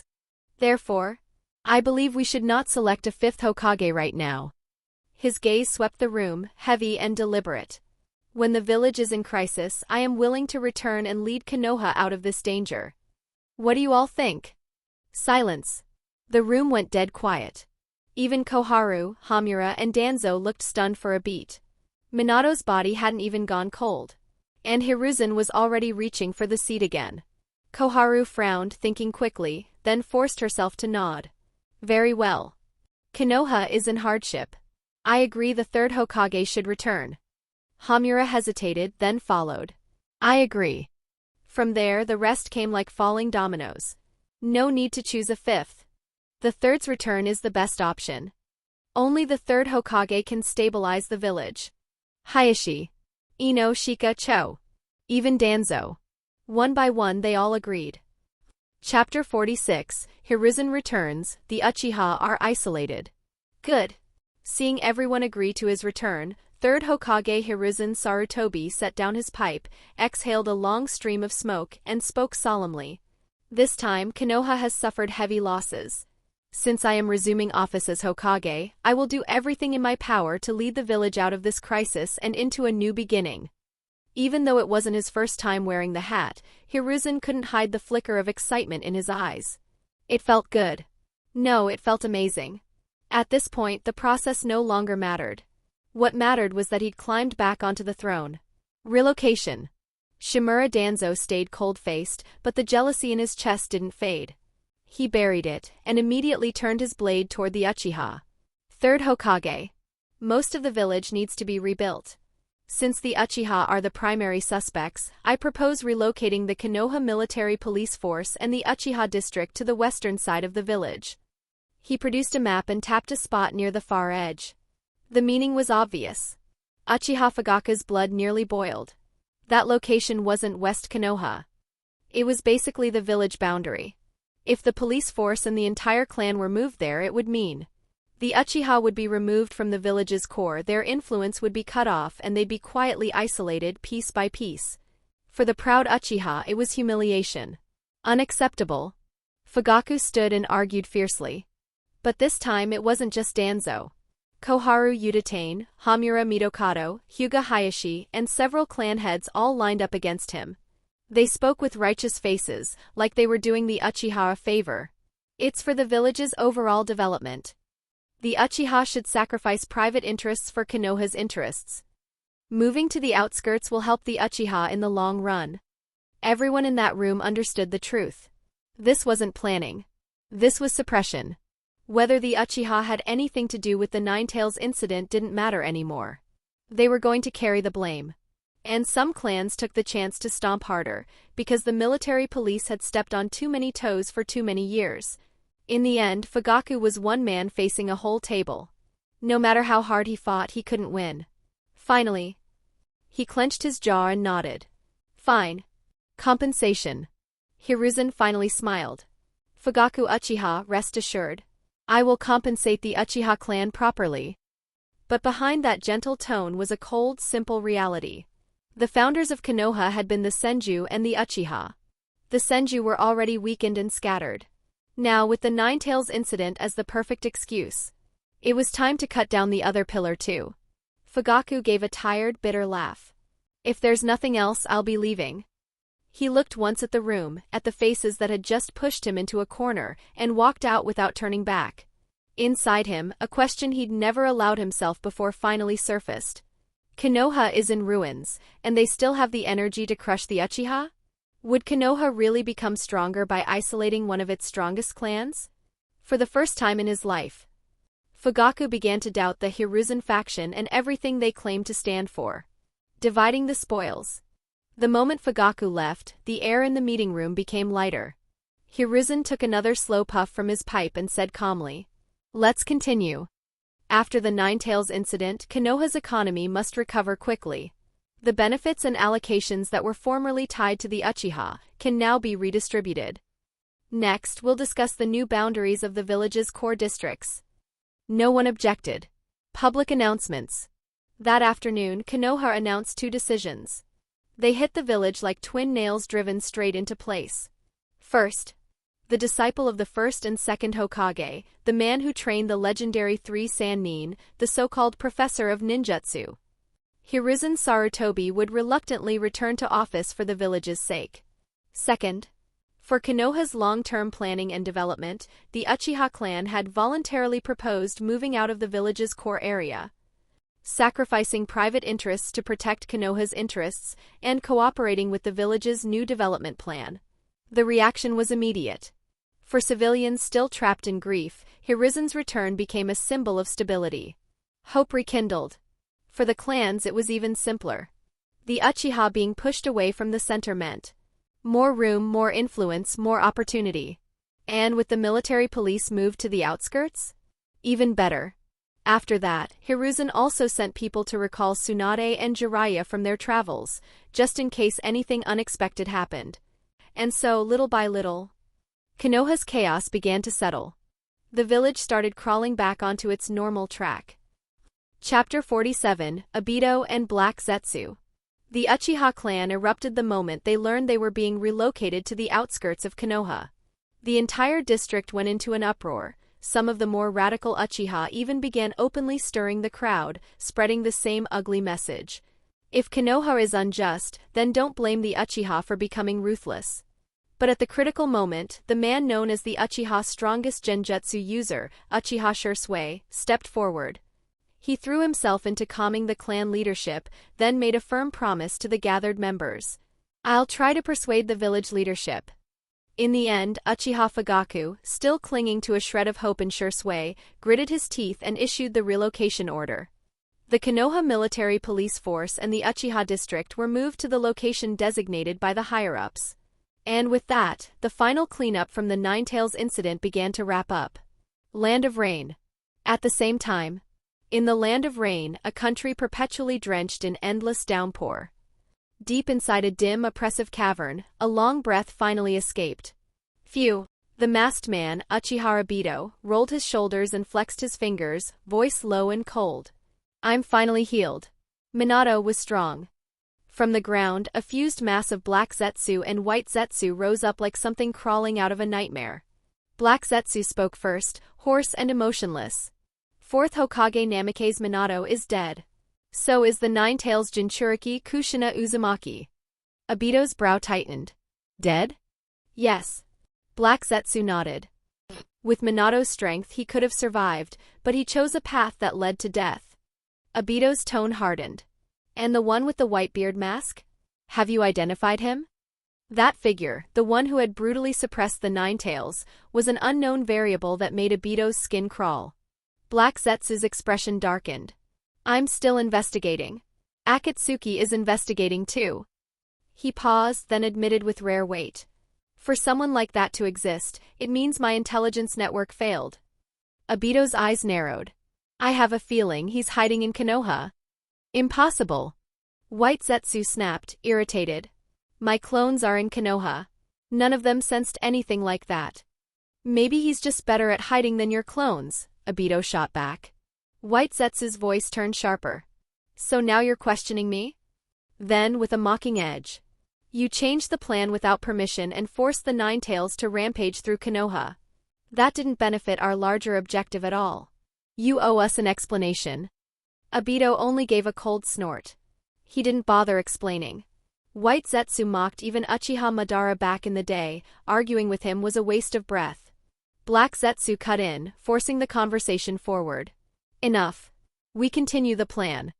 He looked into the darkness, voice steady. After this, Konoha is severely weakened. Our attention can shift more fully to Akatsuki. But in his eyes a rare flicker surfaced. Wariness. If the man in the Whitebeard mask truly came from the Otsutsuki, then Black Zetsu's plan to free Mother would face unpredictable interference. For now all he could do was move step by step. Obito spoke next, casual, almost amused. You head to Akatsuki first. I'm going to the hidden mist to have some fun. A spiral distortion twisted space. Whoosh, and Obito vanished. Black Zetsu clicked his tongue. Fine. We'll go to Akatsuki. He and White Zetsu sank back into the ground and disappeared. Amigakure, the tower. In Amigakure, Hidden Rain Village, atop a tall tower in the village's central district, a man wearing a black cloak patterned with red clouds spoke in a calm, distant voice. How's recruitment? His face was cold and puppet-like, and black chakra receivers pierced the bridge of his nose. This was Tendo Pain. A woman with pale blue-purple hair and amber eyes answered without hesitation. It's going fine. Everything is proceeding according to plan. They were the leaders of Akatsuki. Behind Pain stood Nagato, controlling the paths from the shadows, and beside him Konan. Tendo Pain's body is one of the paths, made from Yahiko's corpse. Konan's voice remained flat. Also, Konoha suffered the Ninetales incident. The fourth Hokage and Kushina are dead. Konoha. Tendo Pain's tone held faint contempt. Has Orochimaru reacted? He has, Konan replied. He's agreed to join Akatsuki. Soon he'll defect from Konoha. He'll lie low with the Fuma clan for a while, then he'll join us. Good. Pain nodded once. But Konan's eyes dimmed. Pain crossed her face like a shadow. Nagato, are we really doing this? Reforming Akatsuki, changing our plan, collecting tailed beasts. Tendo Pain hesitated only for a beat, then his voice became absolute. Yes. Yahiko's death proved it. Trying to build peace through dialogue, through understanding, doesn't work. Only by making the shinobi world feel pain can peace be born from the cycle of suffering. Conan's lips trembled slightly. All right. Her eyes narrowed, a bitter, wounded smile flickering for just an instant. She had no other road left. All she could do was follow Nagato. All the way to the end. Chapter 48, Hiruzen, Shisui, and Danzo. Half a month passed in the blink of an eye. To the outside world, everything seemed calm, almost as if the Ninetales incident had never happened. And inside Konoha, after 3rd Hokage Hiruzen Sarutobi returned to office and the Uchiha were pushed out of the village's core, life returned to normal. Reconstruction began. Order was restored. The village moved forward, steadily, quietly. Hokage Tower, Hokage Office. After dismissing the ANBU hidden in the shadows, only Hiruzen and Uchiha Shisui remained. Hiruzen drew on his pipe and asked evenly, "How are things? Has the Uchiha clan made any extreme moves?" "No," Shisui answered at once. Being summoned privately by the Hokage had him visibly energized, serious, respectful. Some within the clan are dissatisfied with the village leadership, but clan head Fugaku has kept them under control. Good. Hiruzen nodded, satisfied. Don't worry. The leadership placing restrictions on the Uchiha is also for the Uchiha's own good. Endure for now, peace comes from restraint. I understand. Shisui's expression stayed solemn. Only when the Uchiha abandon narrow clan-first thinking can they truly understand the greatness of the will of fire. Hiruzen chuckled softly. It's fortunate the Uchiha have someone as clear-headed as you. Otherwise. He exhaled a pleased breath of smoke, smiling like an indulgent old man through the haze. Then his tone shifted. Right, what about Uchiha Ren? Any reaction from him? None. Shisui shrugged. Ren may be an elite jonin focused on taijutsu, but he's always kept his head down. He doesn't involve himself in clan politics. I see. Hiruzen waved it off. Then ignore him. Without serious chakra control or ninjutsu development, his ceiling is limited. Yes. Shisui agreed, not thinking too deeply about it. Then he added, also. Fugaku's eldest son, Uchiha Itachi, seems very interested in the will of fire. Itachi? Hiruzen's eyes sparked with curiosity. In a few days, Shisui said carefully, I'll bring him to you privately. Please teach him properly. No problem. Hiruzen smiled, clearly pleased. He tapped ash from his pipe, then spoke with deliberate weight. If the Uchiha show signs of going off course, I authorize you to use Kodo Amatsukami. Control Fugaku if you must. Shisui hesitated, just for a heartbeat, then his eyes hardened with resolve. I understand what to do. He knew exactly what that meant. If the Uchiha ever moved toward rebellion, he would be expected to use Kodo Amatsukami on his own clan head to stop it. After a short pause, Shisui took a breath and bowed. If there's nothing else, I'll take my leave. The village is rebuilding, I want to do my part. Go. Hiruzen waved him off. Whoosh. Shisui vanished. The hidden listener. The moment Shisui left, a slow clap echoed in the room. Clap, clap, clap.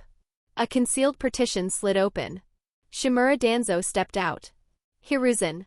Danzo said with a crooked grin. You really are ruthless. Old age hasn't dulled you, if anything it's sharpened you. He walked forward, eyes glinting. The Uchiha get isolated and they can't even squeak. What a waste of those Sharingan.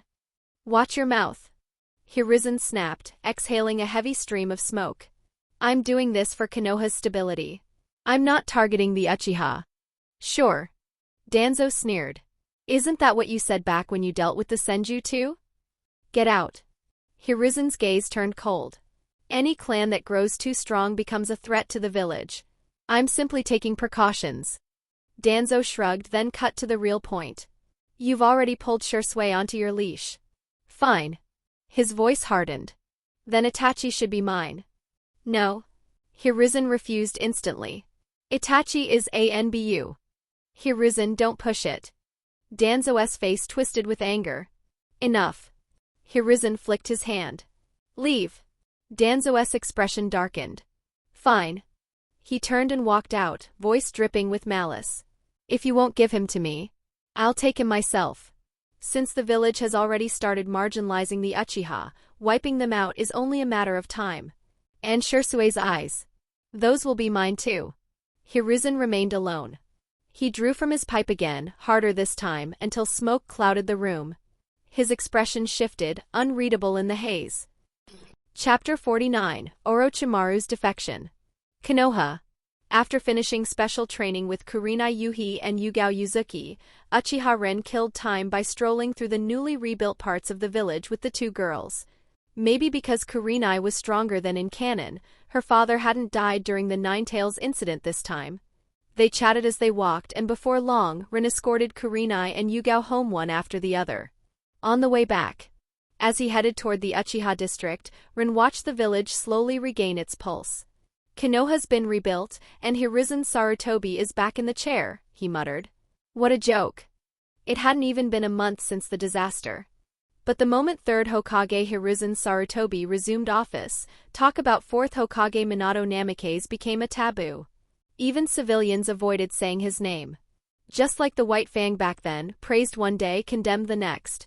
People leave and the tea goes cold, Ren sighed. The longer he lived in Konoha, the clearer the rot became. The Hokage faction wore the will of fire like a banner, but what they practiced felt colder, more like calculation than conviction. A normal Kage would think, we have someone strong, good. The village is safer.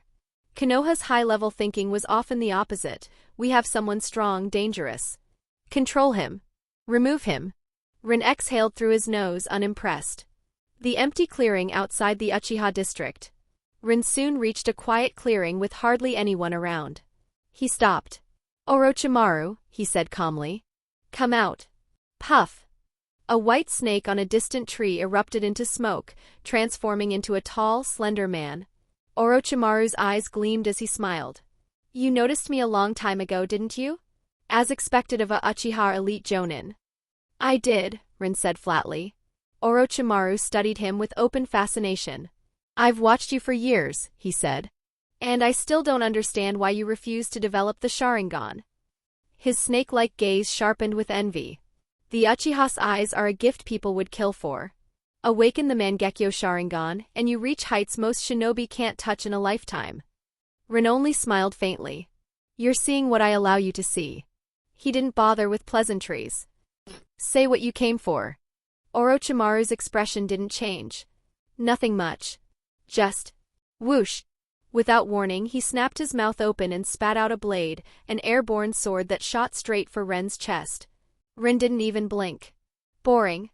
His observation haki had already read it. He clenched his fist and punched forward. Boom! The air cracked like glass. The flying sword detonated midair, shattered into fragments. Orochimaru's smile widened. What a perfect body. Ren's voice went cold. Orochimaru, are you trying to die? He leaned in slightly, the threat in his tone unmistakable. Don't get ideas about my body. If you do, you'll die ugly. Orochimaru laughed, low and eerie. Don't misunderstand. I'm here to invite you. He spread his arms as if it were obvious. Leave Konoha with me. Ren stared at him for a second, genuinely thrown off. Are you out of your mind? They barely had any history. They'd hardly spoken before. And now Orochimaru was asking him to defect like they were old comrades. And worse, Ren couldn't stop the chill crawling down his spine at what Orochimaru eventually became. No thanks. Orochimaru's excitement flared instead of cooling. Your taijutsu is absurd, he said, voice rising with fervor. If you come with me, I'll research your Sharingan properly. I'll implant Hashirama cells into you. I'll even help you awaken the Mangekyo Sharingan. His eyes shone like a fanatic describing salvation. Your power will undergo a complete transformation. Then he added as if sealing the deal. Besides, the Uchiha are being suppressed now. Stay and you'll end up on the village leadership's blacklist sooner or later. His smile sharpened. And you may not know this, Danzo is obsessed with Uchiha eyes. So really, this village isn't worth staying in. Ren listened, then chuckled. Sorry, he said lightly. Not interested. And I'm not leaving Konoha right now. Orochimaru froze. For a second, it was like he forgot how to breathe. Ren turned away. I'm going back to the Uchiha district. Orochimaru hesitated, then sighed. Your perspective is too small, he said quietly. Don't regret it. Ren didn't look back. I won't. And he walked off. If he didn't have the system, maybe he would have considered working with Orochimaru. In the entire shinobi world, Orochimaru was one of the few whose thinking sometimes resembled a modern mind. But Ren did have the system. He didn't need to gamble on a snake. Behind him, Orochimaru watched with genuine regret in his eyes. Fine, he murmured. Suit yourself. A few days later, Konoha was hit by another shock. One of the 3 Sannin, Orochimaru, was exposed for conducting human experiments. He defected.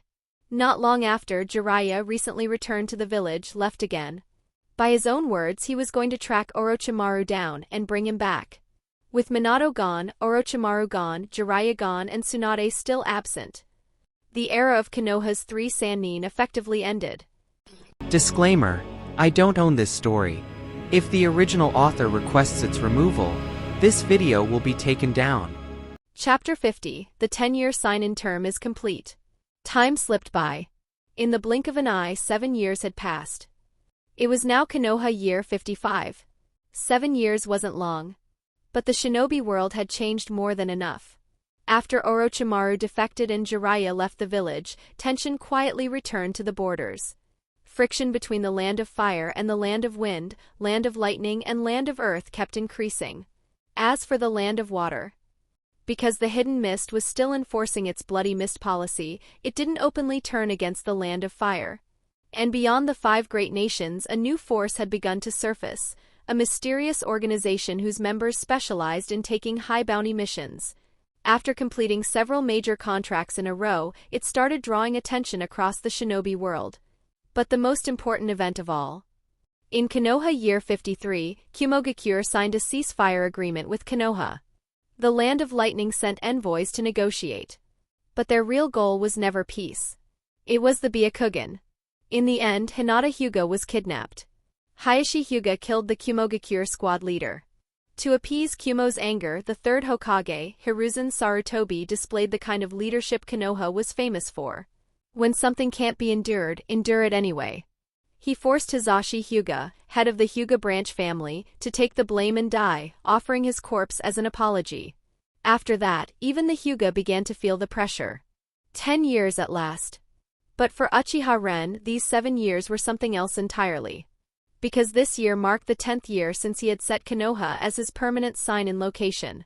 Next year, he would finally be able to change it. No longer trapped in one tiny corner of the world. Back when he first set the permanent location, the system had made it crystal clear. Once chosen, it could only be changed after 10 years. And now the term was complete. The dragon had endured long enough. The Uchiha's decline. Konoha. The Uchiha district. Compared to 7 years ago, the clan looked visibly weaker. After the military police force was pushed to the village's outskirts, their role degraded into something closer to village enforcers. They were disliked by other factions, and resented by many civilians. With ANBU and Root colluding in the shadows, tightening surveillance, tightening restrictions, the conflict between Konoha and the Uchiha grew more explosive by the year. On the surface, everything looked calm. Underneath, it was already storm season. Ren, meanwhile, kept doing what he always did. Sign in. Train. Grow stronger. Most days he either trained Kurenai Yuhi and Yugao Yuzuki, or wandered off to quiet corners to scratch the local cats like nothing in the world mattered. 7 years did change one thing. Ren had grown to 193 centimeters, broad-shouldered and sharp-featured, with an oppressive presence that didn't need words. The final 0.01%. In a courtyard after finishing his daily training, Ren spoke calmly. System. Sign in Uchiha District. Ding. Sign-in successful. Congratulations, user. Obtained one-time Senzu Bean and 0.01% experience. Ding. Whitebeard Template is at 99.99%. With the additional 0.01%, it has reached 100%. Ding. Congratulations, user. You have fully fused the complete power of Peak Whitebeard. Ren's eyes snapped open. His breath came out long and heavy, half relief, half exhilaration. It had taken 7 years of grinding. And the closer he got to completion, the stingier the system became. In the end, it was handing him scraps, 0.01% at a time. But now? Now it was done. Whitebeard, 100%. And during those 7 years, it wasn't just Whitebeard. Ren had also collected a ridiculous number of techniques through sign-ins, so many that even Hiruzen, the so-called professor, might not be able to match his total count anymore. Mangekyo without the curse. At some point, Ren's 3-tomo Sharingan had evolved into the Mangekyo Sharingan. Not through trauma. Not through loss. Through a reward. During a special location sign-in, the system had given him a 3-tomo evolution card, a shortcut that bypassed the usual requirement of extreme emotional collapse and the special chakra born from it. Ren used it without hesitation. And just like that, he awakened the Mangekyo. The pattern was surprisingly plain. Not a fancy pinwheel. Not an intricate spiral. Just a clean, minimal design, 3-tomo, with the same stark simplicity as an ancient seal. But the abilities? They were anything but simple. Left eye, time acceleration, right eye, time reversal. When he first sensed what he'd awakened, Ren was genuinely stunned. Mangekyo abilities usually followed a kind of logic, reflecting the user's nature and specialty. Shisui excelled at Genjutsu, awakened Kodo Amatsukami. Itachi excelled at Genjutsu and Fire, awakened Tsukuyomi and Amaterasu. Sasuke excelled at shape transformation, awakened Kagutsuchi. So why did he get time itself? It didn't make sense. Until he tested it. And then he understood one thing very clearly. It was disgusting. It was terrifying. And it consumed an equally disgusting amount of energy. Even with a sage body, the backlash was heavy. The drain was obvious. The burden was real. But still, Ren could only think one thing. Worth it. Chapter 51, Eternal Mangekyo Sharingan. Thinking about it, Ren couldn't help frowning. The Mangekyo Sharingan's drain was terrifying, and that was with his sage body supporting him. Which meant he could only imagine what Uchiha Madara, Shisui, Itachi, and the others had endured every time they forced their Mangekyo open and paid the price. I have to evolve it into the Eternal Mangekyo Sharingan. His eyes hardened as he muttered to himself. Only the eternal form is the Mangekyo's true peak. Everyone knew it. To resist the Mangekyo's backlash, you needed either the Eternal Mangekyo Sharingan, or Hashirama's cells, or something equivalent. Ren had originally considered the second option, using first Hokage cells to blunt the Mangekyo's side effects. But after thinking it through, the Eternal Mangekyo was safer, more stable. And besides, with his Hashirama Senju Sage body, he had zero interest in grafting in Hashirama's cells on top of it. In the canon timeline, only 2 confirmed Eternal Mangekyo users existed. Madara, who evolved it by transplanting Izuna's Mangekyo sake, who evolved it by transplanting Itachi's Mangekyo. For Ren to obtain it normally, he'd need a blood relative Mangekyo pair to fuse. Which was basically impossible. He didn't have a brother.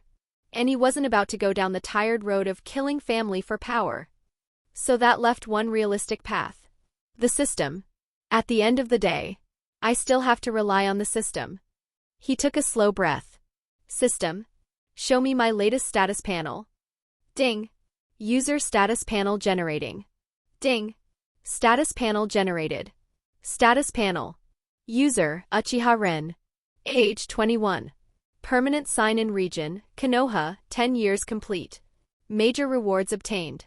Whitebeard Template, 100% 6 powers mastered, Fire Release, Great Fire Annihilation Multi-Shadow Clone Jutsu, Forbidden Jutsu, Observation Haki, Top Tier, Armament Haki, Top Tier, Conqueror's Haki, Top Tier, Hashirama Senju Sage Body, Fused, Supreme Grade Blade, one of the 12 Murakuma Jirei Gentle Fist, 8 trigrams Palm, Rotation Lightning Chakra Mode Chidori Raisin Ganmoon Breathing. Next sign-in location, Konoha Military Police Force refreshed. Sign-in time, 1 minute. Note, signing in at refreshed locations yields exceptional rewards. So many abilities, the system's using ellipses now. Ren let out a quiet, amused breath. After 10 years of sign-ins, even he couldn't fully quantify his strength anymore. He'd signed in everywhere in Konoha that mattered, everywhere except the Hokage's office. And his physical foundation? That wasn't even a debate. Peak Whitebeard plus Sage Body plus Lightning Chakra mode. Just imagining it was absurd. A standard Kage-level shinobi might not survive a single clean punch. Perfect. I'll go to the military police force. He moved immediately. The military police force, a hollow shell. The era had changed. After being forced to relocate to Konoha's outskirts, and after years of suppression by the village leadership and hostility from other clans, the Konoha military police force had withered into something pathetic. When Ren arrived, there wasn't even a guard at the entrance. Inside, only a few Uchiha remained, sparse, listless, barely pretending to work.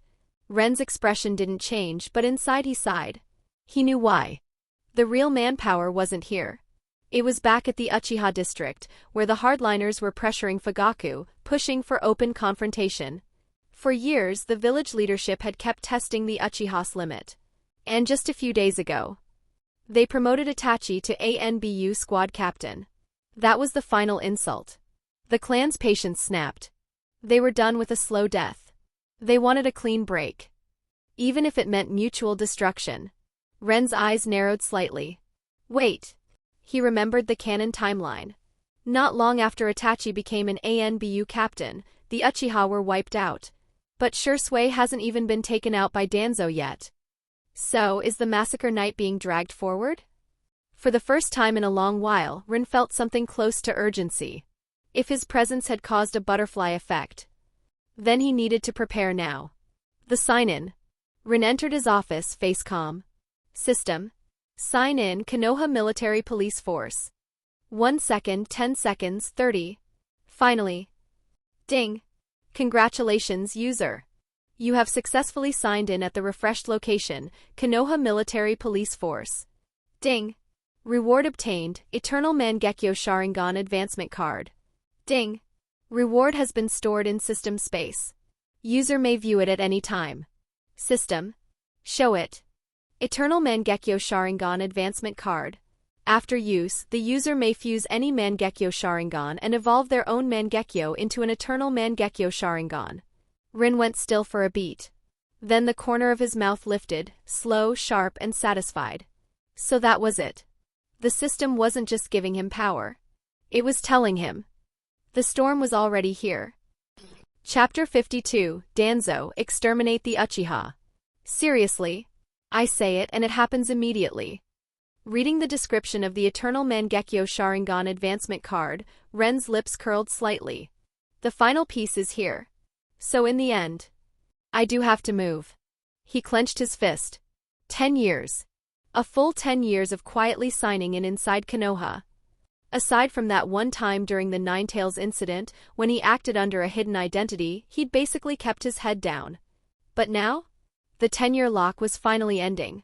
And the Uchiha were facing a crisis unlike anything before. Maybe it was time to actually play. As for the first target, naturally it was the Uchiha clan's #1 traitor, Uchiha Shisui. His eyes were Mangekyo Sharingan. Rather than letting Danzo take them, Ren might as well take them himself and use the card to evolve into an Eternal Mangekyo Sharingan. Wouldn't that be doing everyone a favor? Actually, Itachi's Mangekyo would work too. Ren murmured as if thinking aloud. You two idiots, scrubbed clean by that will of fire nonsense. I didn't bother dealing with you before. But if you insist on being the Elder's dogs, if you're going to raise your hand against the Uchiha, then you're disgusting. Fine. I'll teach you a lesson you'll never forget. Truthfully, Ren didn't feel much attachment to the Uchiha clan. But objectively, aside from a small group of extremists with screws loose, most of the clan wanted peace. They wanted to coexist with Konoha. It was Konoha's leadership that was truly revolting. Playing the saint while doing the dirtiest work in the shadows. The original meaning of the Will of Fire was supposed to be simple. The young are the future. The old should protect them, trust them, and pass the torch forward. Instead, under the third Hokage's political bloc, it had turned into burning the young to keep the elders warm. Whatever. Ren's gaze sharpened. First, back to the Uchiha district. The situation's already drifting from canon. Whoosh! In the next instant he vanished from his office. Konoha, Hokage Tower. Inside the Hokage's office. The third Hokage, Hiruzen Sarutobi, sat with his pipe, expression shifting as he took a deep drag. If he was being honest, he believed he'd handled things perfectly. After the Ninetales disaster, he'd stabilized Konoha. He'd suppressed the Uchiha. He'd won over Shisui and Itachi. Thinking of that, Hiruzen's lips curled into a faint, contemptuous smile. The Senju and the Uchiha. In the end, they were nothing special. The Uchiha were even worse, naive to the point of stupidity. To be blunt, if Shisui and Itachi hadn't been brought over, Hiruzen wouldn't have dared push the clan this far. 2 Mangekyo users, even without Itachi's Mangekyo awakened yet, were still enough to make anyone cautious. Even if Tobirama were revived, he wouldn't move recklessly against that kind of threat. But now? Shisui and Itachi stood with Konoha, which meant the Uchiha clan was no longer worth fearing. Use their spear to pierce their own shield. That was the cleanest strategy of all. Knock. The door sounded, and Shimura Danzo stepped in, his right arm wrapped in bandages, face cold as stone. Danzo, next time knock properly. Hiruzen glanced up, irritation showing. Danzo's eye narrowed, but he forced his temper down. Hiruzen, the Uchiha are going to revolt. He continued in a low, harsh voice. For half a year, their elite forces have been gathering inside the Uchiha district. If they erupt, the damage will be catastrophic. A revolt is impossible. Hiruzen exhaled a slow stream of smoke, calm to the point of arrogance. Shisui and Itachi are inside the clan. With them there, even if you gave the Uchiha 10 times their courage, they still wouldn't dare. He added confidently. If it comes to it, Shisui will use Kodo Amatsukami to stop Fugaku. No. Danzo's expression turned darker. For the village's future, the Uchiha clan has no reason to exist anymore. Hiruzen's eyes sharpened. You want to ignite civil war inside Konoha? The best approach is what we did before. Let them weaken slowly until they collapse, just like the Senju. Hiruzen. Danzo shook his head, voice cold and absolute. You're thinking too simply. The Uchiha are all madmen. If we don't strike first, the consequences will be unimaginable. Bang! Hiruzen slammed a hand down. No. Absolutely not. Everything is under my control. You have no right to act on your own. Danzo stared at him for a long moment, then laughed under his breath. Heh! He didn't argue further. He simply turned and walked out. Because in his mind this wasn't a debate. Hiruzen could scold him all he wanted. One day Danzo would sit in the Hokage's chair. But before that, the Uchiha had to be erased. The benefits were too great. And Hiruzen's anger? He could bear it. Maybe, deep down, Hiruzen even wanted the Uchiha gone. Back in the office, Hiruzen set his pipe down, eyes dim. He didn't plan to stop whatever Danzo was about to do. He would simply close one eye. Yet for some reason, a faint sense of unease crept into his chest. But as soon as he remembered Shisui and Itachi, his heart steadied again. With 2 Uchiha traitors in place, the clan's end was inevitable. Chapter 53, The Uchiha Extremists. In the land of rain, inside a gloomy, eerie cavern, stood more than a dozen stone platforms. And on many of those platforms were shadowy figures wearing black cloaks embroidered with red clouds. At the very center platform stood the leader of the Akatsuki, Devapath Pain. Yes, the Akatsuki were currently using the hologram technique, phantom projection, to hold their meetings remotely. All right. Everyone's here. After a long silence, Pain finally spoke, cold and indifferent. Recently, your mission completion speed has improved. But remember, maintain secrecy. Yeah. The newest member, Haiden, clicked his tongue and complained openly. If it wasn't for recruiting more believers for my god, I wouldn't even bother joining you people. Pain's expression didn't change. Buzz. In the next instant, the Rinnegan erupted with terrifying pressure and slammed down on Haiden like an invisible mountain. TCH? Even though Haiden was only attending as a projection, his real body far away still felt a suffocating terror, like he was about to be crushed alive. Pain's voice remained calm. I don't want to hear that again. From now on you'll be paired with Kakuzu. The pressure vanished as if it had never existed. Oh, okay. Haiden nodded awkwardly, instantly behaving. Those eyes are terrifying. On another platform, Orochimaru's eyes gleamed. He extended his tongue and licked his lips as he helpfully added, "You should be careful. Kakuzu has a habit of killing teammates for bounty money." Killing teammates? Hiruzen blinked, totally lost. "I only kill weak trash." Kakuzu glanced at him, face unreadable. "If you're strong and don't get in my way, I won't kill you." "Who the hell are you calling in the way?" Hiruzen instantly flared up again. That stone-faced bastard was asking for it. Pain cut across the brewing argument with a flat tone. "In a few days, another new member will join. We may hold another meeting soon."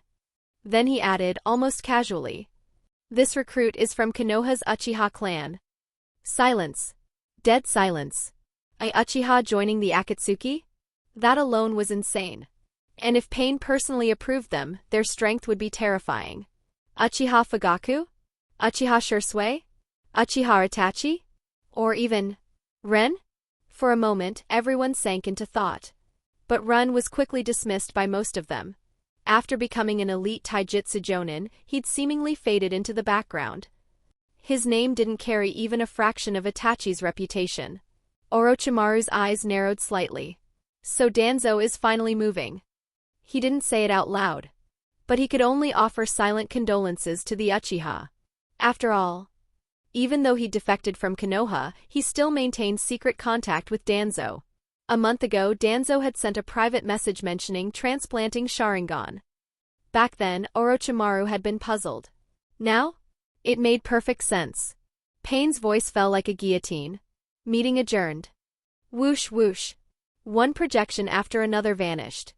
The cavern returned to silence. Konoha, Uchiha District. Inside a large conference hall at the heart of the Uchiha clan compound. Voices exploded like gunpowder. "Clan head, are we seriously not going to fight back? Konoha's leadership keeps testing our limits, shrinking our living space little by little. Are we supposed to just sit here and wait to be strangled? This is too much, way too much. Ever since the Ninetales incident, our lives have gotten worse by the day. Revolt. Only revolt can take back what we lost. Damn it, if Konoha won't accept us, then we don't need Konoha." The elite Uchiha in the room were burning with rage, humiliation, and desperation. Like they might flip the table and march out tonight. At the head of the hall, Uchiha Fugaku looked exhausted. Truthfully, he was angry. But unless it was absolutely unavoidable, he didn't want civil war. So he was waiting for Uchiha Shisui. Before this meeting had even begun, Fugaku had already sent Shisui to meet 3rd Hokage Hiruzen Sarutobi. If Konoha's leadership refused to give the Uchiha a real explanation, then Fugaku would be forced into extreme measures. "Father, let's wait." Uchiha Itachi scanned the room, his expression tight. Shisui will come back. But there was something Itachi didn't say out loud. Even if Shisui met the 3rd Hokage, he probably wouldn't get a reasonable explanation at all. And if Konoha was truly heading toward internal war, Shisui would absolutely choose an extreme solution to stop it. Itachi sighed inwardly. When the village and the clan couldn't coexist, he would choose the village. Not because he hated the Uchiha, but because he wanted to prevent Konoha from collapsing. And because he wanted to protect his little brother, Sasuke. However, neither Fugaku nor Itachi knew the truth. On the way to the Hokage Tower, Shisui had already been intercepted by Ren. Chapter 54. Fine. I'll admit it, I also have the Mangekyo Sharingan. Konoha upstream of the Naka River, deep in a forest no one ever visited. Who are you? Whoosh! A sharp gust tore through the treetops as Uchiha Shisui landed lightly on a branch, eyes locked on the figure ahead. A man wearing a white mustache mask. Shisui's heart sank. That mask. 7 years ago, during the Ninetales disaster, Shisui had caught a distant glimpse of a mysterious fighter who suppressed the Ninetales with terrifying ease. And now, on his way to the Hokage Tower to report that the Uchiha were on the verge of rebellion, Shisui had noticed a shadow slipping out of the Uchiha district. Instinct and suspicion had made him follow. He hadn't expected it to be that person. Only this time the man felt even more imposing than before. Taller, broader, the kind of presence that made the air itself feel heavier. "Shisui," the masked man said calmly, almost amused. "Do you really not recognize me?" Shisui's gaze sharpened. "Answer my question." Who are you? The man sighed, then reached up. Click. He removed the mask. And Shisui's world stalled. You? His pupils shrank. He stumbled back several steps like he'd just seen a ghost. Impossible. This can't be real. The face beneath the mask was unmistakable. Uchiha Ren. The taijutsu specialist everyone had long written off as an oddity, an elite jonin who supposedly didn't bother with serious ninjutsu training, who kept his head down and avoided clan politics. And yet, 7 years ago that same man had suppressed the Ninetales. Just thinking about it made Shisui's scalp prickle. Ren watched him quietly, then smiled. Now do you believe your eyes? Shisui forced his breathing steady, voice turning cold. You're lying. You don't even train ninjutsu seriously. How could you be the man from that night? And why bring me out here? What are you trying to do? His tone tightened with anger. In his mind, this had to be a provocation, some sick attempt to mess with him when the clan was already teetering on the edge. Ren didn't bother denying anything. You were on your way to see the third Hokage, weren't you? Shisui's expression flickered. Ren's eyes narrowed, voice turning sharp. The clan's finally reached its breaking point. You're going to report it, which means you're going to sell them out. What? Shisui's eyes flashed with panic, then he snapped back, righteous and fast. Clan head Fugaku told me to seek the Hokage's guidance.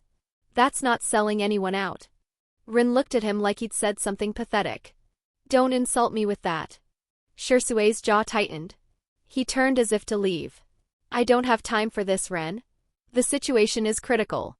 He needed to reach the Hokage Tower now. If things spiraled any further, he might be forced to use the clan's strongest genjutsu, Kodo Amatsukami, to stop Fugaku and prevent civil war. But Ren's voice stopped him like a blade across the road. One last question, Ren said, calm again. If you had to choose between the village and the clan, which would you choose? Shisui paused. Then he turned back, face solemn, almost proud. Isn't it obvious? He said. If Konoha and the Uchiha can't coexist, I choose Konoha. His voice gained conviction as he spoke, like a creed. Because I'm Uchiha Shisui of Konoha, not Shisui of the Uchiha. If the clan insists on rebellion, it has to be cut down quickly, before the whole village burns. Ren stared at him for a long moment. Then he exhaled, slow and disappointed. I don't understand you at all, Ren said. With that mindset, you should have changed your surname long ago, Sarutobi Shisui, or Shimura Shisui. His gaze turned cold. Wearing the Uchiha name while spitting on the Uchiha, that isn't loyalty. It's humiliation. Shisui's expression finally cracked. Anger surged through him. Ren. His voice dropped. I don't want to kill you. He took a step forward, chakra rising like heat off stone. Don't think our sparring match means anything. You think I used my full strength back then? His eyes sharpened into something dangerous. In front of the Mangekyo Sharingan, your taijutsu is a joke. Ren didn't flinch. Instead, he tossed the white mask aside like it no longer mattered. Oh, Ren said softly. And you think I showed you my real strength that night? He lifted his head, eyes steady, voice almost casual, like he was stating a fact the world would have to accept. Let me be clear. I also have the Mangekyo Sharingan. Chapter 55, Stubborn to the Core. The next moment. Without warning, a terrifying pulse of ocular pressure rolled out. Ren's once ordinary eyes turned blood red. 1 tomo. 2. 3. Then the 3 tomo linked together. And that was only the beginning. Whoosh! Ren curled his right hand slightly, and a miniaturized Murakumajiri appeared in his grip. Silence. Total, suffocating silence. Shisui, who had been about to leave, froze mid-step. His face went slack as shock flooded his eyes. He'd always thought Ren was a joke. A clown wearing a ridiculous mustache mask to scare him. But now, it felt like the real clown was him. 3 tomo Sharingan, no, this isn't right. This is. Shisui's throat went dry. Mangekyo Sharingan? And that weapon, that's the same one from 7 years ago, the one that mysterious man used to suppress the Ninetales. How is this possible? Why did Ren hide this so deeply? This is insane, this is. For a few seconds, Shisui genuinely felt like he was losing his mind. And worse. If Ren really was the masked man from the Ninetales disaster, then the implications were terrifying. Back then, that mysterious man clearly had the power to keep the Ninetales suppressed. Yet he had ultimately let it go, allowing it to rampage through Konoha. Countless civilians and shinobi died. Even the fourth Hokage and his wife were lost. Shisui shook his head hard, staring at Ren like he was seeing a stranger for the first time. For the first time in his life. The situation had slipped beyond Shisui's control. No, this can't be allowed. He swallowed, voice trembling. I have to report to the third Hokage. This changes everything. The Uchiha are hiding a monster. He took a step back, instinct screaming at him to get away. Then, maybe because he couldn't accept it. Maybe because he wanted to flee right now. A violent surge of chakra erupted from him. Shisui's black pupils turned crimson. 1 tomo. 2. 3. And then his eyes twisted into a pinwheel shape, for blade-like points forming a shuriken-like pattern. Mangekyo Sharingan. The moment Ren came clean, Shisui's emotions spiked hard enough to make his Mangekyo flare to life. Shisui's face contorted, Mangekyo locked on Ren as he hissed through clenched teeth. Ren, what are you trying to do? The Uchiha are about to rebel. Are you planning to join them? To help them commit treason? Ren nodded, calm and cold. I won't pretend I'm deeply attached to this clan. But I remember one thing clearly. My surname is Uchiha. Not Konoha. Good. Shisui's lips curled and he suddenly laughed, loud, sharp, unhinged. Ha ha ha ha. So that's what you are. A man with no will of fire, only narrow, selfish clan pride. He stared at Ren like he was looking at a disaster that needed to be erased. Your strength is real and you hid it for years. That alone proves you're ambitious. The next instant, Shisui forced even more power through his Mangekyo. A green skeletal ribcage erupted around him. It expanded, forming bones, then channels like tendons, then muscle-like chakra. Armor locked into place. A Tengu-style helmet. Wings unfurled behind it. In seconds, a towering green giant stood over Shisui. Susanoo. Ren looked up at the green Susanoo, expression unchanged. Susanoo again. He spoke like he was commenting on the weather. Shisui, do you really think I'm still afraid of that thing? Shisui's Mangekyo eyes were already webbed with blood vessels, tears of blood sliding down his cheeks. But he gritted his teeth and held the Susanoo steady, voice ice-cold. You hid for years. I'm going to defeat you, expose you, and let Konoha's leadership judge you. Submit. Come with me to the third Hokage. Kneel. Admit your sins. And I'll beg him to spare you. Ren's smile was thin. Hopeless. That's it then. He had once, just barely, hoped there was still something worth saving in Shisui. Now he understood. This man had been washed clean by Konoha's righteousness until nothing remained. Rin dismissed Murakamajiri. Then he slowly clenched his right fist. Black Armament Haki crawled over his knuckles. Over that came a layer of pale, shimmering force, like white light wrapped around iron. Then last, Ren's sage body chakra coiled over it all. Layer after layer, stacked like armor plates. A crushing pressure that made the air feel sharp. And Ren raised that fist. Straight toward Shisui's towering Susanoo. Chapter 56, One Punch Shatters Susanoo. So strong. The moment Shisui fully felt the sage body chakra surging from Ren, his last doubts vanished. Ren was absolutely one of the masked monsters from the Ninetales disaster 7 years ago. That realization made Shisui feel sick. He couldn't understand it. With power like this, why didn't Leon embrace the will of fire? If someone like him could be brought under Konoha's light, wouldn't everything be perfect? But ideals didn't matter anymore. Reality was brutal. Facing Ren's near-oppressive presence, Shisui clenched his teeth and forced more Mangekyo power out, pushing his Susanoo to the limit. He could feel it, his eyes were paying a brutal price.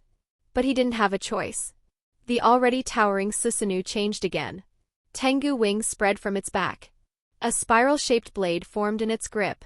Its posture shifted like a war god stepping onto the battlefield. Perfect Susanoo.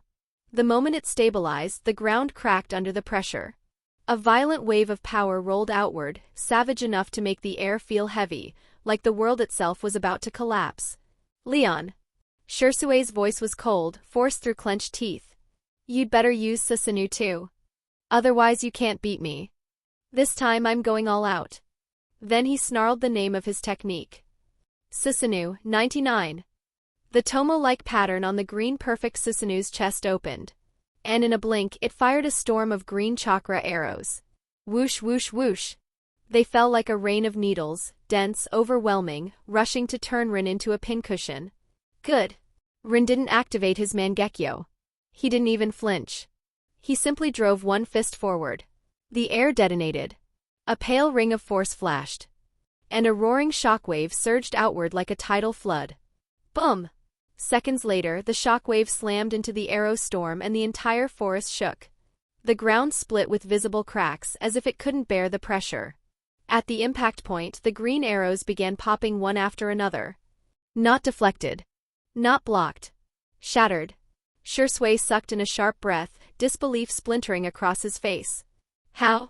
He knew exactly how strong Susanoo, 99 was. And Rin erased it with a single punch. Ren's eyes stayed calm. This is only the beginning. Whoosh! He vanished. Shisui's pupils contracted. Too fast.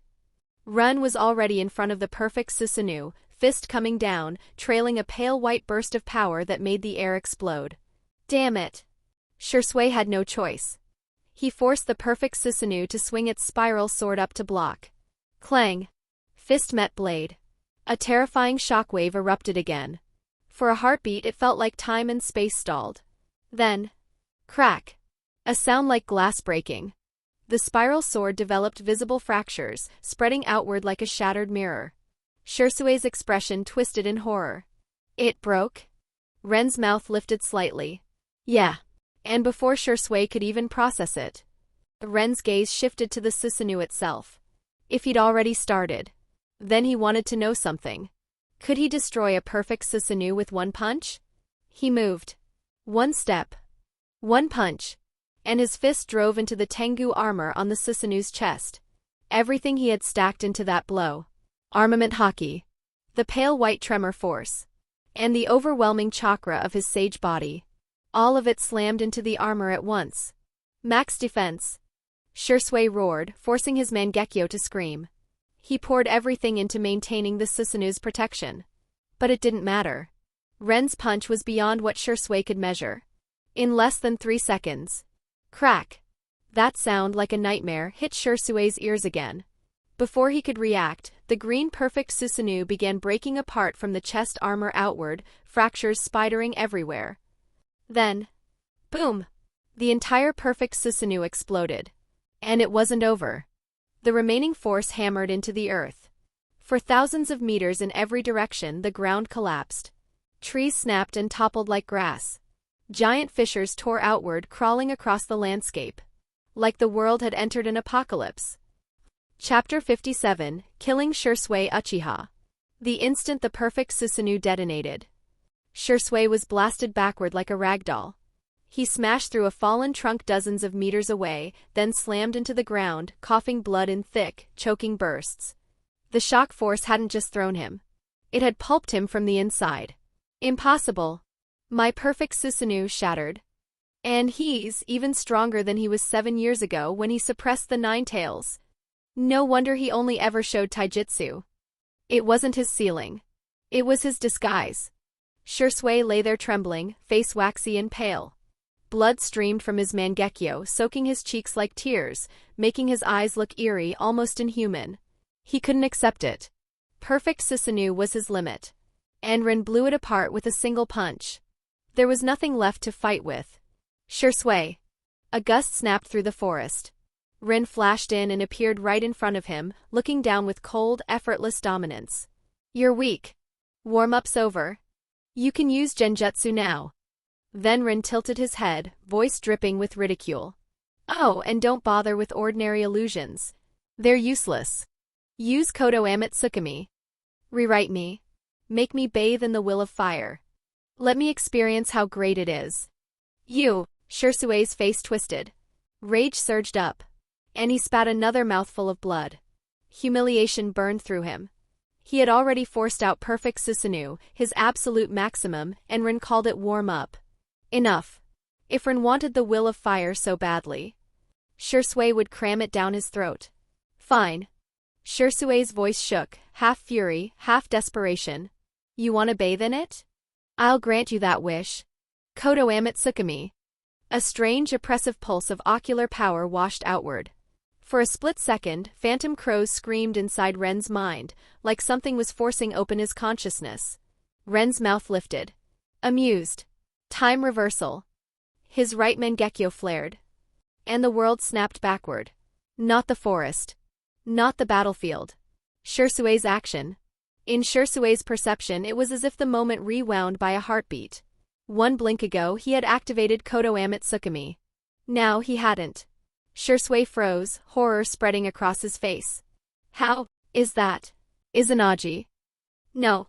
It didn't fit. Izanagi would burn an eye out. But Ren's Sharingan didn't go blind. Then Shisui's mind caught up and his breath hitched. Wait. Ren, your Mangekyo ability. Is it time? Ren rubbed his right eye. For the first time, discomfort flashed across his face. Yeah. He exhaled slowly, voice flat. And it comes with a nasty price.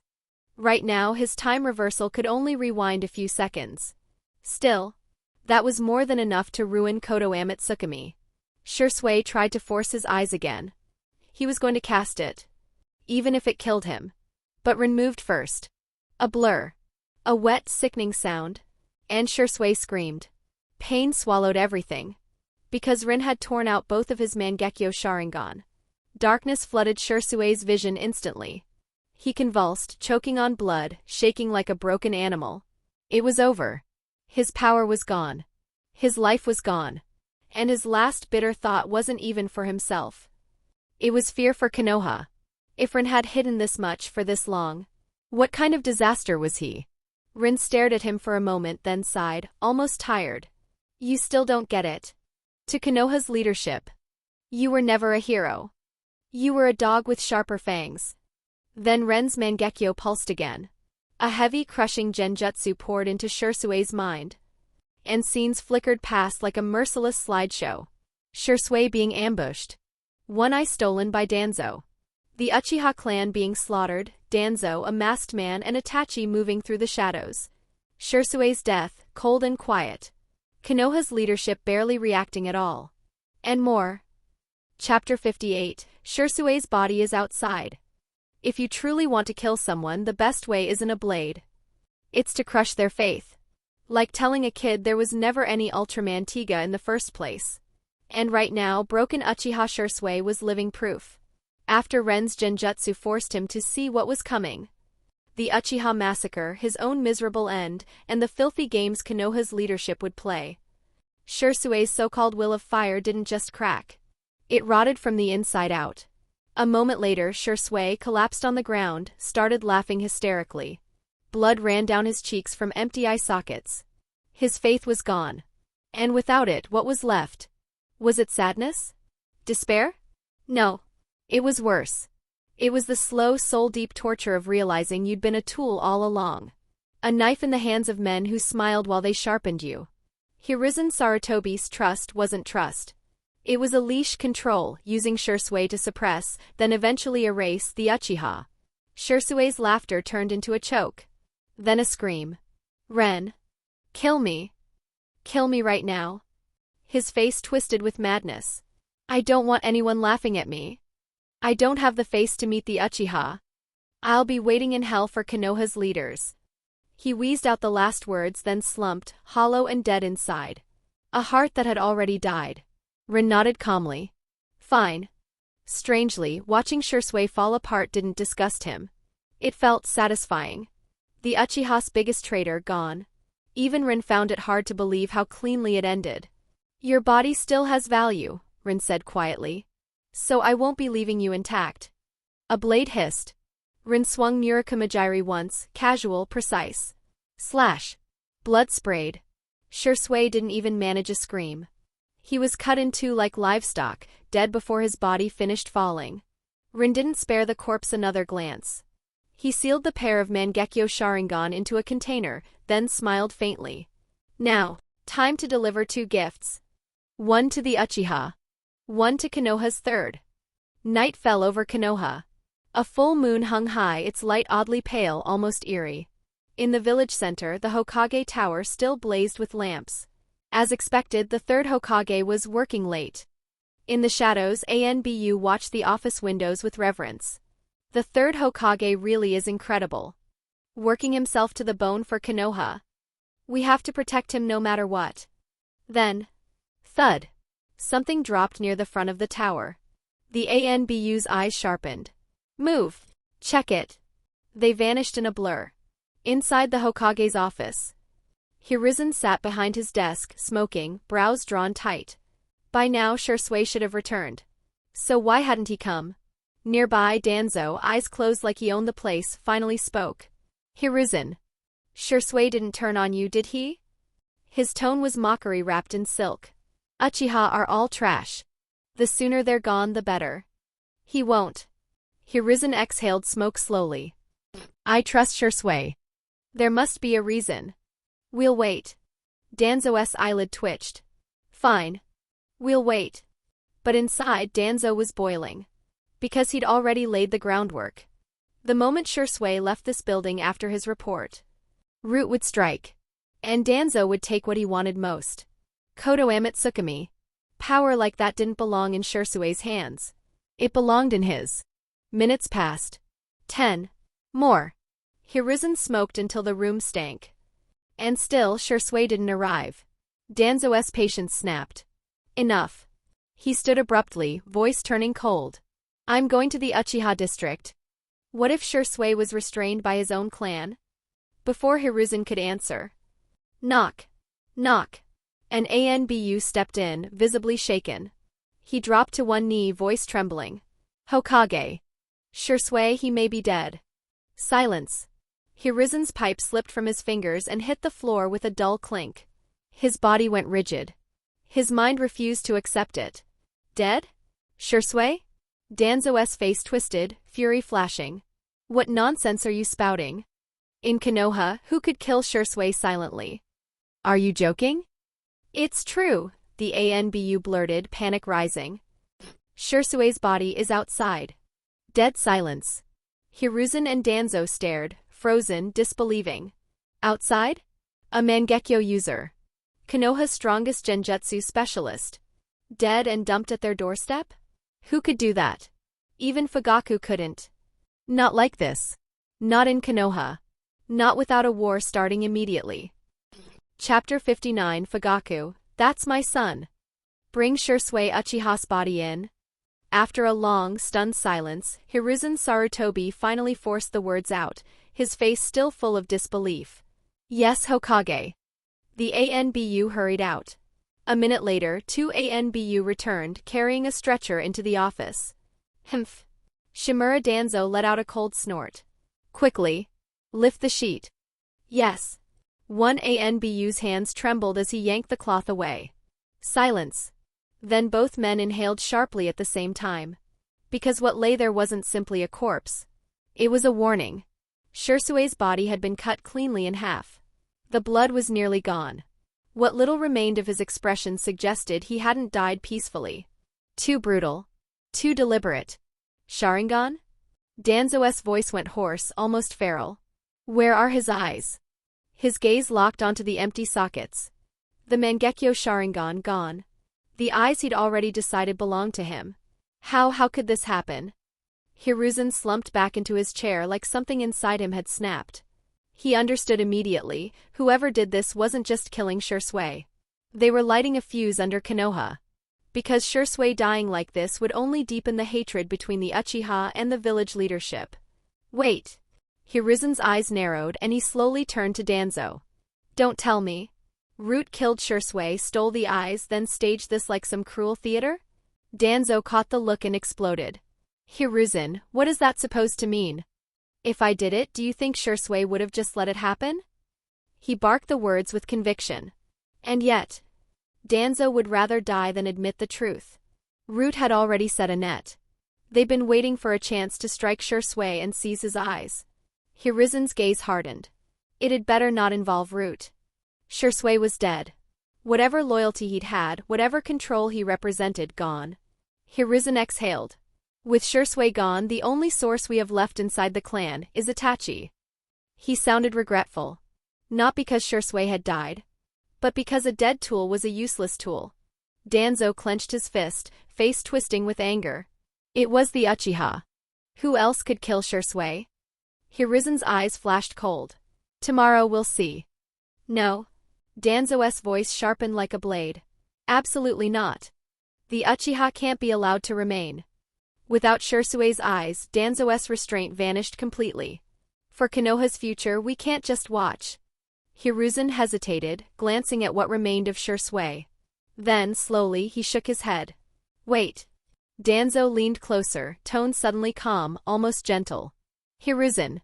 The Uchiha and the village can't coexist anymore. For the will of fire, for stability, something must be done. He turned to leave. I'm going. Danzo had just stepped through the doorway when Hiruzen spoke again, quiet, final. I'll have Itachi cooperate. He clasped his hands as if he'd just made peace with a sin. I believe Itachi, bathed in the will of fire, will choose correctly. Whatever you do next, I'll treat it as if I never saw it. Danzo paused. Then he walked on without looking back. Good. Meanwhile, Uchiha District. Inside the Uchiha clan's main meeting hall, the air had gone stale with waiting. Clan head Shisui isn't coming back, is he? It's been hours. If he doesn't return soon, I'm going to sleep. That guy didn't flip at the critical moment, did he? Frustration finally boiled over among the elites gathered there. Once they had admired Shisui. But after the Ninetales incident, he'd leaned more and more toward the village leadership. And the admiration had curdled into disgust. They kept quiet only because Shisui was the clan's strongest genjutsu user. Now? They didn't care anymore. He's a traitor. Fugaku's expression tightened, but he still spoke firmly. I believe Shisui. He carries the name Uchiha. When it matters, he will stand with the clan. The words had barely left his mouth when... Bang! Something slammed through the meeting hall doors. Before anyone could react, half a body skidded into view. Blood. Torn flesh. A severed torso. The room froze. What is that? Who would throw a body into their meeting? Was this a provocation? An insult? Then, Itachi's breath caught. His Sharingan tightened on instinct as recognition hit him like a spike through the skull. Shisui. Ah! Itachi screamed. His body convulsed with shock, grief, and a violent surge of emotion he couldn't control. His pupils turned red. 1 tomo. 2. 3. And then the tomo twisted, locking into a new shape. A Mangekyo Sharingan, triangular, pinwheel sharp. Itachi. Fugaku snapped, then paused, feeling the change. His face broke into laughter. That's my son. A Uchiha Jonin stepped forward, swallowed hard, and checked the remains more carefully. His face drained white. Clan head. This is Shisui. He was dismembered. And his eyes were taken. The hall went deathly silent. Moments ago, some had been burning with envy at Itachi awakening Mangekyo. Now that envy turned to ice. Shisui Uchiha. Dismembered. And his Mangekyo stolen. Impossible. And yet, as the remains were cleaned and laid on the table, no one could deny it. Chapter 60, Eternal Mangekyo Sharingan. Silence. Dead silence. Staring at the butchered remains of Uchiha Shisui, the elites in the meeting hall couldn't help shivering, cold seeping straight into their bones. To them, the message was obvious. Konoha's upper ranks had made their move. Even Shisui, someone who leaned toward the village, had been slaughtered like livestock. A public warning. A brutal show of force. A know your place written in blood. Gulp. After a long while, an elite Jonin swallowed hard and glanced at Fugaku. Clan head, maybe we shouldn't rebel. Not right now. Yeah. They're clearly prepared. If we move, we're walking into a trap. We can endure a little longer, prepare in secret, wait for the right moment. Shisui died too horribly. The higher-ups are vicious. Fear spread like sparks through dry grass. Even the hardliners, the ones who'd been shouting for action, hesitated. It wasn't that they'd suddenly become cowards. It was that the village leadership had stopped following any rules at all. They killed Shisui without warning and did it like this. Fugaku's face was ashen. His jaw clenched so hard it looked like it might crack. Those bastards. He swallowed the rage down, forced it into his chest and carved the debt into his memory. As for the coup, it had to be delayed again. One of their pillars was already gone.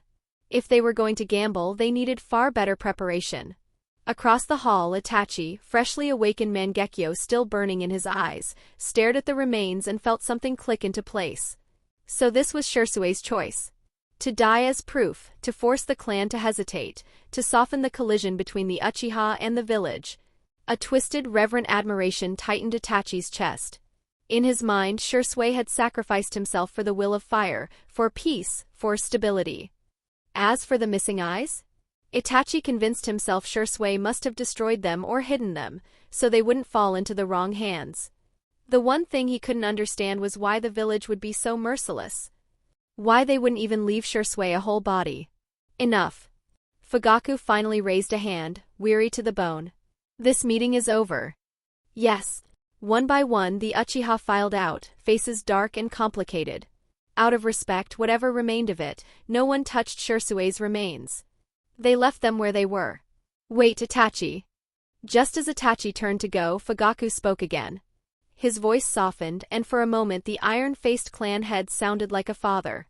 Tomorrow morning, walk Sasuke to the academy. Then pick him up in the evening. We'll eat together like a family. Okay. For once, Itachi's expression thawed into the faintest curve.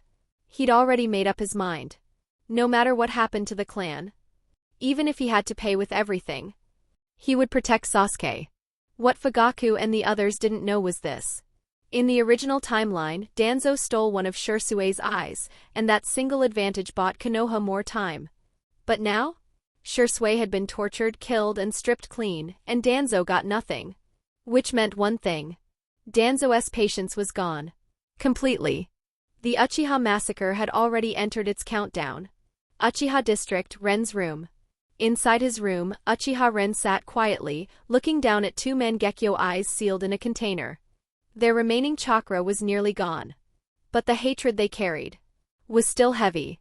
The curtain's about to rise. Ren's lips curled. Shisui, you died at the perfect time. Let your eyes give me the final step. He breathed in. System, use the Eternal Mangekyo Sharingan upgrade card. Ding. Activation successful. Before Ren could even blink, the two Mangekyo eyes lifted into the air, drawn by an unseen force, and slid into his sockets. Warmth flooded his vision, surging and swirling like liquid fire. That feels ridiculously good. 1 minute. 10. Half an hour. Then, after a full hour, Ren opened his eyes. His Eternal Mangekyo had formed. A clean, sharp pattern, his Mangekyo-esque design stabilized and deepened, layered with Shisui's shuriken-like geometry, unsettlingly elegant. Ren narrowed his gaze, testing his sight. Interesting. Shisui's genjutsu came with it too. He could feel it clearly. Two top-tier illusions now living inside his eyes. Kodo Amatsukami, a silent invasion of the mind, rewriting a target's will without them realizing it. Kodo Amatsukami, Radiance, Ren's evolved variant, a wide area burst that drags targets into a genjutsu domain and crushes their consciousness, not as needle-focused as Tsukuyomi, but broader and brutally final. Ren exhaled slowly. Now he wasn't just strong. Now he had control. And Konoha had no idea what was coming.